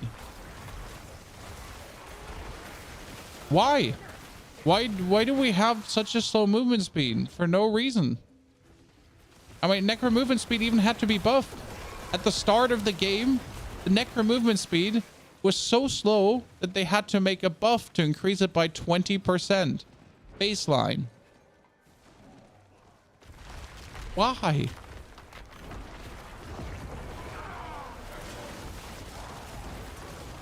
What have we done to deserve this? Yeah, exactly. Some of builds can run tier 100 no issue, but without a warp or a teleport, you're always going to be slow. Kind of need to be slow for minions to work. Mr. Mel, that's exactly the thing. Like with minions, you need to be taking a measured pace, because if you're jumping too far ahead, then you know, you're essentially going to be like vastly past your minions, and they're going to be like still busy like kissing some mobs in the beginning of the dungeon and trying to touch their booties while you're already on Mars.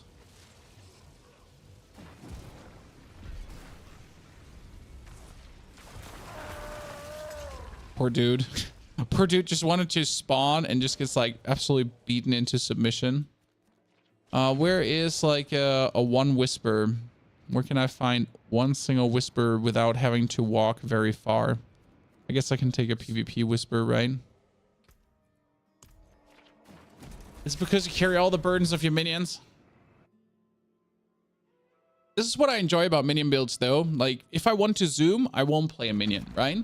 But if I want to then play my minions, you essentially, as you say, have to play like a good commander would. You have to take your time. You have to, you know, move measured forward, and that, you know, feels fun. Different playstyle.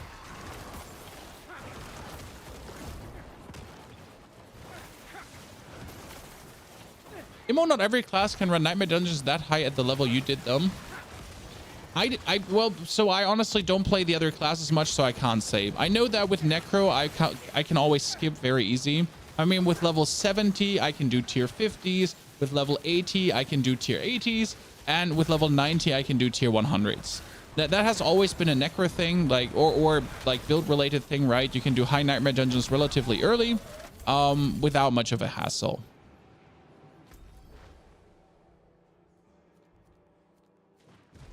But I guess every class, as soon as they get like level 90, can also do tier 100 dungeons, right? What do you think about Druid this season? I have heard no one be ultra happy, but maybe I just haven't listened. I mean, usually you're checking like online and you're seeing like on social media and that stuff, and like trying to pay attention to how pumped people are.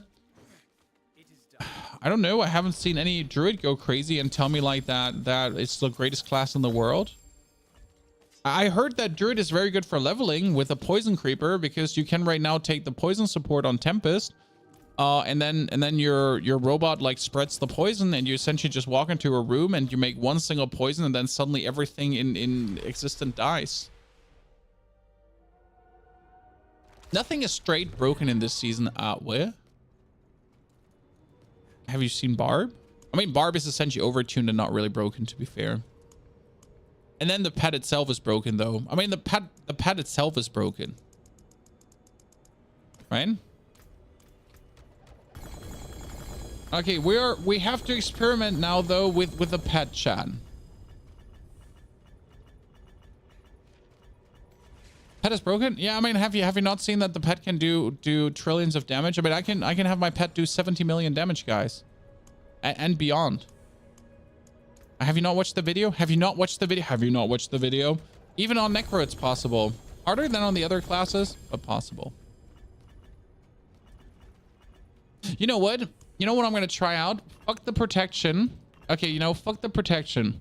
I will still use safeguard support, so I do get the safeguard thingy going. Okay. What I'm thinking about is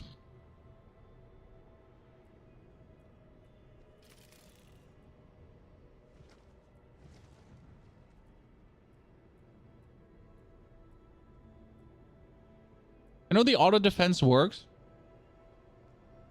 And that could be a thought. Keep me alive. So we know that the reconstruct just doesn't work. I mean, maybe for these dungeons, the auto defense might be a thing. So I can just zoom harder or not worried that much. Because mostly when I die to some stupid things where I get shot at. I would have never thought that I genuinely think about using auto defense, but here we are. The problem is, to make it worth it, you also need to play tactical and duration support straight away, right? To be like 15 seconds cooldown, 8.7 seconds uptime. It doesn't seem to be worth it at all. I don't want to play Flesh of Adrenaline. I don't know if protect, like if he does protect, does he need to be for protect? Does he not cast his attack too while he's doing it? I mean, the other thought would be using mocking. So we could use mockery together with safeguard for the damage multiplier, right? So you'd use mockery and you would use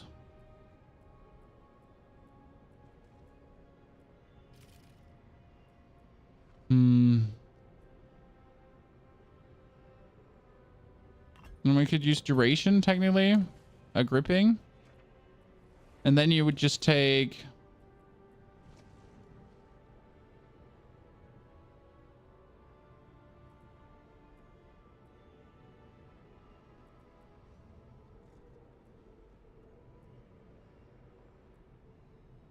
and just have him gyrate around.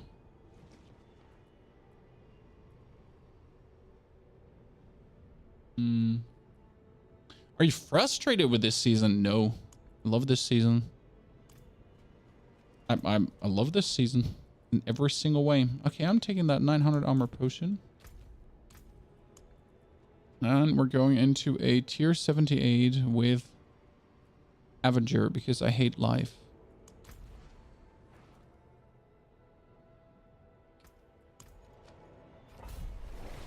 Honestly, this season has had the best leveling experience I've ever had so far. The endgame vaults are the most brilliant thing compared to normal nightmare dungeons. The pet is fine. Fine. When I enjoy having it and it's like, you know, I'm not mad at it.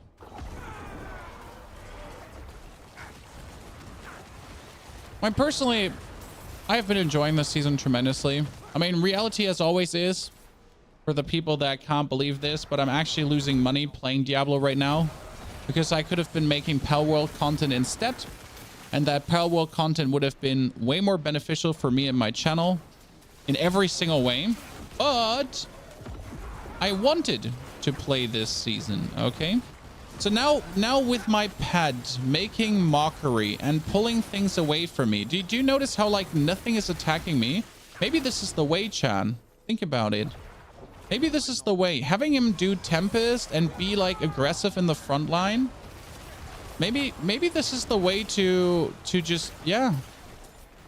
Because I've been always trying, like, what if I heal against the damage? What if I, like, you know, what if I make a barrier against the damage? But what if I just don't get damaged? I mean, think about it. What if I don't get damaged? Chan. What if I just do not take, yeah. I mean, am I stupid actually, Chad?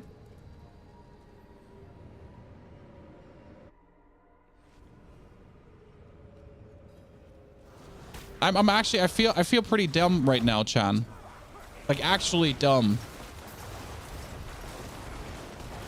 And like, but I just, because why did I think that I need to heal myself when I could just make sure that I just don't get damaged? I'm like, you're so stuck with the thought that certain stones are mandatory unless you just start trying. I mean, like right now, sure, I get hunted down by these annoying things and they just don't relent, but I can like focus them down, so that's not a problem. Over my pad like pulls things together consistently.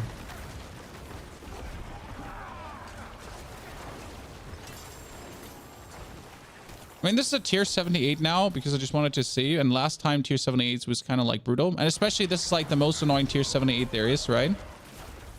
The minion also has the teleportation to frontline. Yeah, but I'm only using Tempest and I'm like using Tempest and the other shit, and I feel like I don't need other stuff. Like, right? Like with Tempest, he's already in the front lines. I don't feel like I need to have the teleport support as well, because we are already in the front lines mostly. I'm just more surprised how well Mockery support is working out. I thought Mockery support is a joke, and it won't. I mean, yeah, it's a joke in functionality, but this is surprisingly well. This makes me very confident. I mean, I was sure I can beat a tier 100, but I would have to play a little bit conservative. But this makes me very confident about just beating a tier 100 also, like without having to dread for my life. I mean, I haven't taken really damage this dungeon. Huh. Would you look at that, Chan? Oh, wow. Did you see the damage there? What? Did you see that? My Golem ate him. It wasn't my damage, guys. That was just the Golem. He just went like, whoa.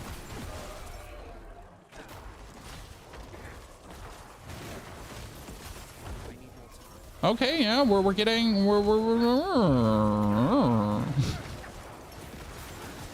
I am very content and happy with what we see here. But like, this is good. Like, no mob is coming even remotely close to me.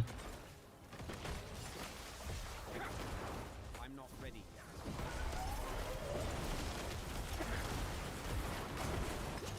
Yeah, my here they're now I gotta look out for this, right? Because this is gonna be annoying. If it would be attacking me, I gotta walk under the umbrella for a second. But still, they're being taunted by my stupid companion. Ladies and gentlemen, would you look at that? And our damage is good. Like, really good.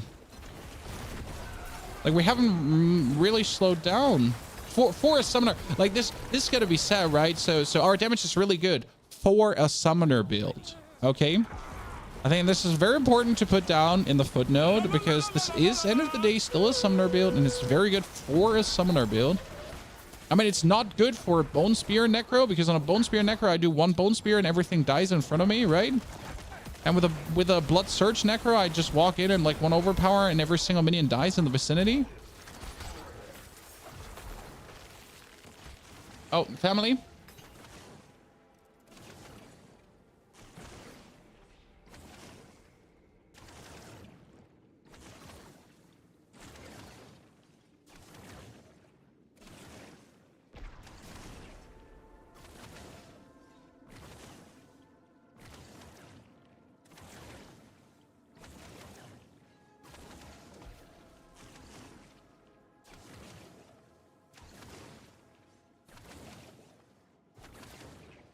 La la la la la la la la la.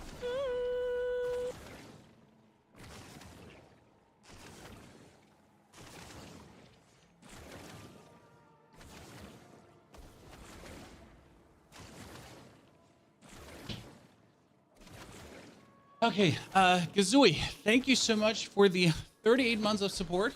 Gazooey, that was a new, no, gifted sub? I don't know, give it time. Just see there. Howdy.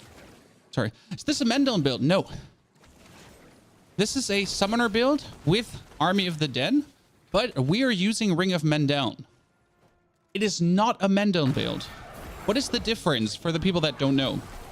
A Mendon build scales your damage, your critical strike, and everything up as much as possible, and doesn't care about doing anything to your minions, okay? A Mendon build does not hire your minion damage.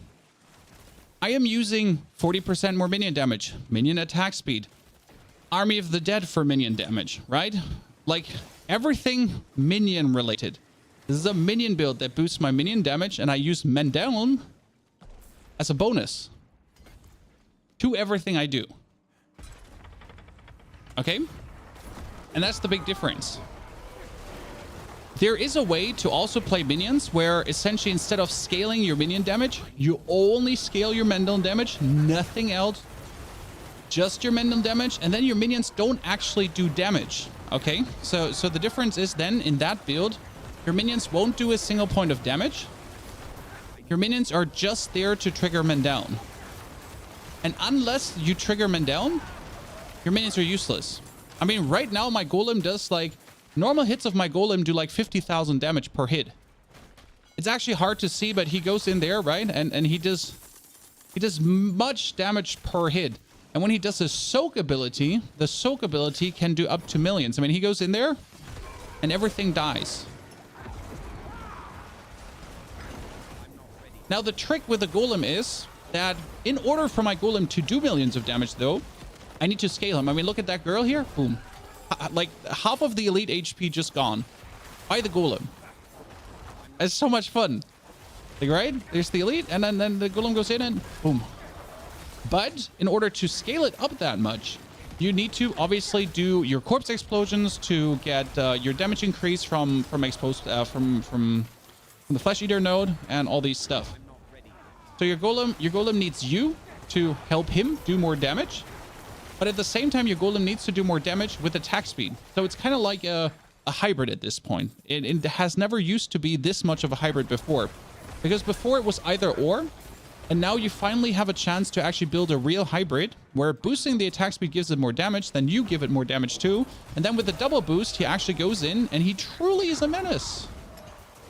And now the golem also cleaves with normal attacks. So if your golem does 200k with a normal attack, he just goes in and like cleaves.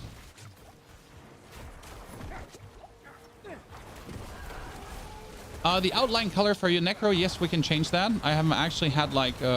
I'm surprised it's reset. I usually have an outline color running for him. I'm surprised I don't have an outline color running right now. Thank you for reminding me.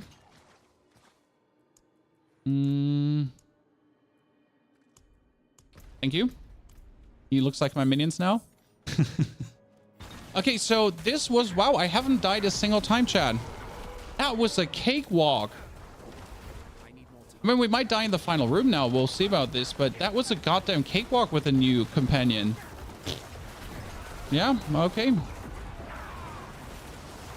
That's stupid, and I love it. I mean, the final room is also a joke for Necro usually, because again, I can just most of the time just stand in my position and then just spam my abilities, and nothing stops me, right? Yep. Oh, what? Robbery. But we killed the dude, so we're fine now. I said nothing can stop me. I need to say it louder. Light instead of bone spear for shadow damage. What? Light instead of... How are you enjoying this for the Bloodlines build? So the Bloodlines build is more fun because I don't have to really think about it at all when I play. But this one is like the joy of seeing a minion build work. You know? Like the true joy of this build is seeing a minion build work at this capacity. I mean, seriously, like I just blasted through a tier 78 dungeon. Like, I mean, positively blasted, Chan. You can say what you want, but it didn't look hard. And we don't even have our final glyph, so we're missing out on a tremendous amount of damage reduction and damage right now with the final glyph.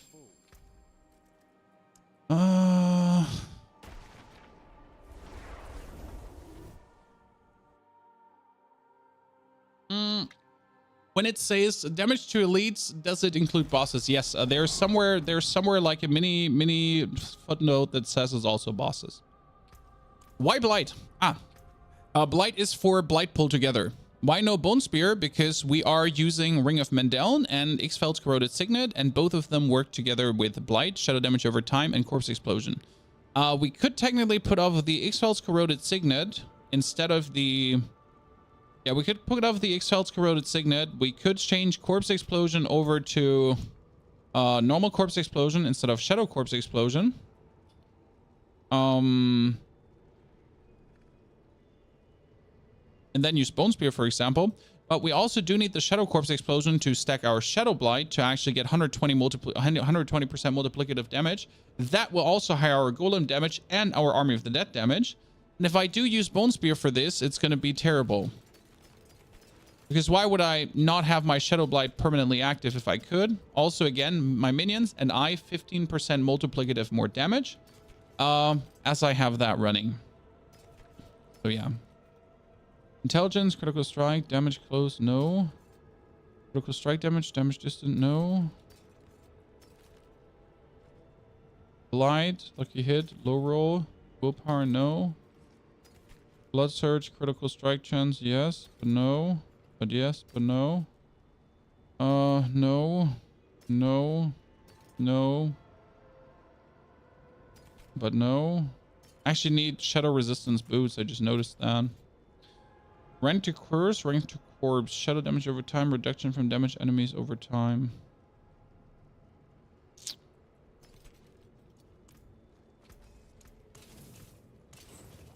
Okay, we need one more level and then we can... Okay, let's do that one and then we should have our level.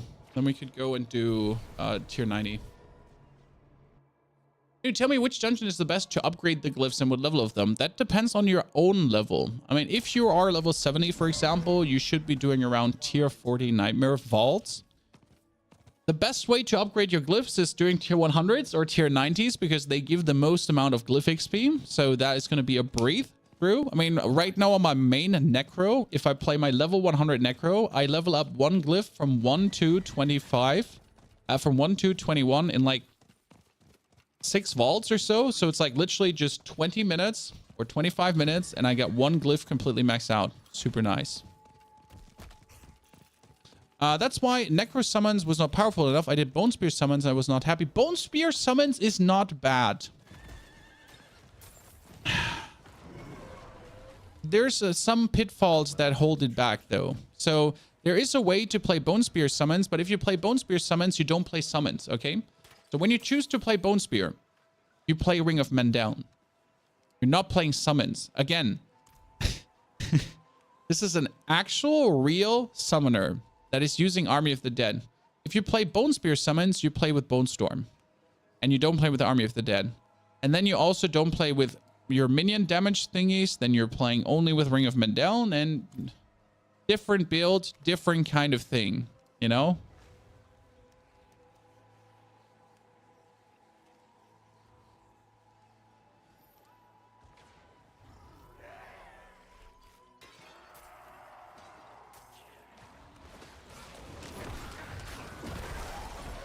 There's big distinctions between these builds. I mean, we can make a Bone Spear summoner too, but I think like I will probably make a Bone Spear summoner at some point because I want to check out if I can make a Shadow Bone Spear summon mix kinda.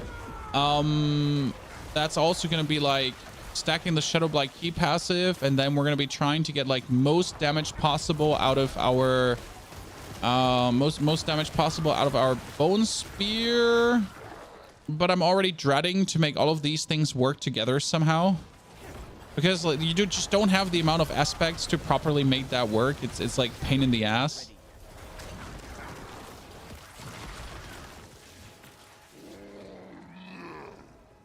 Is the build stronger than the Bone Spirit Infinite Essence? No, Bone Spirit Infinite Essence wins. But you shouldn't look at strength in builds, my friend. This is all fun and shits and giggles. I mean, end of the day, this is one of the most fun Necro builds to play, most likely.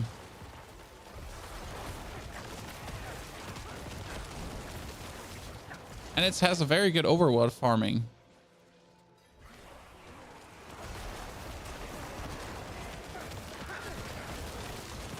Should we get Corpse Lens from D3? Oh, Corpse Lens would be cool. Corpse Lens would be kind of cool. I mean, it would be nice to have another corpse interaction, but corpse explosion. Yeah, sure, we have corpse tendrils, but that's not real corpse interaction. You know what I mean? Like, I would genuinely enjoy if we had something else, like another corpse damage skill, like a real damage skill that is not corpse explosion. That would be kind of cool. Oh no, two-handed weapon. I thought two-handed weapons were better. Two-handed weapons are better to have your minion damage scale the max, yes. But then you're going to be losing out on aspects, and that would be stupid. Gavatarn. So that's like the thing. So like, yes, the thing is that if you take a two-handed weapon, then your minions will have a higher net total damage. It's not that much higher than one-handed, so it's not like they do 400% more damage, right? But the problem is you lose an aspect slot. And that's the biggest no-no right now, especially as I'm playing X-Felds and Ring of Mendel. If you want to use a two-handed weapon, you have to get rid of X-Felds, and I don't think that's worth it. You kind of have Corpse Lands with Bloodlands and Gorequills, Tomb. Yeah, I mean, if you play Bloodlands and if you play Gorequills, then you have something that could be similar to Corpse Lands.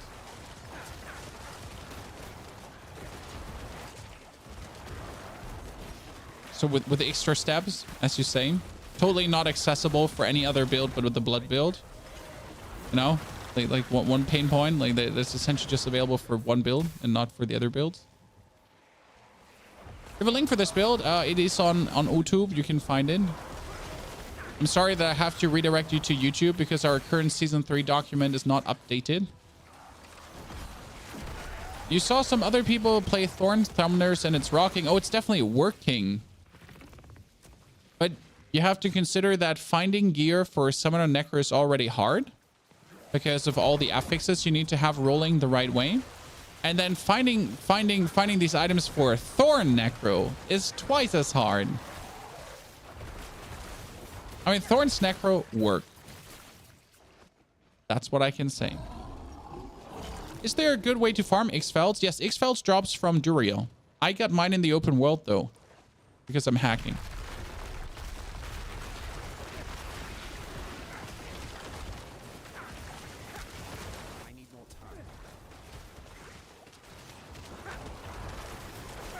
Because I'm hacking.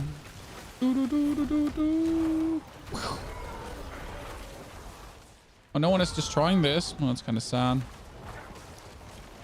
Don't worry. Don't fret. You get Pony Half here.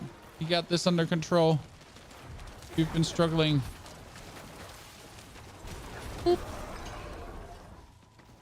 There, like no one. Like why am I the one that has to do the damage? I'm the Summoner Necro. Don't put that burden on my shoulders, Chad. I'm only here to leech XP. I'm not here to be useful. I mean, seriously.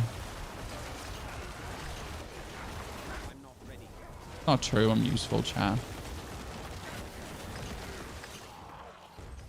I'm only here to leech XP. Don't you make me actually put in work. Okay, we're almost leveled up. Just walk out, kill some things. I was thinking of making basic skills Summoner Necro only to free up spell slots for Shadow Bone Storm along with the Golem. Well, if you use Bone Storm with the Golem, you already lose the you know, like if you play Summoner, you use Army of the Dead, or you're worthless. You're not a real Summoner. Then you're just a Shadow Golem monster. A poor joke. If Blizzard is watching a stream, they'll never nerf Necro. I mean, I want to talk to the Necro class designer. I would love an interview with him and just talk decisions. Like, I don't want to bash the person, right? I want to talk to the person that designed the Necro, and I want to just talk. No, I just want to talk. I don't want to throw hands. I just want to talk. I want to know, like, why did you decide for this, and why is that, and where are our skills? You know, questions.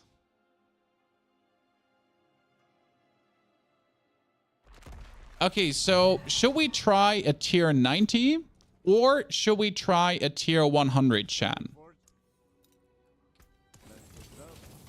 Might as well go big or go home, right?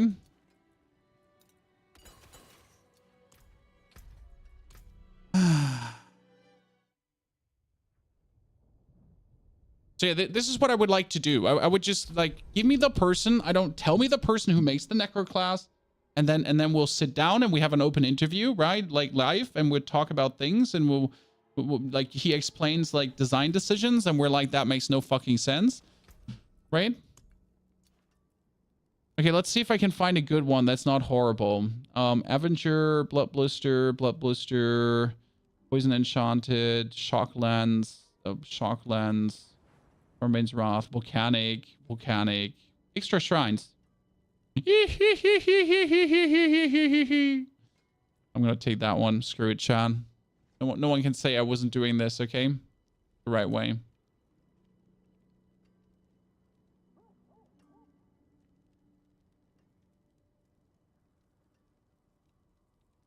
Okay,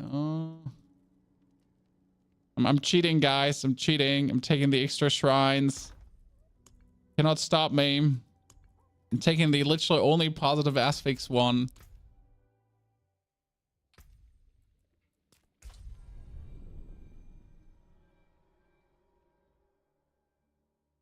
Our goal with Necro is to actually make Necro players wish they'd be dead. I like that. I like that because it's true. And that makes me sad. Okay, so we get this. Chad, I'm going to be putting on the... where's the bonus HP? I have a bonus HP one somewhere. Here, potion with 20% bonus HP.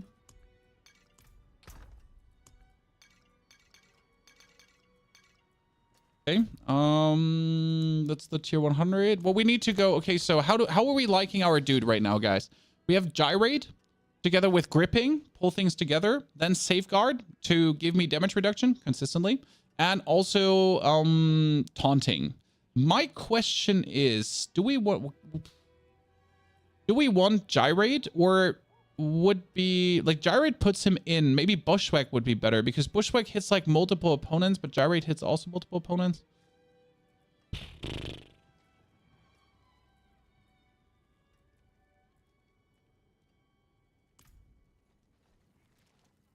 +2 of warriors. So the main thing is that Kellen's Addict that currently just hires my attack speed. Kellen's Addict should give me +2 in mages and +2 in warriors. Put the mocking and the gripping on Tempest. No, Tempest has already arcing and breaking. It needs arcing and breaking. I could put the fortify over to...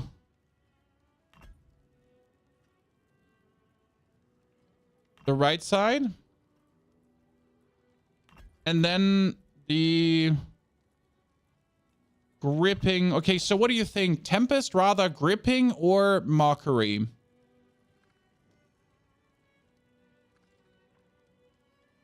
Actually, yeah, Tempest has gripping and then gyrate does mockery. So he goes Tempest, comes to him, gyrate, gets taunted. Boom, boom, boom. Yeah, that should work, right? Okay, tier 100 at level 59. For the haters, Chad. For the haters. Why the shadow and not the minion ultimate passive skill? Very simple, and I'll explain this quickly for the people that don't understand. Kellen's Addict is useless, okay? Kellen's Addict gives us 10% more damage, multiplicative. The Shadow Blight key passive does give my Golem another 120% damage. So the Golem that already does 200,000 damage with his ability gets 120% bonus damage. And that's why you want the Shadow Blight key passive. Also, the Shadow Blight key passive allows us to play the Shadow thingies together with the Blight, and the Blight gives our Golem and our minions also 50% multiplicative bonus damage. Why not breaking on the gyrate? Because the breaking together with arcing hits more opponents on the Tempest. That's why the breaking on the gyrate doesn't make sense, because it doesn't hit enough opponents, where the breaking hits like, 11 opponents at the same time. So yeah, Kellen's Edict is essentially useless. Okay, ladies and gentlemen, which vault is this? It is the Vault of Copper. Potion Monster Regent. That's the only thing that makes me concerned. That's very simple, no problem. A lot of people think that when you're playing the Shadow skill, you're instantly a Shadow Summoner, but you're not. I am not a Shadow Summoner, okay? Joshua, happy to be helping you through work.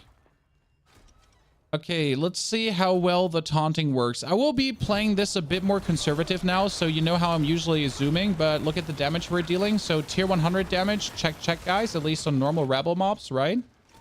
My Golem just went in and essentially ate them. And we're going to have to take this a bit slower. And we're going to be doing less damage than I would like to. The fun part is if minions are more sturdy, then I have a better lucky hit chance to reset my stuff. So that's actually good.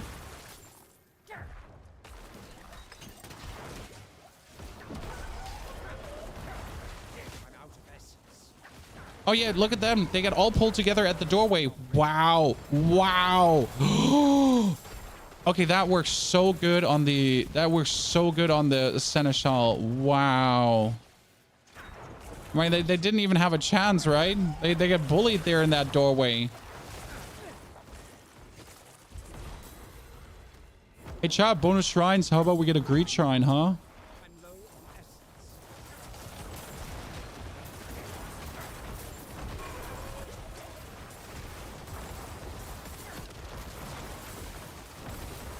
One of my minions died. That's a bit sad.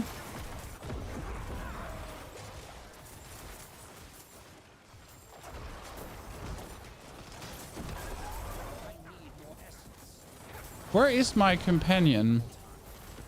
I can reasonably not see him. I don't actually know where my companion is right now. Oh, that's more elites. Activate. Oh, that was also... Like, gotta look out for these elemental hazards, right? Because I almost just died there ASAP to the elemental shebangs they're putting down. My minions are dying. Gotta sidestep that. Army keeps everything alive. That monster regen is chunking, right? Did you notice how the dude is like literally trying to stay alive? Oh, that was hurtful.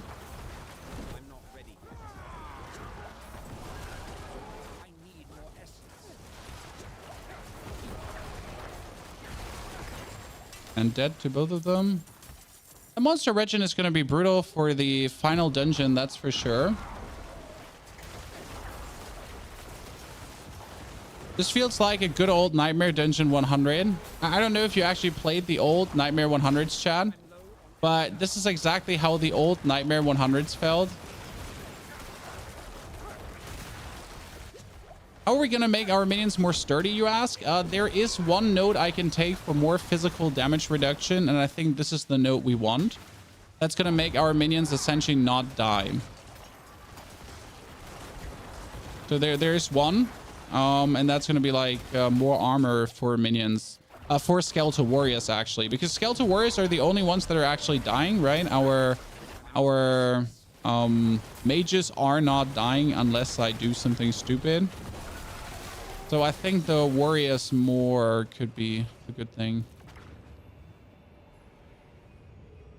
I would love to see you run a Bone Mage build. Well, Bone Mage build is completely different. So what we need to do is, guys, quickly in the Paragon board before we keep on going. Do you see this note here? Skeletal Warriors get 14% more armor.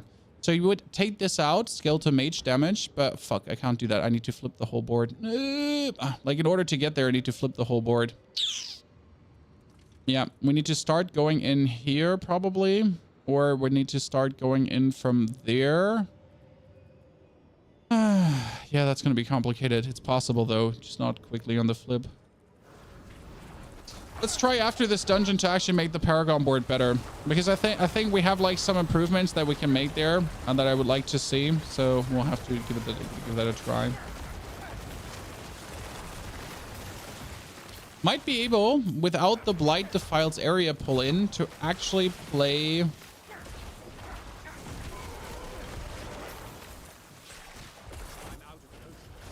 I'm out of potions? Since when? Oh yeah, because of like me spamming my potions since then.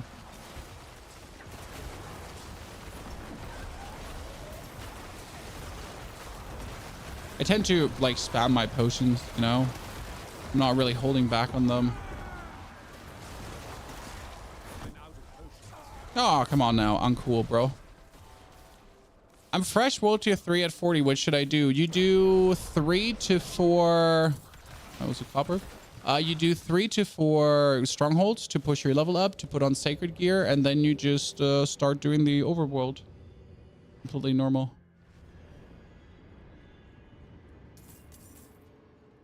The usual modus operandi.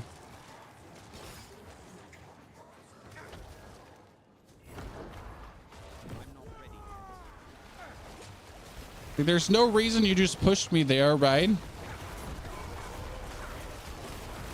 Pull them all together. Bullied. I mean, notice how yep. Notice how you get them all together. But you also notice how that elite opponent, despite being mockery, despite being taunted, despite having like all my minions, right, attack him, he still decides that fighting my minions is like boring, and he'd rather attack me than fight my minions. We're like, but sir, there's no reason for you to do that, because essentially everyone is right in front of you. But what do I know?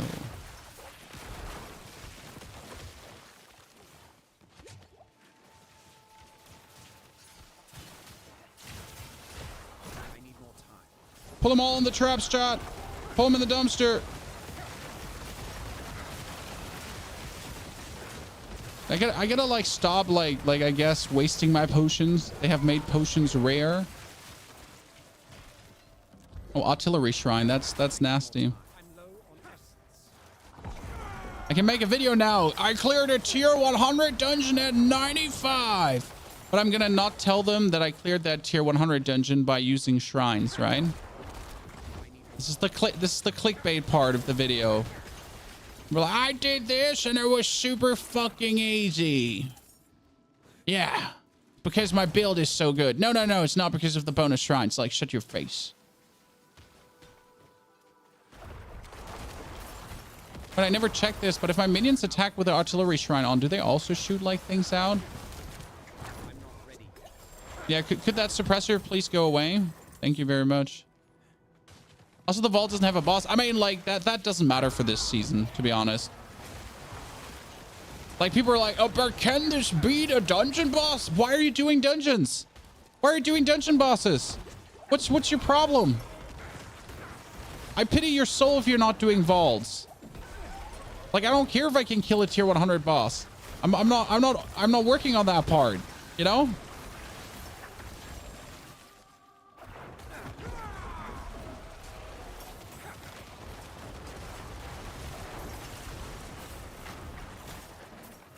But yeah, the build is also able to do a tier 100 boss, let's be fair. I mean, bosses are the easy part with this build. Why? Because bosses are stationary and you just have to dodge the elemental hazard the bosses put down. But not only that, you stagger like crazy. I mean, this build staggers like crazy. As always, like minion builds stagger. I am a stagger master. That is a lot of elites like in that. Oh, no. Ha ha ha ha. That is going to be something. Let's see if we can actually wipe them out without them like being a problem, because our biggest issue right now is that there are regenerating HP, right? And they're like fully elemental hazard out. Yep. I might have a problem without Army of the Dead here, because I essentially need to resummon my shit like consistently, right? But I need to also look out that they're not jumping me. Like, as you see there. Why are you jumping me? Why are you doing that? I'm innocent. Yep, that could be a problem with that fire thing now. Oh, shit. Okay, you just spawned me in a room full of monsters. Cool. Appreciate it. But how about no? Ow. Yep. Whew. Oh god, you spawned me in a room full of monsters again. Could you stop doing that? I need more time.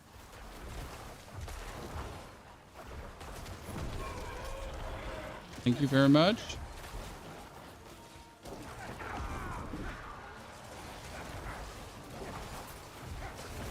For my biggest complaint about these elites, or these wolves in general, they like just tend to hunt you down for no reason. So we get a turn left now to pick up whatever we need to open the door, and then we'll just run past these elites because these elites are cursed. And then we'll be going into the final room, who's going to be full of elites. And in case you missed it, this dungeon has currently monster regen happening. And then we're probably going to start crying because we're not able to beat that room, right? Okay, it could be a problem, John. Oh, wow. Did you see that pulling together there? That was nice. Now it'd be interesting if the robot gets mockery support with duration support, so he mockeries for longer. Is that an option? I've been thinking about that now for a while. Is that an option? Because right now he stuns like for 4 seconds, but you could have him stun like for 7 seconds instead of 4 seconds. Seems reasonable.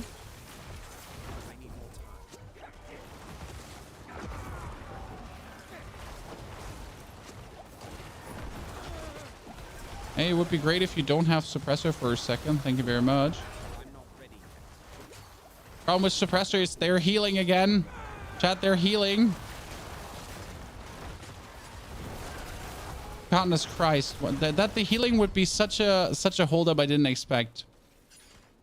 Can you show your construct setup? We're using Fortify, Safeguard, and Mockery. But I've been thinking about dropping the Safeguard and actually adding Duration, because that would mean that he taunts for 7.4 seconds, right? Yeah.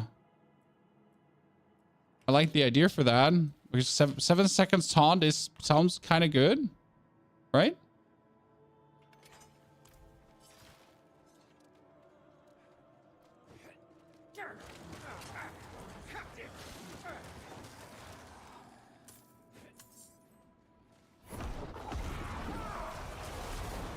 Now the combination of Suppressor and the other shit together is causing issues. I mean, like here when we have them together and like we do the damage, right? It's working. But Jesus, they're healing beyond belief. Are we healing that much? Like seriously.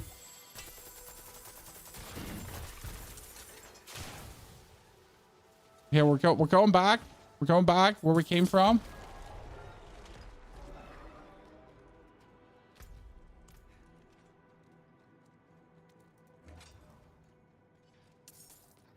Pull him out.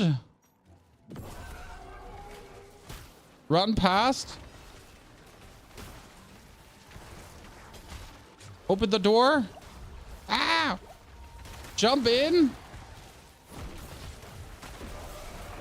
Okay, done. No interest in facing off the lads there.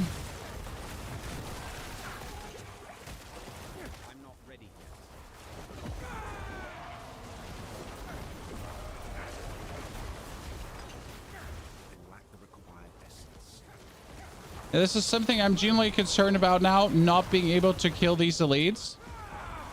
Because there's like too many at the same time, and we're not getting the amount of focus fire that we need to essentially get them destroyed. I'm not ready yet. Man, it's working. I mean, whoever's lighting enchanted here is really giving me a headache.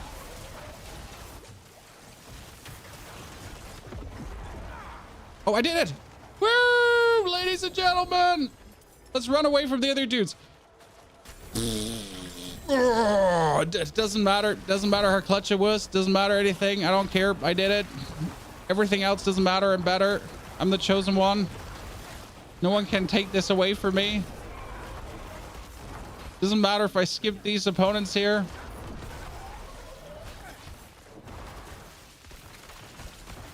I'm just waiting for my thing to be up here right now. Whee!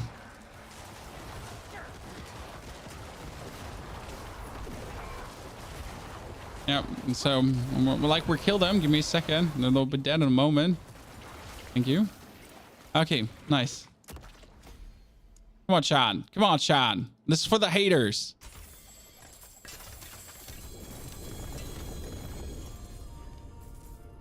I didn't believe it was possible. I thought we're gonna be actually, I thought it's gonna be atrocious, chat. I will admit this. So like I went into this dungeon full well knowing that this might be the stupidest idea I've had in a while, and that we're gonna be having like an absolute painful situation happening, but damn. When are we getting a new class? End of the year. Okay, so the true sauce is, guys, having the stupid stunner, having him taunt things for 7 seconds. Yeah, that's actually stupid. And now every item is 925. So that has me happy because now when I go through these items, at least I know, wow, that chest is crazy. Max minion life, damage reduction from shadow, damage reduction. Yeah, that would be nice, but like sadly, it's a low roll. So now I know every item is 925, and that has me happy because every item I go through now is worth it to at least look at from an item power standpoint. And that's why I'm always genuinely happy now to look through items because at least the item power fits. Damage to shadow damage, ultimate skill damage, all stats, almost. Vulnerable, ultimate, damage to close. Critical strike. Mind if I could reroll the 1 to critical strike damage, that would be useful. Overpower, no. Strength, willpower, no. No. Critical strike chance and overpower.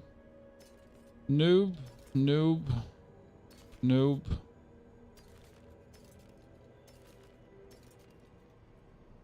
Now that we cleared a tier 100, the thing is that we are only allowed to clear tier 100s from this point on. Right, Chad? That's the rule. That rule doesn't exist. It only exists in my brain. But that's the unofficial spoken rule. Now, obviously, from this point on, we're only allowed to clear further tier 100s. You know when an item is a max roll? Well, when the stats are max rolled here, this has 1,310 out of 1,310 maximum life possible.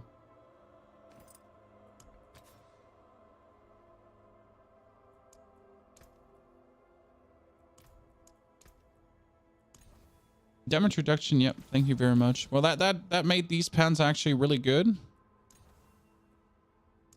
But I'm just trying to get a higher roll on that.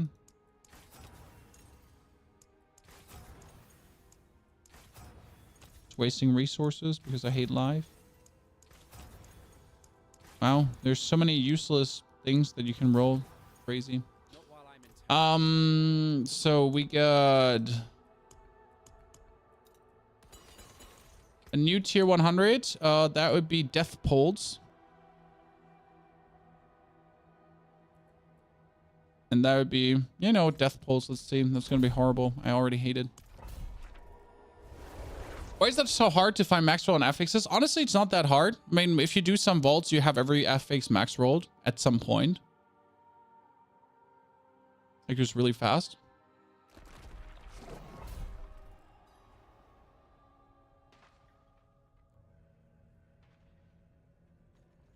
Okay, ladies and gentlemen, this time without healing, okay? But with Death Pulse, but without healing. Let's see how that feels.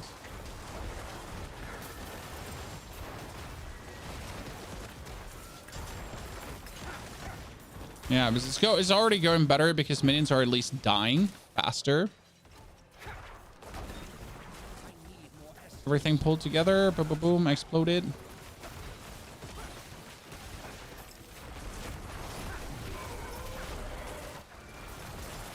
I'm surprised how few minions died last dungeon. I mean, you saw my minions dying occasionally, right? Oh, we wanted to change our Paragon board. Okay, we have to change the Paragon board after this. Right, Chad? After this, it's Paragon board time.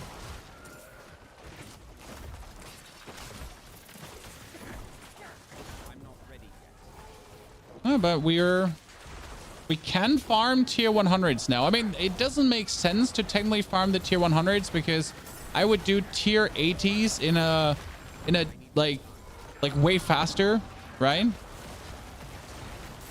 So it really like makes no sense to do this. But that doesn't mean that it's not incredible fun to do.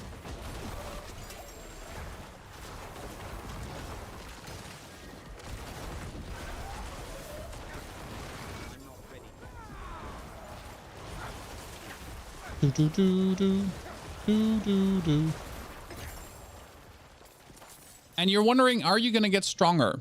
So is this it? Is this the pinnacle of the build? No.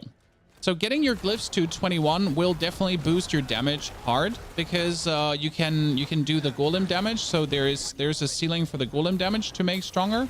Then generally, if I boost my own damage, the golem damage is also getting better. So I can max out some of the affixes that are not maxed out yet. There is some more damage potential there.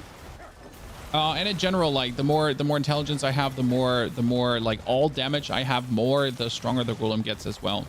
There's still like there's some levels to this. Also, the more stats I get in general, the further I can like activate more of the rare nodes, because some of the rare nodes are not double activated yet.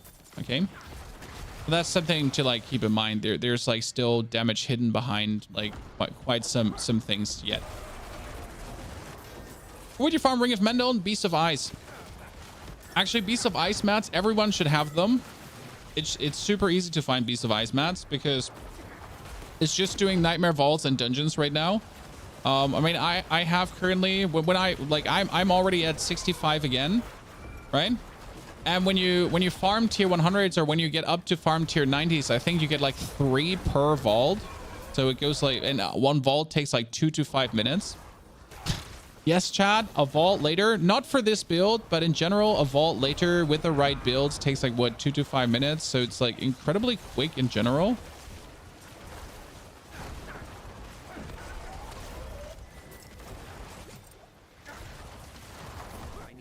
It's funny that there's still a certain setup of elites that are just always going to be painful for this build, like no matter what.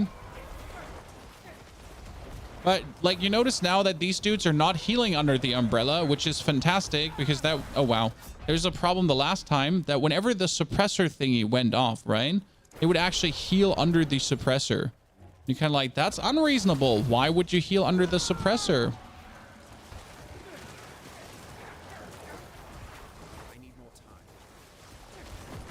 Now that that's not happening anymore, you obviously can also whittle them down a little bit, right?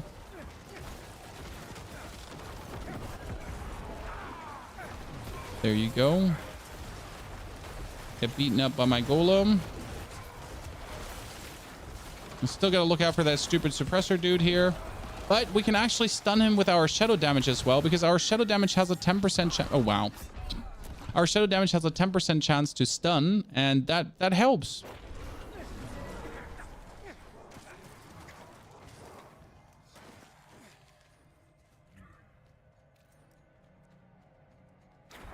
I'm still rather surprised how few damage we're taking.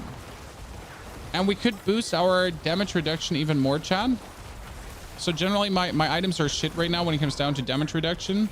That means there's more damage reduction to be had. And there will also be more damage reduction from the Paragon board. So what we're missing right now is a flat 15% that the Paragon board provides that you get towards level 100. Okay?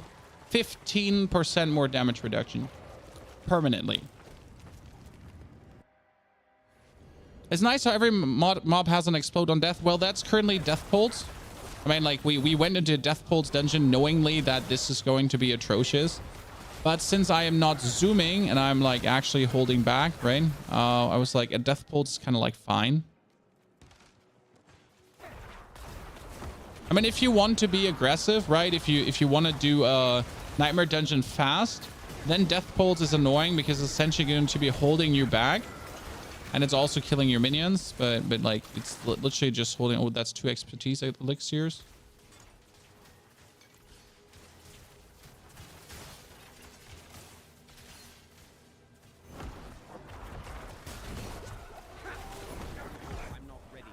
Oh, nice of the actual damage reduction minion to just come running out of the doorway. That was really kind of you, sir, because we didn't want to search for you. Whoop.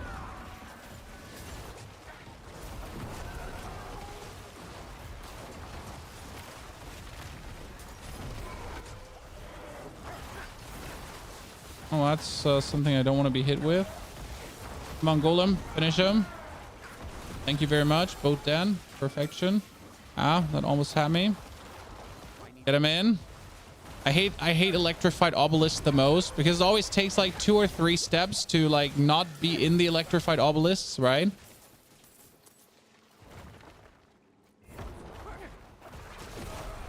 But that minion combo is working, Chan. I mean, the actual taunting and everything. I wonder if I pull the minions away from my bot. Where's my bot? Oh, there he, oh God, Jesus. I was like taking me ages to find him. Like, you know, I was like, where is he actually? So if I pull them away from him, do you think they're not taunted anymore?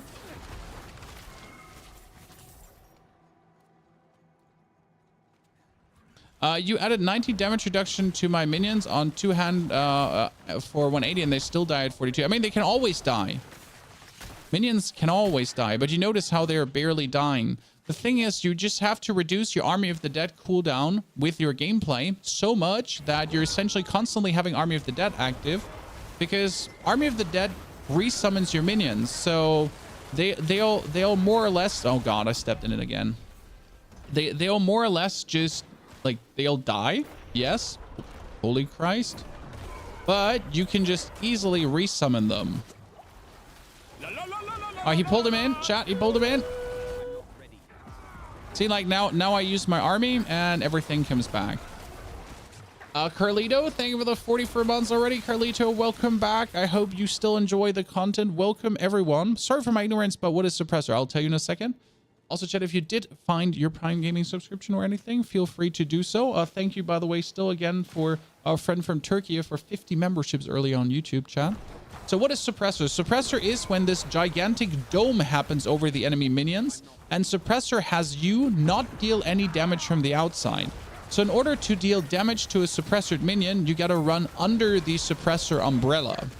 Now, they did change Suppressor, though, and it's not permanently online anymore, because Suppressor used to be permanently online. And that means for a Necro, my minions are useless. They don't do damage unless I walk under the umbrella, the damage dome. And that's horrible for a Necromancer. Now I can go in and stun them, and then it's like deactivated, or after 5 seconds it deactivates itself for a couple of seconds to then reactivate it. But that at least gives me a window of opportunity where I can then put in damage without endangering my life. Because as you know, like, a Necro is squishy to a degree, so why would I endanger my life by literally walking under the Suppressor umbrella? Oh, that's going to be a fight, because we're essentially just going to look out that we don't get bombed the whole time, right? Oh, I just stood with my left pinky toe, Chad. My left pinky toes. Oh, God, you what? Like, you have 1 HP left, and I was full HP'd, and he just lasered me.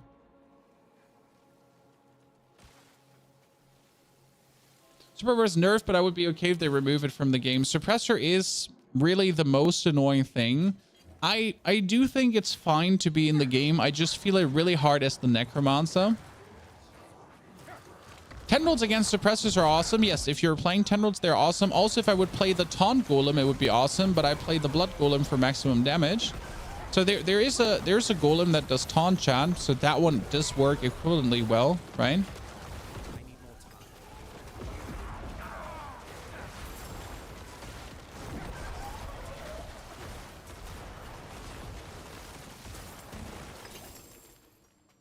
Good. Oh, gotta look out to not run into this here head on. You see all the minions just flying to us, chat? That's our construct. He's just like, hey, you know what? Oh, I'll just pull everyone and their mom in.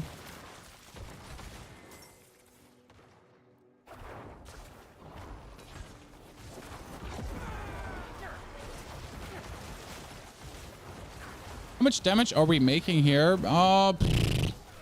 Oh, what? From behind? Uncool. So this one we didn't get done, chat. Yikes. So the first tier 100 got done. The second one we were not good enough.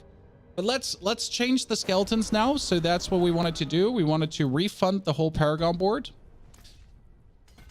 We need to go in from the bottom again. We're going to take every node here. We're going to go in and we're going to go in. We're gonna have to put in the Razor, the Mage Glyph. Yes, you start with the Mage Glyph because the Mage Glyph gives you and your minions gain 35% elemental resistance. Without that, your minions just die. 2 elemental hazards. Then we're going to have to go to the monstrosity. The monstrosity is also very simple because you're essentially going in here.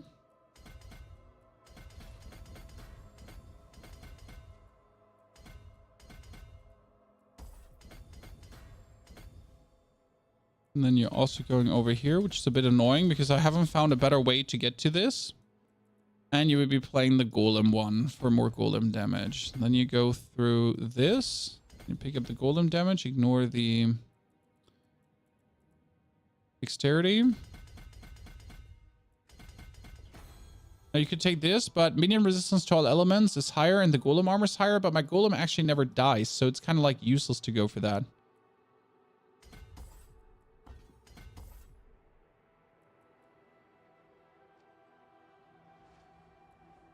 Now, leaving the board is the best on this side. And that would be into the Flesh Eater node.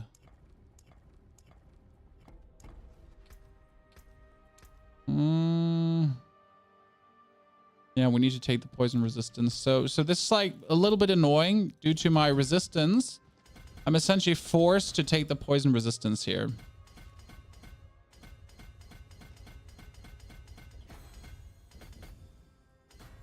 So,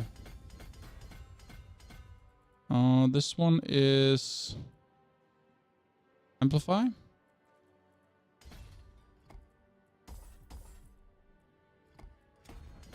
Because Amplify makes our resistances higher. We need to go out and we need to take 5 in. Then we would end into...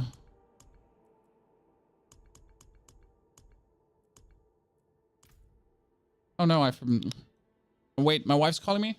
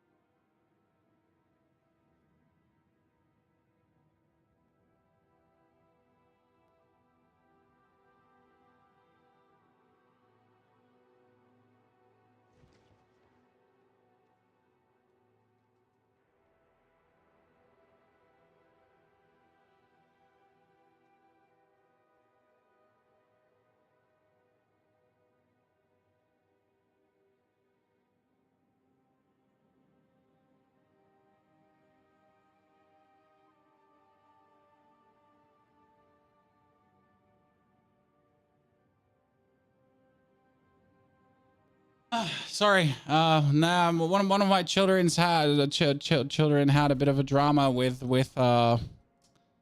yeah. My youngest one is at the moment difficult. Let's say it like that.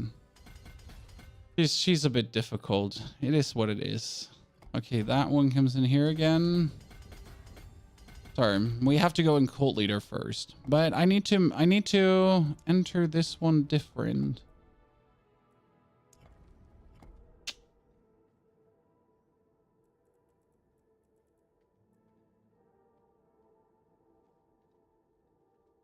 I just hate getting to this node. It's such a long way to get here. Like it's 1, 2, 3, 4, 5, 6, 7, 8, 9.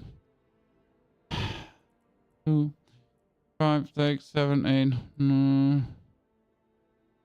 It's so long. There's no reasonable way to get to that fucking node. I hate that.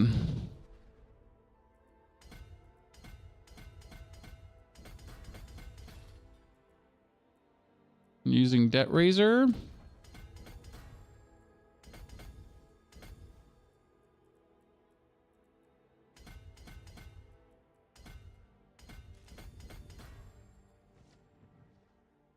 That's 1, 2, 3, 4.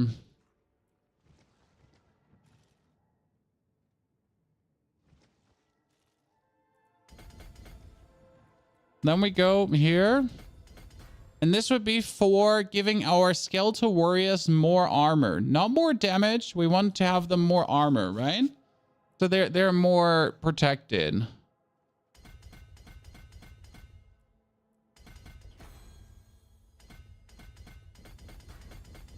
Okay.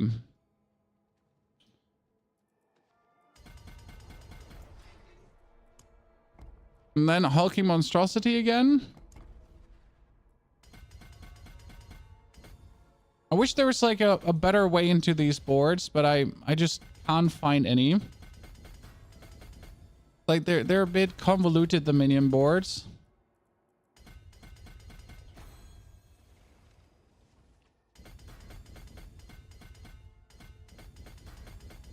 Wayne. Yep. This is the Golem Glyph. Wait, this is a in-glyph. This is an in-glyph, right? Golem Glyph is a willpower glyph. Is there a way to... No, there's one willpower. I'm just thinking about like if there's a better board for that. Okay, this would be 1, 2, 3, 4, 5, 6, 7, 8. No, wow, that's a lot. And that's 1, 2, 3, 4, 5, 6, 7, 8. Ooh, and that's 1, 2, 3, 4, 5, 6, 7, 8. But this is only 1, 2, 3, 4, 5. That's actually good. I can't say Paragon boards. I love Paragon boards. They make me happy. Like min-maxing Paragon boards is my bread and butter. I'm really enjoying that. Like trying to get the most out of them. You know, like trying to really find the best way through these. So we need these poison nodes.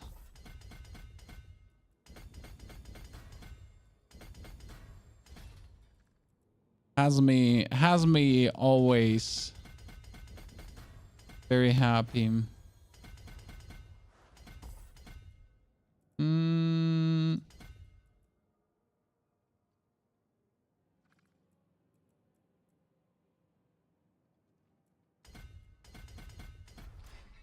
then Send of Death.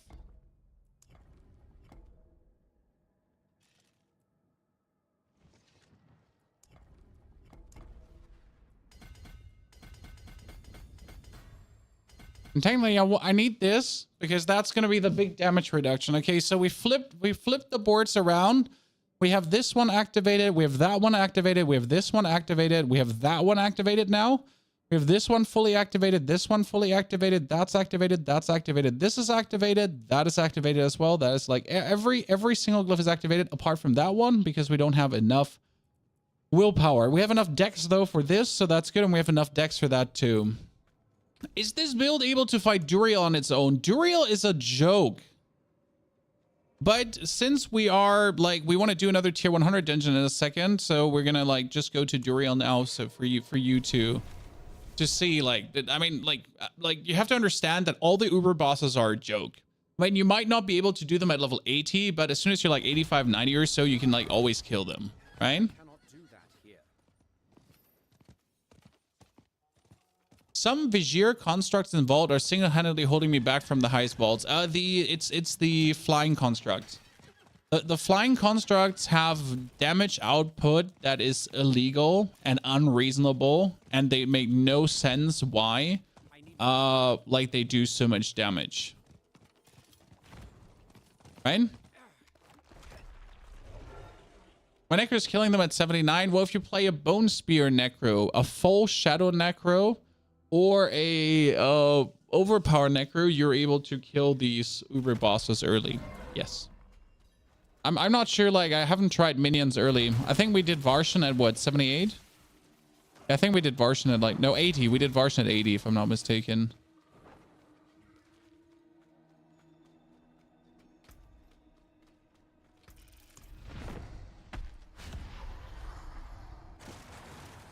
It's all my minions.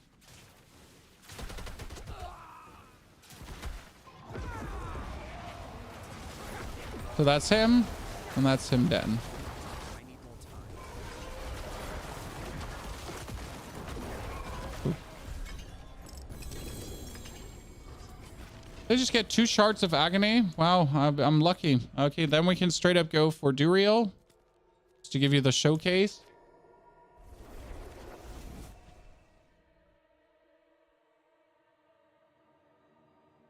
So I do truly like Paragon boards because they're just really fun to play through. Like having only these 225 points and trying to activate everything available is very fun to me, you know? It is hard, obviously. And what I hate is, so my main complaint about Paragon boards is that essentially like some builds start working at level 100 due to Paragon points, right? That means that I'm constantly just waiting to get all the Paragon points to finally play the build at full capacity. But then when I reach level 100, the game is over. So sadness, you know? Bone Mage considered a bone skill. So you're asking if bone mages are actually scaling with your bone skill damage. No, that's not how bone mages are scaling, but they're considered physical damage.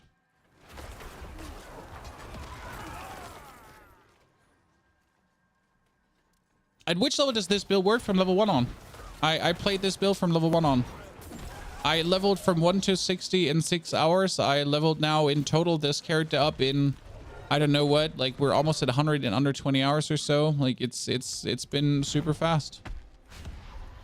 Total Duriel no Rota. Well, someone was asking, can this build do Duriel? I'm sorry.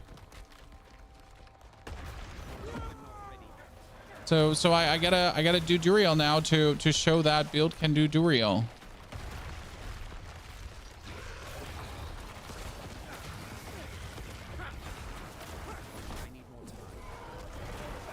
By the way, before you do Duriel, I would also like make my pet go crazy. So obviously, like the thing you have to do when you want to kill Uber bosses as well.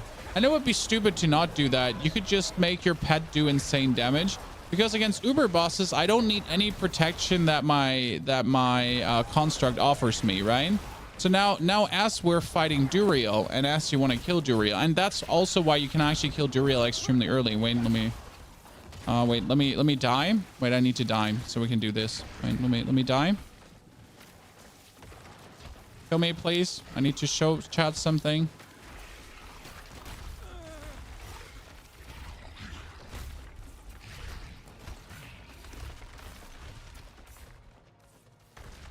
Do I just teleport out?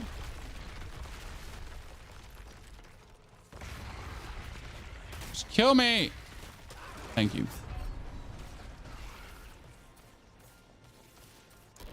Good. So what are you going to do now is you're going to... we got... Tempest and Firefly. Firefly gets Piercing, Seeking, and Multi-Shot. Tempest gets, in my case, Burning,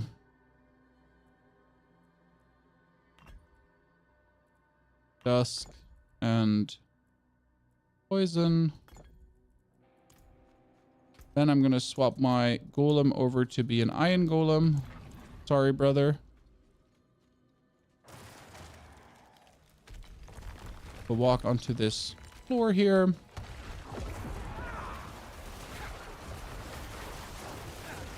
So now that like is that the pet damage build? No, but this build can do the same to the pet damage that my pet damage build can.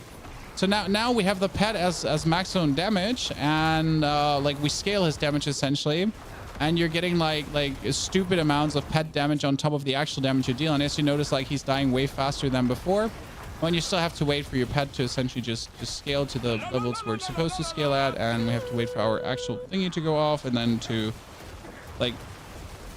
So the main way how to scale the damage of the pet is essentially hiring my attack power. This build can only hire the attack power up to 35k. My other build can go up to 95k. So now we're doing even more damage because of like the actual pet damage, right? So that's like the fun part. It's kind of stupid, and I dislike how much damage the pet can deal. Like, it shouldn't be that way, but it is what it is. This build is, in order to make the pet truly dangerous, this build is missing damage while healthy. Because right now, as you can see, I'm at 17k, and if I like now beast it up, right, we can go up to... I need to do my Shadow Blight key passive stacker, so we can go out to 37k is the maximum I can do with this build. And again, my other build has like 100 like can go up to 170. 170, yep, you heard right, Chad. But yeah, this is essentially Duriel in a nutshell, right? If you want to know how to hire your pet damage, there we have a whole video on that, Chad. So your pet damage gets hired with your attack power. So the more attack power you have, the better it is, right? And you're essentially just trying to get the attack power as high as humanly possible.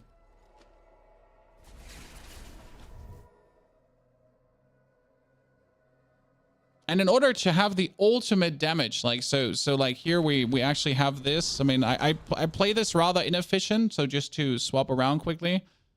I have the build, but not completely. Why not any gem in the weapon? Oh, because we just haven't put a gem in yet. Hooligan. I haven't put a gem in yet. So this is the actual build that is not even having X-Felt because I'm missing like an X-Felt. But here the same setup, right? Tempest, Dusk, Poison, everything, seeking support. But the difference is that in this build, we are completely focusing in the Paragon board on Sacrificial damage multiplier, works on him. The Critical Strike damage multiplier, because it works on him. The Imbiber for damage while healthy, because you can see this perfectly here. I'm at 19,000 attack power currently. In fight, I'm at 95,000 attack power. And that attack power, if you put Imbiber out, so Imbiber's damage while. Damage while, it's an own multiplier. See, I'm losing 5,000 attack power. 5,000. I mean, attack power is not generally like a good scaler for how much damage you deal, but just to give you a feeling for like how much attack power actually Imbiber did. You got an X-Felt? Yeah, I got my second X-Felt, and I'm very happy about that. Does the pet count as a minion? No. If the pet counted as a minion, he would be getting damage boost by my Hellbent Commander, which he doesn't get.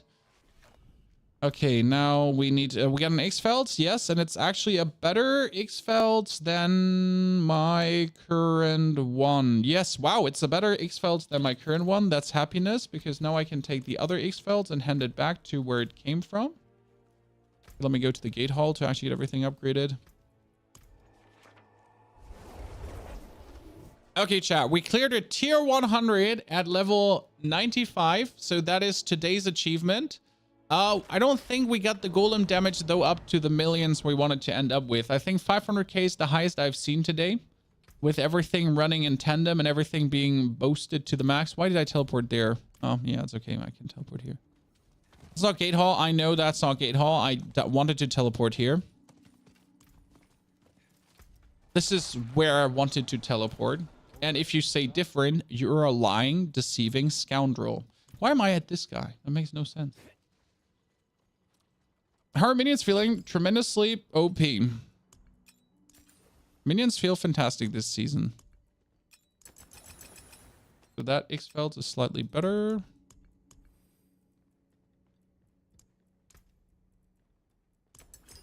It actually gives me another 7.7 cooldown instead of 6.5, and that brings our Army of the Dead even lower, so that's very important. If I now had a huge portion of cooldown reduction on my amulet, that would be insane, but sadly I do not have a huge portion of cooldown reduction on my amulet, so that's like mediocre, and I'm not willing to actually put much more money into the rerolling there. But I do need cooldown reduction on the amulet. Really do. Okay, so what I wanted to do is cooldown reduction, amulet, wand. Ah, yeah, I wanted to check out the wands I got. Overpower, vulnerable, damage. No, this is basic skill damage, intelligence, core. I need intelligence on the wand or I'm not happy. All stats, ultimate skill damage. All stats, damage to distant. Nah, I mean, we currently have this one, which is vulnerable, ultimate, and damage to close enemies. Kind of works, but also doesn't really work. And we don't have anything in here because it's just not max leveled out. But it's critical strike, bone skill. You know what? That's a completely useless one. Let's take this one, which is also completely useless, but at least it's 925. At least it's 925, Chan. And I can also put an emerald, not an emerald. I can put a sapphire in, car controlled. Come back and see us.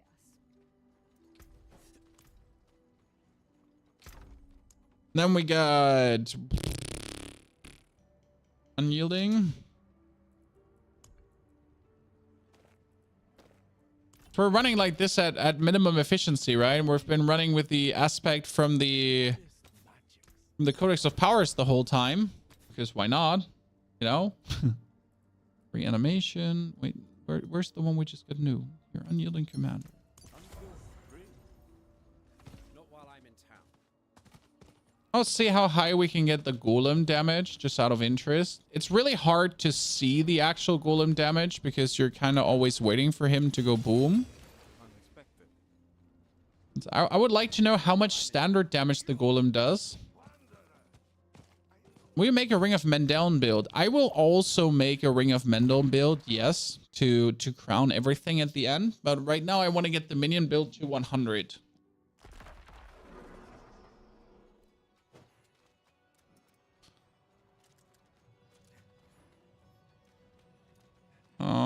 We need multiple lead. So you would be beefing up your attack power, because if you beef up your attack power here, Chad, right? Like this is the golem damage is at 91,000 base. When you then hit, you can't see how much you're dealing because I'm doing too much, so I don't actually know how much damage. Like I think that was a 200k, but I'm not sure.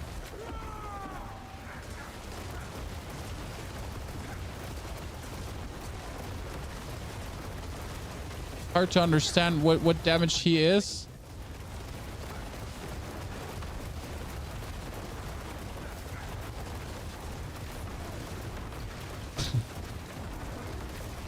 I'm not sure which damage he is. I would have to like go back into the VOD to check this.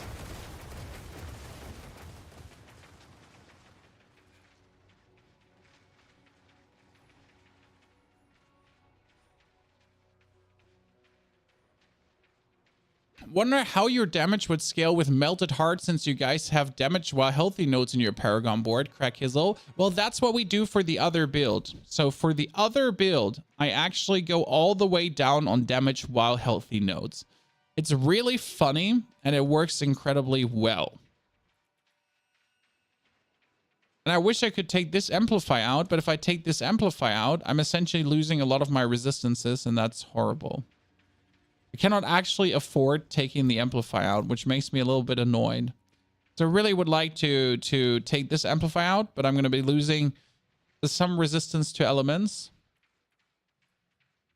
And I would like to replace this through the crit node, because the crit node would higher our damage total, right?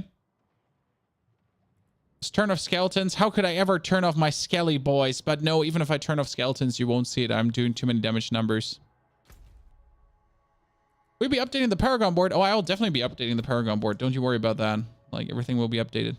Okay, that was a Stormbane's Wrath. I really don't want to do a Stormbane's Wrath and a Wall of Cinders, because that sounds absolutely horrible. Let's do it!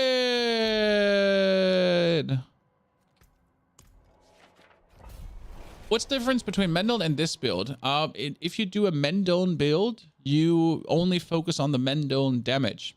I mean, right now I focus on minion damage, and Mendel is on the side. So you're not playing an aspect that gives your minions 40% more damage, because the 40% more damage to your minions does not give your Mendel more damage. I'm not ready yet. Here we go again. Mama. Do, do, do, do, do, do. Mamma mia. I almost died there because I wasn't paying attention.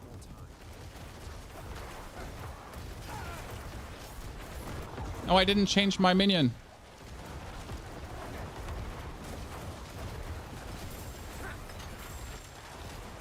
I need more time. Right now we're using the bot as its damage version, guys, by the way. Which is also like an interesting try. I mean, we can do this just in case, like, instead of using it as a defense version, you can use it also as a damage thingy, which is do I really want to do Stormbane's Wrath, or am I just gonna hate myself afterwards? I'm probably just gonna go craft like what's it called again? I'm probably just gonna go craft more runes and be happy about it. I just hate Stormbane's Wrath with a passion, Chan. Very much passion, very much energy.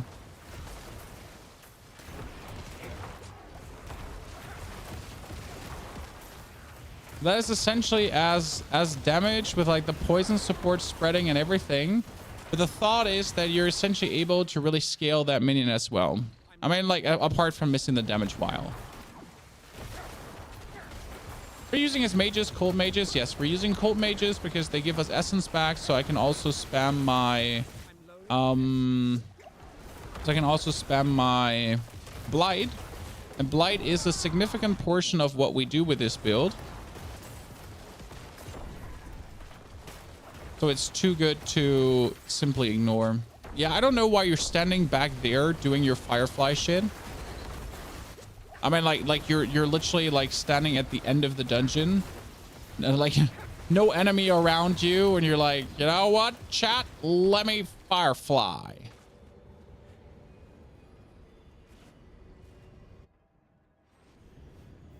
Is this a Golem clickbait? No. I mean, this is how Golem works. Golem is fantastic in this season.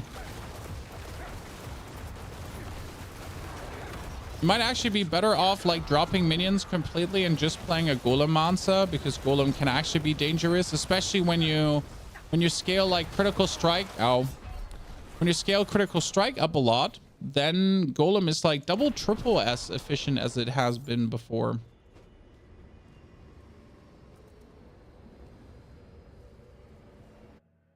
You know?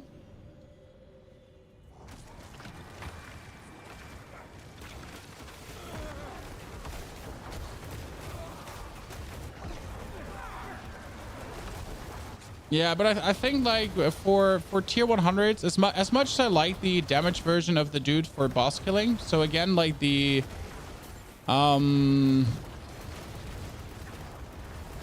Seneschal Companion can obviously be used for damage purposes, right? But in this build, like, I'm not having like my source of vulnerable be constantly up if I use him for damage, and that's kind of like bad. So I'd rather have him like as a constant source of vulnerable, if I'm honest. Oh god, I really hate you, Stormbane's Wrath. Let's quickly teleport out and repair the gear, pick up some more wordings. There'll be a build for this. There is a build for this, the version 1. This is the version 2, because the version 2 is meant to be like a evolution of the first version and a better one. Oh, let me clear my inventory quickly. No. Oh, actually, maximum life, no. It's meant to be an evolution of what we've had before. You know what, you're gonna get trashed finally. Bloodlines attack speed, no. Total armor damage reduction, low rolled. I'm recently like really punished by a bunch of low rolls. Blood orbs cooldown reduction. Cooldown reduction, ultimate skill damage, movement speed after killing an elite. No. There are better sources of vulnerable than Iron Golem. Yes, you're absolutely right, and that's why the Iron Golem is going. Why the Golem is going back to where he was. So you have two choices. You play absorb 15% damage Golem or the more damage Golem, whatever you feel like. You know. Stop hitting me. And then you're also taking your companion, and that was Firefly. Firefly goes back to Gyraid.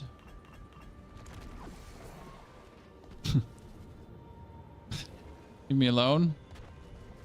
On her ripping duration.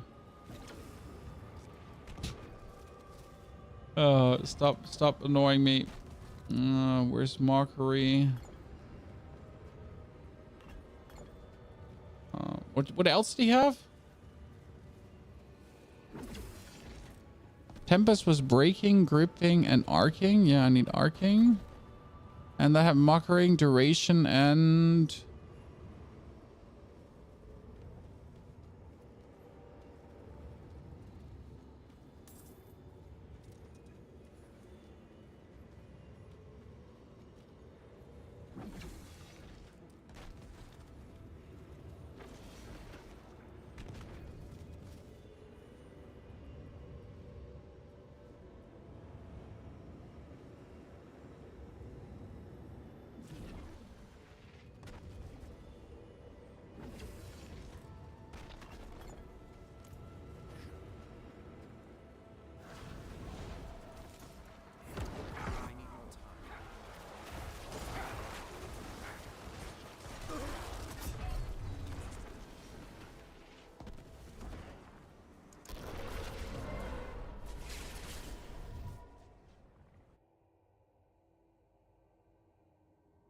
Wait, did I hit the microphone again?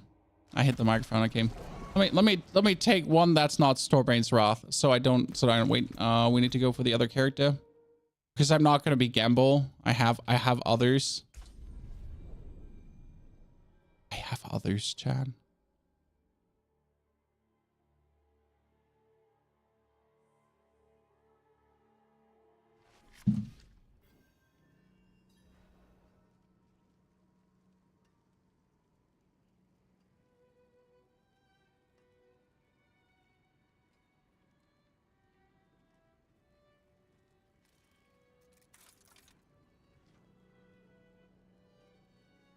Okay.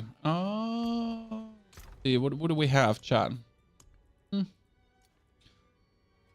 Torment's Wrath, Blood Blister. And Blood Blister is equally horrible. Avenger, Monster Regen. No, I will not do Monster Regen ever again. That was horrible, and I didn't like it. Poison Enchanted. Yeah. Okay, you know what? Fuck that. I'll take Poison Enchanted and the Shock Lance. You know, whatever. I think it cannot be worse.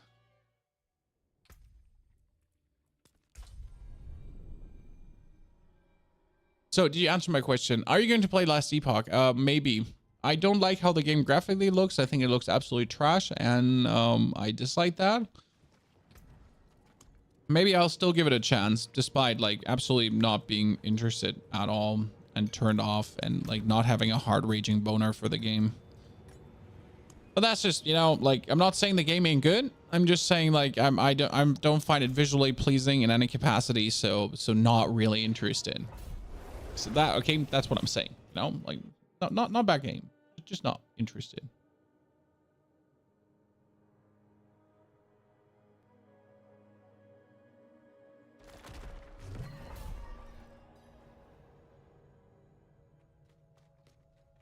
Will you played PoE 2 when this releases? Yes, absolutely, but that's also far out.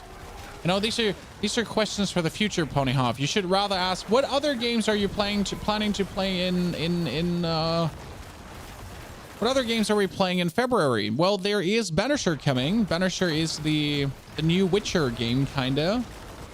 Or the new God of War game, which looks really interesting. Then there is also Nightingale coming. So these are two games I am very interested in, and that I'll be having an I don't see where you in any capacity should have lasered me there, as you're not even remotely close. There's all my minions in front of you, and you should have, like, you had no reason to do this.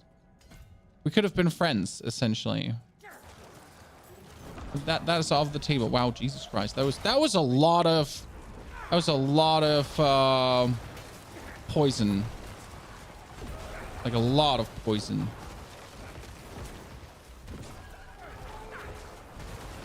I'm not ready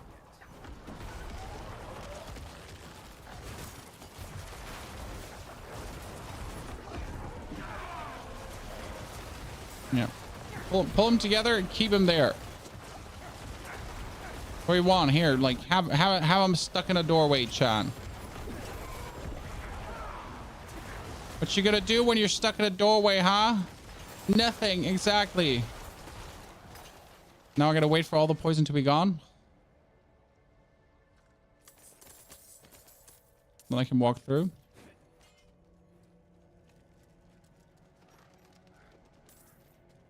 Just get the ancestral version as worse than your sacred version. Yeah, well, that can happen. I mean, end of the day, the rolls are the rolls, sir.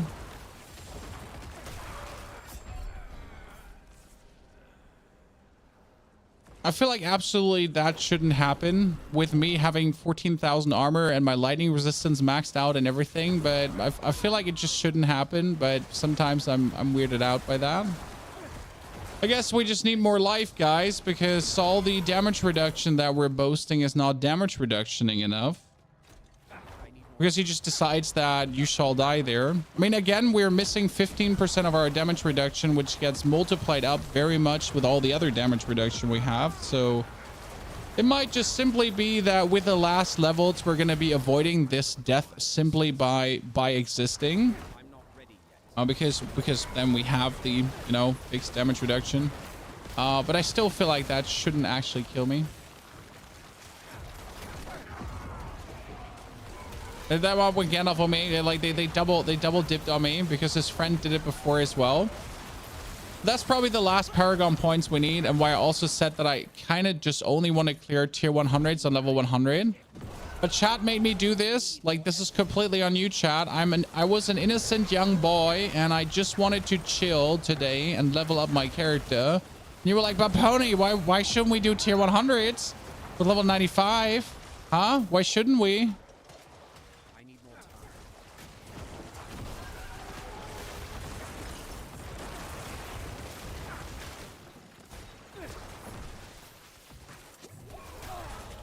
I'm like, I don't know who killed me. Like, I literally don't know who killed me. Isn't it wonderful to get a one-shot off stream? Honestly, with the, like, if you have an appropriate build with the appropriate amount of life and the appropriate amount of barrier and everything happening, then you're not getting one-shot anymore. I mean, if I go in with my litless wall build and so on, then there's no one-shotting happening, essentially. That's a little bit the issue with minion builds that you're always facing at any junction. Because you gotta decide, who do you make tanky, guys? Do you make yourself tanky or do you make the minions tanky, right? And obviously the answer is you gotta make your minions tanky, because if they just die, they're useless. Right? I mean, I am tanky. I have 14,000 armor. That is the armor cap. No, the armor cap is 13.5. What I'm missing, though, is a little bit of life. The problem is I have no more life nodes. I guess I'm only missing... No, I'm actually not even missing max life. So what I could do is I could play a different ring. That would give me max life. That's what we could do. But I feel like that different ring with max life wouldn't really do it. I would profit rather from getting more damage reduction, even though there's like a... There's a limit how much damage reduction can be useful. Disregarding, like, right now at this point, just get higher damage reduction rolls will probably be the way to go.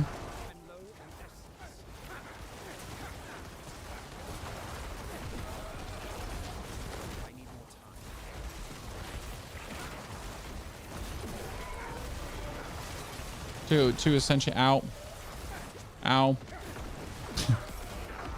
to essentially be able to survive. Or play Bone Storm. But if you play Bone Storm, which is another 20% damage reduction, but if you play Bone Storm, then you have to sacrifice all your minions, so that's boring. Right? You're forced to play tank builds to have fun. Well, only if you want to do tier 100 dungeons, but there's technically no reason to do tier 100 dungeons. Again, like, you should do tier 90 dungeons and that's it. Because tier 100 dungeons don't give you anything that tier 90 dungeons don't give you, apart from a little bit more glyph XP. So there's technically no sane reason to even remotely do this, you know, apart from wanting to do it. Also, the gauntlet is only going to be tier 70, so there's double no reason to do this apart from wanting to do this. Now, obviously, if you want to do this, then yes, you do have to play tanky builds. I'm a bit surprised my minions are dying despite us giving them more armor. Like, I mean, you saw this, right? We gave our minions another armor boost and now they're even dying more.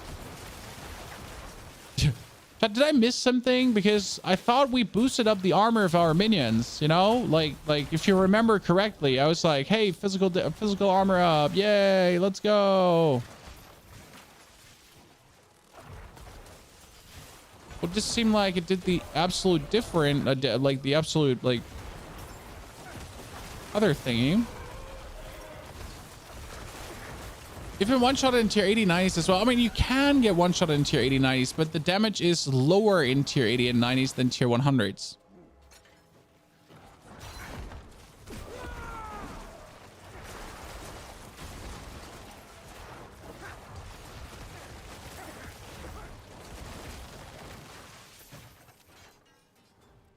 Mostly have been not suffering any one-shotting issues this season. It's also down to no corpse bows, guys. I mean, like, the number one reason to not play Nightmare Dungeons, by the way, is... Oh, wow, what happened to that one dude? He just vanished. So there's no corpse bows, Chad. There's no corpse bows in Nightmare Vaults.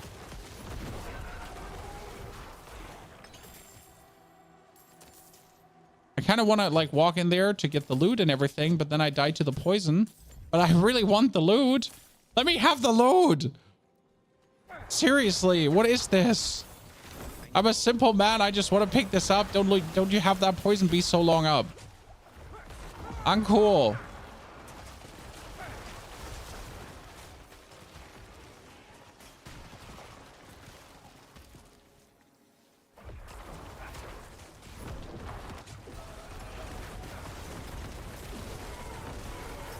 My favorite part about vaults, everything is like doorways, right? So like Necro has always been good, especially with minions, to get things stuck in doorways, right? So what we're doing is we're just pulling everything into a doorway, and then we're just uncool. Minions in front of me. No reason to shoot me. I am innocent. So coming back to the topic of doorways. Ow.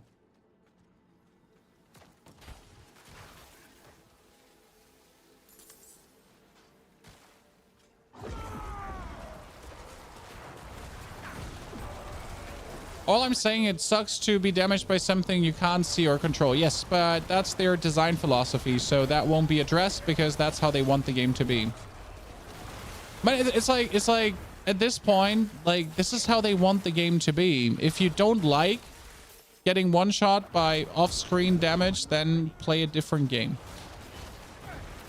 I mean, this is like one of the things with like Diablo 4. Like, if you dislike this and you can't cope with it, then your only solution is to effectively find a different game. Because realistically, there's some things they're willing to adjust, right? But that's like one of the things they have been like kind of eyeing about. Like, if they wanted to change this, it would have been changed already. But there has been zero change in that regard, right? Zero anything with a one-shot thingies, like, right? I mean, well, no, I'm lying. Sorry. I'll take everything back. Tier 100 dungeons. This tier 100 dungeon is the old tier 70. We gotta say that the dungeon we're doing here right now is not actually a tier 100 dungeon. Because tier 100 dungeons used to be stupid difficult. They weren't just difficult, they were stupid difficult, okay? So this here is child's play. You feel bad about dying to things off screen? Boo-hoo. Poor you. Try getting teleported on and instantly dying without being able to react in any way. You know? I mean, this is literally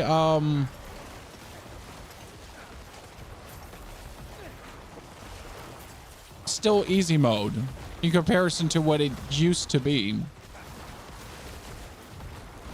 Because it used to be levels of stupid. I mean, levels of stupid, let me tell you.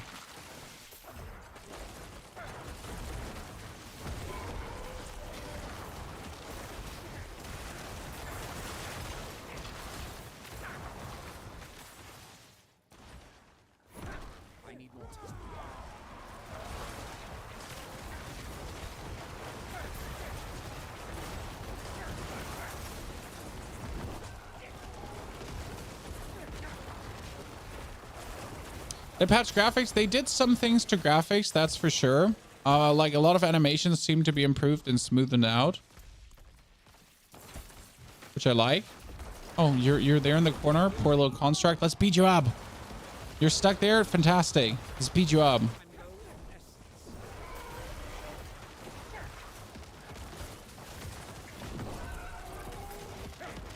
He poison pooped everything. How are you taunting them with a construct? My construct has mockery, and the fun part is it lasts for 7.2 seconds, which is quite significant, to be honest. I thought, hey, you know, how do we keep these things off me? Well, I guess it's like my construct mockeries them, and I also like keep them stuck in position with my... I mean, my minions do aggro to a degree, right? Minions don't really aggro much because it's kind of like weird. Minions often get ignored. I mean, like these bears, these what are they called again? Werewolves. They essentially they full focus a minion, then they completely forget about the minion and start sending you full, and you're like, why? Why? There's no reason you're currently full sending me.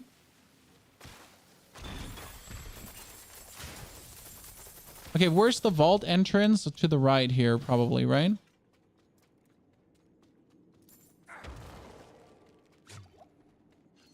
Okay, chat, what do you think? Are we gonna get it done? I mean, the final room is rough and tough, and we already have done it once. Can we do it twice? Or are we going to succumb to the poison poo-poos? I mean, we even did it with Monster Regen, which is actually still crazy to me. How do we beat this with Monster Regen, chat? Someone explain. I'm still unsure how that is a thing, and we actually managed to do this.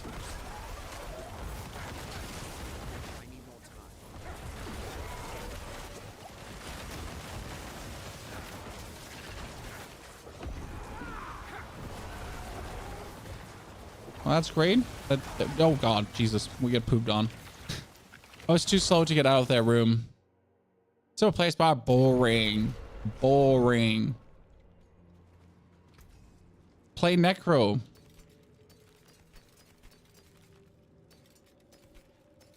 So what are you saying? You dream about actually being resistanced out and that having a meaning. Yes, I'm with you. I feel like, you know, when you're resistanced out, that should mean something. But it feels often like that you're resistanced out and you have all the resistances going and everything is kind of like going in your favor, but it doesn't seem to mean anything. What we're going to do right now is we're going to yoink these points out of here. These 4 points just to put 1, 2, 3, 4. And then I need one more point from somewhere. Just to get the damage reduction, because again, 2 corpses nearby, 15% damage reduction. That makes me more sturdy to a degree where I'm not going to be dying, hopefully. And now we do the shock lance thingy. Big Fish, thank you for the 17 months of support. Ow! I hurt my arm. Oh, Big Fish, good to see you there. Welcome. So I think one thing that we should do is We should probably do a normal dungeon so chat can actually see that the build is good. When if you just joined the stream, you like see me knocking my head against tier 100s, but mainly because I'm just a stubborn mother trucker and I'm just doing this for no reason, bud. So right now we're essentially having like another 15% damage reduction going. Sources of damage reduction, guys. Okay, we got 20% with Decrepify. We got 15% if 2 corpses are nearby. We got 15% from the Golem as well. Then we have like here another 8%, and we have here another 9%, which is actually not that much. We have another 14% from distant enemies, and technically when these scorpions do their laser, that counts as distant enemies, right? Then we do have another...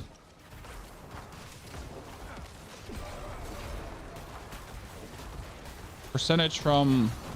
I think my offhand... No, my offhand can have another percentage that we don't have right now, and that we should get. And the biggest problem is that we're essentially not running any Paragon damage reduction that you would usually do, because Necro has a bunch of very useful damage reductions, like actually beyond useful damage reductions. But yeah, you can't run them because you're busy like making your minions tanky, you know? So you're investing quite a lot to get your minions tanky, and that is essentially what's yoinking away your potential to get even more damage reduction running, because usually I would run another like 40% alone from the Paragon board, which would help quite a lot, significantly. But you might notice how this 15% that we get now from the Cult Leader node is enough to alleviate this problem of randomly dying to shit, right? So we're like, even the elemental hazards, hazards, I don't know how to pronounce that correct. Even those are essentially chunking a bit less on us. That's already how useful essentially that damage reduction is. That's why I really wanted it, like for you to understand, like why I was on about this the whole time. Is this build Uber Boss viable? Uber Bosses are a joke for this build. Oh, we just killed Duriel, so yes, it is Uber Boss viable. But you don't do Uber Bosses alone anyways, right?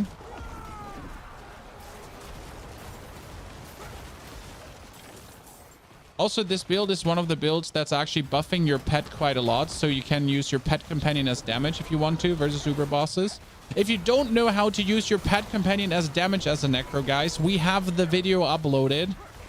We have the video completely uploaded that explains how pet damage minion works and how you can essentially increase your damage into unbelievable amounts. Into 660 million, 50 million, 70 million, and so on. The video's there. Watch it. If you're not watching it, you're an idiot. If you're not subscribing to this channel right now with your Twitch Prime subscription, well, that's okay, but it would be really cool though. Thank you. See, that thing would have almost killed me. Talking about unreasonable damage, by the way, chat, but the 15% damage reduction worked, correct? So we're finally at a level where I am not dying to, I mean, we're still dying to random things, right? But we kind of softened it a little bit. Also, you know what? That lightning lance is quite something annoying. Oh, come on now. I didn't feel like that should have killed me. We get minions and Golem at the same time. Well, you see my skill bar here, and you pull minions and Golem in, and that's it. I mean, you have to sacrifice 2 skills for that. So, like, how do you get minions and Golems at the same time? By sacrificing 2 skills that you could have otherwise. So, it's a little bit of a bummer, but there you go. I mean, who likes to sacrifice 2 skills? No one, but it is what it is.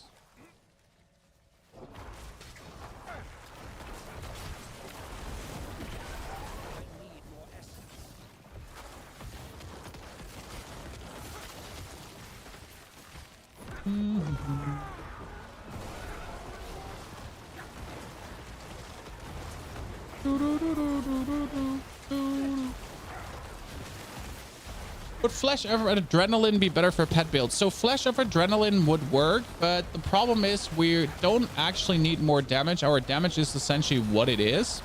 Our damage can be a wee bit higher now with the rest of the Paragon board. And finally, our last glyph too, especially if we choose to play the critical strike damage glyph, which will boost everything quite significant. So the last glyph will make the damage higher. But the thing is, like, you need to survive, right? So that's what we're using our pet for currently, to keep things off our ass. Because you can't keep things off your ass, like, right? You don't have like blood mist, you don't have anything, so you need to essentially position yourself smart in and around and away from your minions, but you still need to be close enough, so that's also a thing. Because you have Hellbent Commander, and Hellbent Commander does bonus damage when you're actually standing close to your minions, right? So you do need to stand close to your minions, because else Hellbent Commander is not working. Then you would have like a skill that is essentially useless. So either you stand close to your skeletal mages, or you at least stand close to your golem. And if you're neither standing close to your skeletal mages or your golem, then none of them is actually getting bonus, which is kind of sad.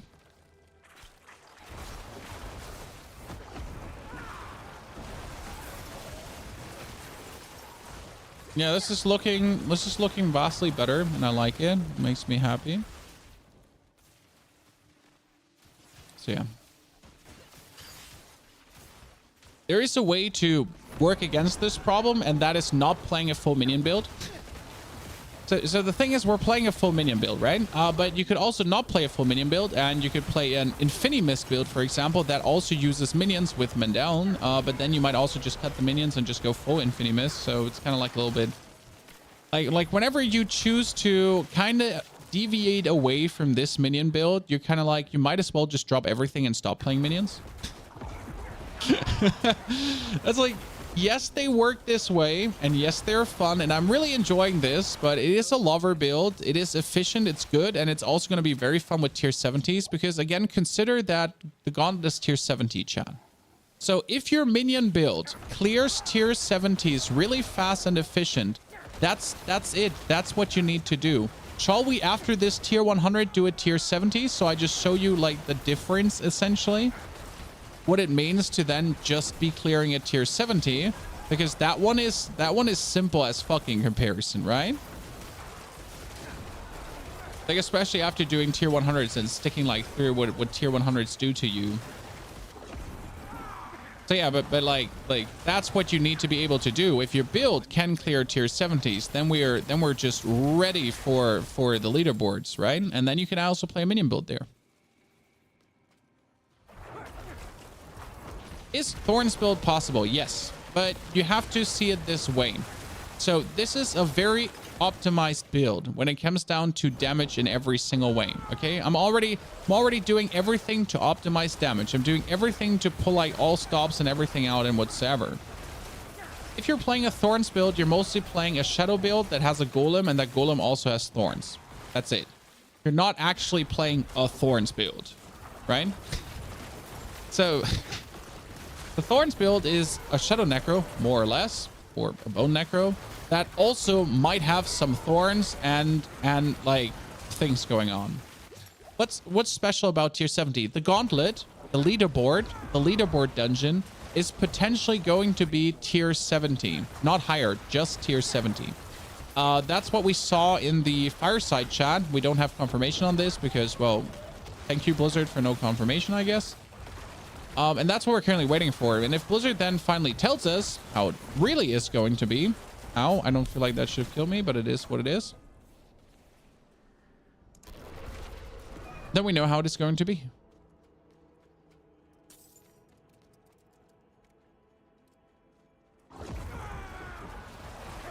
But that's why we're saying, like, if you're able to survive a tier 70, if your damage reduction is good for a tier 70, if your damage is good for a tier 70, then in your mind, you can already say, ready for leaderboard. Okay.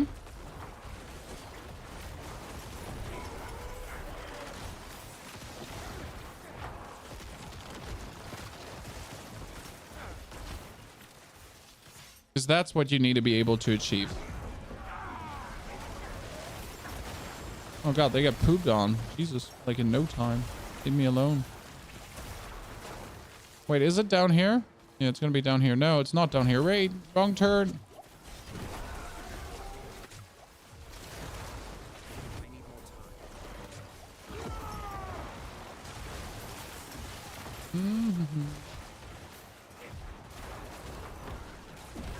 Yeah, I think I'm currently wrong turning, but that's fine for me. Or am I? Am I wrong turning? Yeah. Got this. Just keep away from these stupid scorpion. Here, he tried to kill me, but we survived, chat. You saw it. Like, he tried his one hit on us, but he didn't succeed. So that last 15% damage reduction we were looking for was finally enough to make us not get one hit by that stupid laser attack. We're now officially a survivor. Now let's do corpse explosions with a curse to essentially get our thingy like low, and then he dies, and then we're stuck here in this corner. I have to walk out again.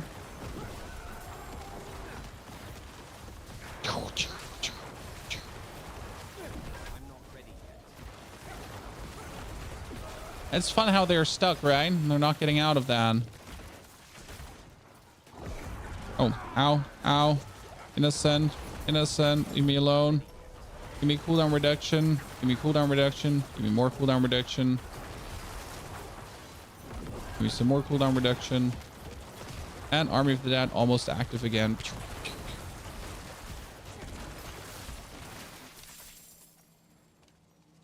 Got any Uber use Nat? I have killed like 5 Duriels or so. So I obviously have 5 Uber uniques because I'm incredibly lucky and I have a streamer boosted account. No, I have no Uber uniques, and I have also no interest in Uber uniques.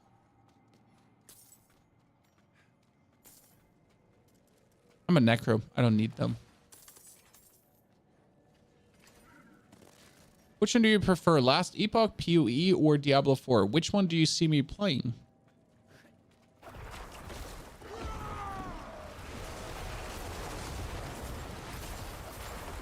And which one do you not see me playing? Okay, final room, ladies and gentlemen, but final room now with lightning enchanted nerds. This is going to be an interesting one.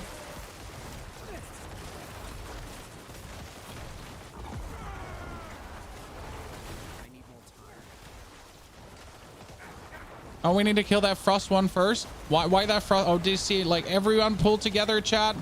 Damage over time. Let's go, Golem. Eat their buttholes. Do it. Oh, shit. Ah, he lasered me.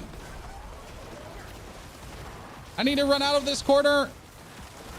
Oh, no, the gladiator. Ah.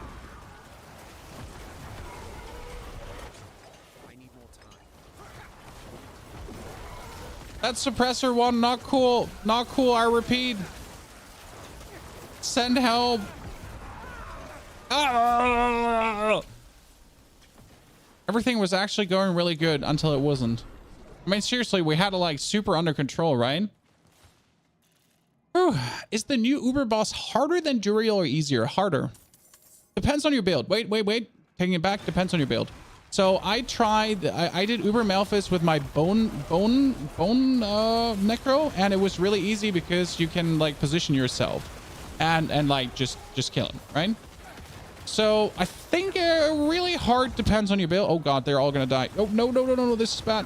Ah, shit. Ow. I'm innocent. No. Ow. Why do I have 2 fire enchanted? Holy Christ.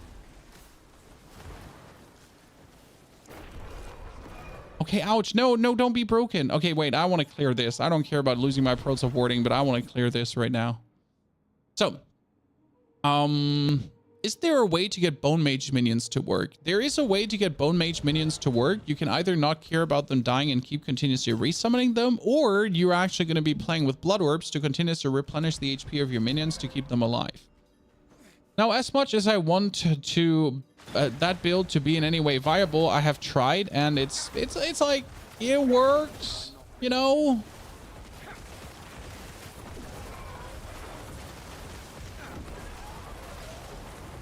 I mean, for that last room, I just need the crit glyph.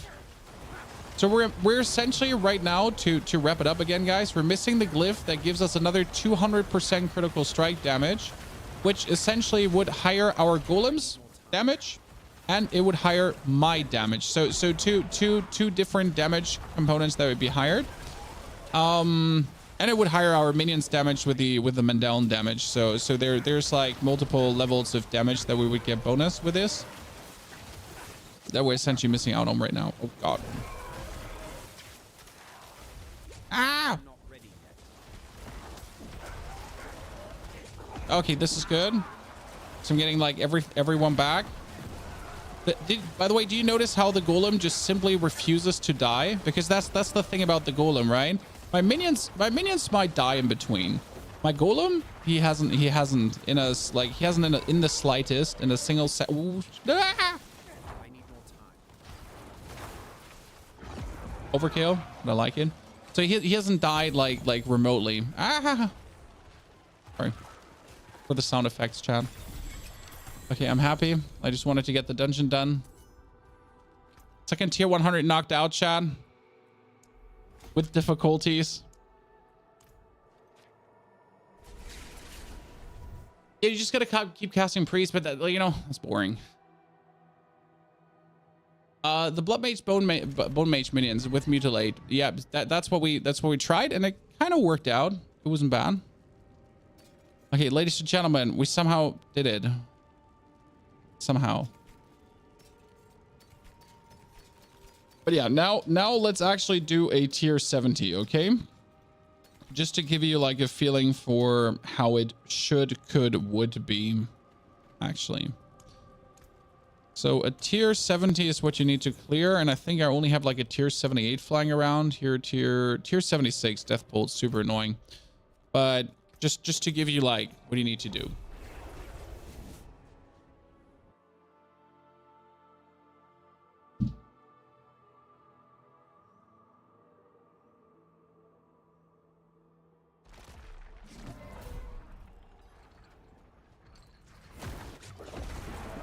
Now the damage of our opponents is obviously vastly lower. Our opponents are taking more damage, and suddenly like, right, everything is going way smoother. And comparison to the tier 100s where I'm like sitting back and not taking like an active role, right?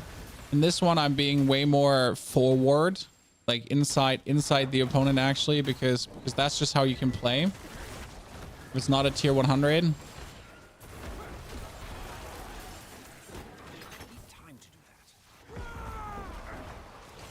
Yeah, that's just like, if your build can do this, you're already set, right? You're good. This is what you actually need to be able to do if you want to participate in the leaderboard grind. Now, considering that if your build is able to do a tier 100, it's obviously also going to be able to do a tier 70 better and faster. But some builds just have lesser survivability. I mean, I have builds that boast incredible damage, but their survivability is, you know,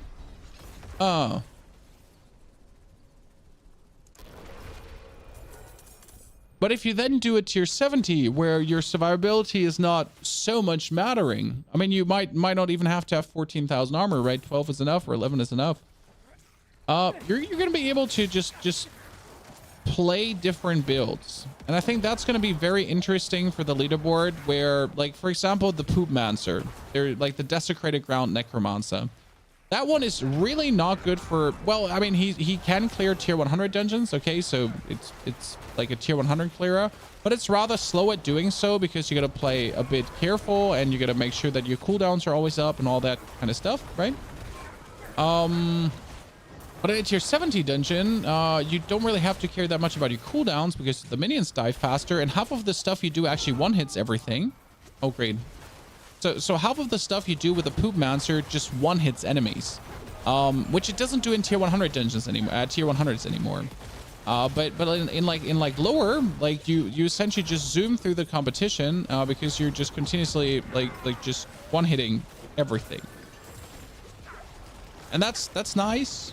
Then you can actually play it because you make up for your survival by just doing more damage, right? Will we get AOZ back? Nope.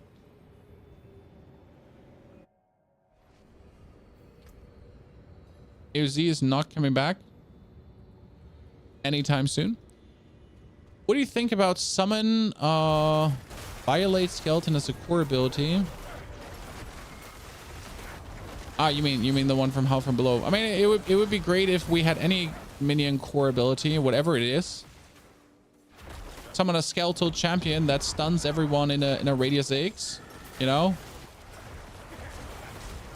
I mean, imagine you had a core skill that summons a skeletal champion that stuns everyone around it, and all your other skeletal minions are going to attack the spot where you summoned it. Oh, surprise. Cool. That would be a very nice skill to use. Like, you could suddenly send your minions in to actually do something. Oh, and you could, like, stun things. So it sounds kind of cool. And there's so many potential interesting minion skills, right? That you could imagine. ChatGPT could make them better.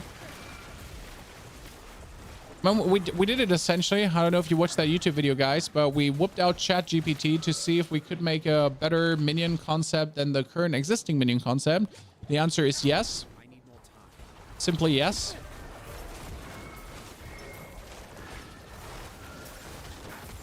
Well, we didn't even go through many iterations, right? We just took the first thing that was offered to us and it was already better. So that's where you're sometimes questioning sanity. Dude, like tier 70 now compared to tier 100 again, like, you know, just I would have been dead in a tier 100 already 4 times over, right? Instead of like keeping to zoom here right now and just like keeping up my tempo. I mean, obviously I could play slower, but why would I do that? You know, why would we do that if we instead could also play faster?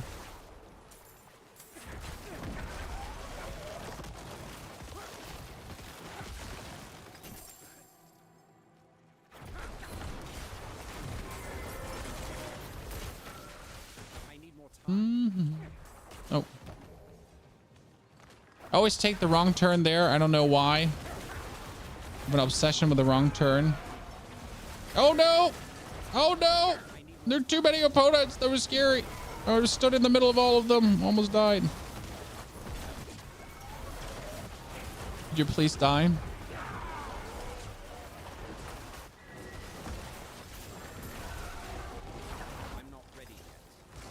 See, none of these stupid scorpions has also one-hit me now because simply this is like just it's not happening.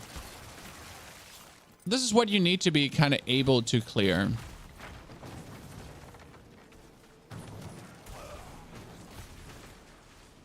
Oh, ow.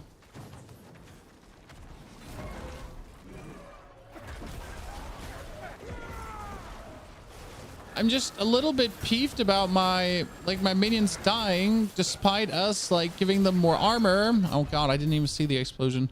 They're like dying more despite like us making them sturdy. I feel like I shouldn't have died there because I was really not paying attention.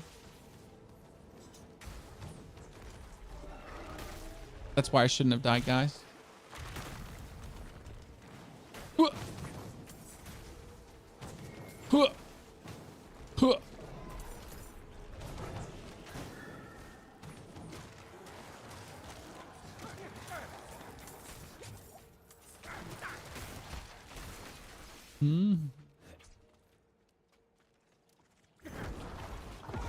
Oh god, fire enchanted. Fire enchanted dislikes. I mean, who does actually like fire enchanted opponents? I mean, the fun part is like with this build, you can like kind of keep them in the other room, right? So I have all of these annoying affixes now in the other room. They're not getting out of there, and we're just killing them from here, right? We wait for all the shit to be gone, for all the things to be like counted down. Oh, and then we just walk in to keep caring about these enemies. Whee!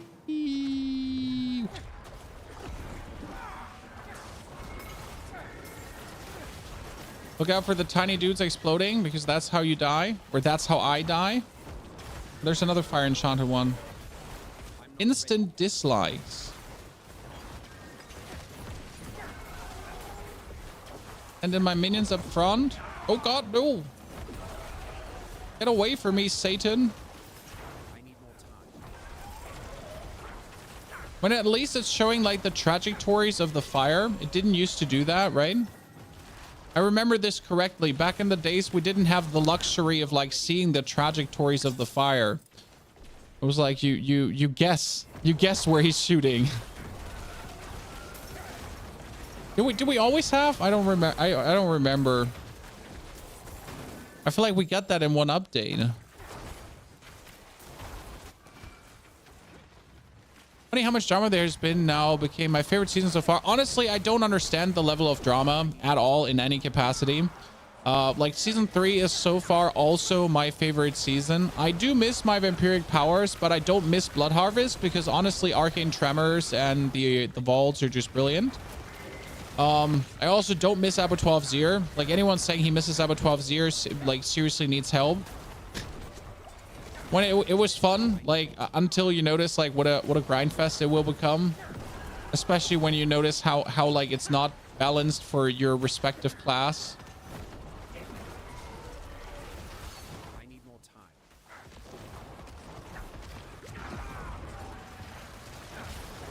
And like, yeah, this is like no fun at all.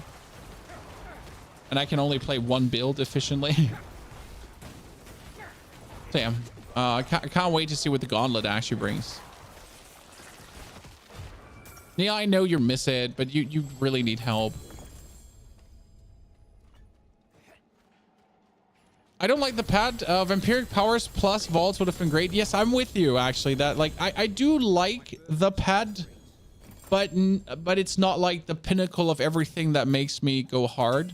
You know, it's kind of like, yeah, sure, the pad is fine, right?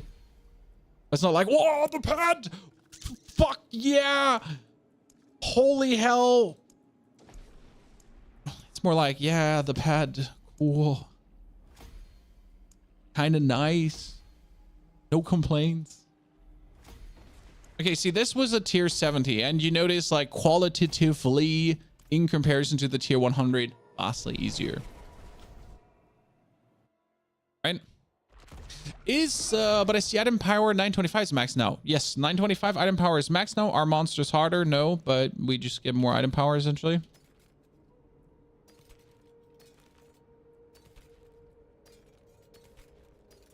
And also 925 is really achievable. So it's like everywhere. Or crit damage, overpower, vulnerable, almost good. It's really achievable to get. Okay, maximum minion life. That's it. Yikes.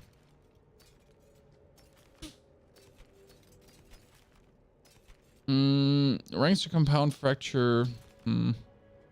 Evolution. Okay, we actually made it to 96, Chan. 96. Tier 100 dungeon has fallen. The Summoner Necromancer is alive. I think the final video is definitely going to happen when we have this on level 100 and when we can actually speed farm tier 100 dungeons, right? Because right now, we like the last 4 levels are essentially going to give us, I mean, we're at 15,000 HP, right? Every level makes you a bit stronger. So the last 4 levels should allow us to go up to 16,000, I think, roughly. Also, we're going to get a bunch more Paragon points that we can activate our last glyph, because we have here glyph, dex. So there's like 1, 2, 3, 4, 5, 6, 7, 8, 9, 10, 11, 12, 13. So these are kind of like the points that we're willing to put. Kind of. Okay. That being said, ladies and gentlemen, that was the last minutes of gameplay today. So shout out to you for being here. Shout out to you for coming, witching, lurking, and chatting. I'll be back tomorrow. That's a lie. I lied to you for personal gain. I will be back on Sunday. I won't be back tomorrow because I hate you. Yeah, like it's not because it's my day off. It's like I hate you.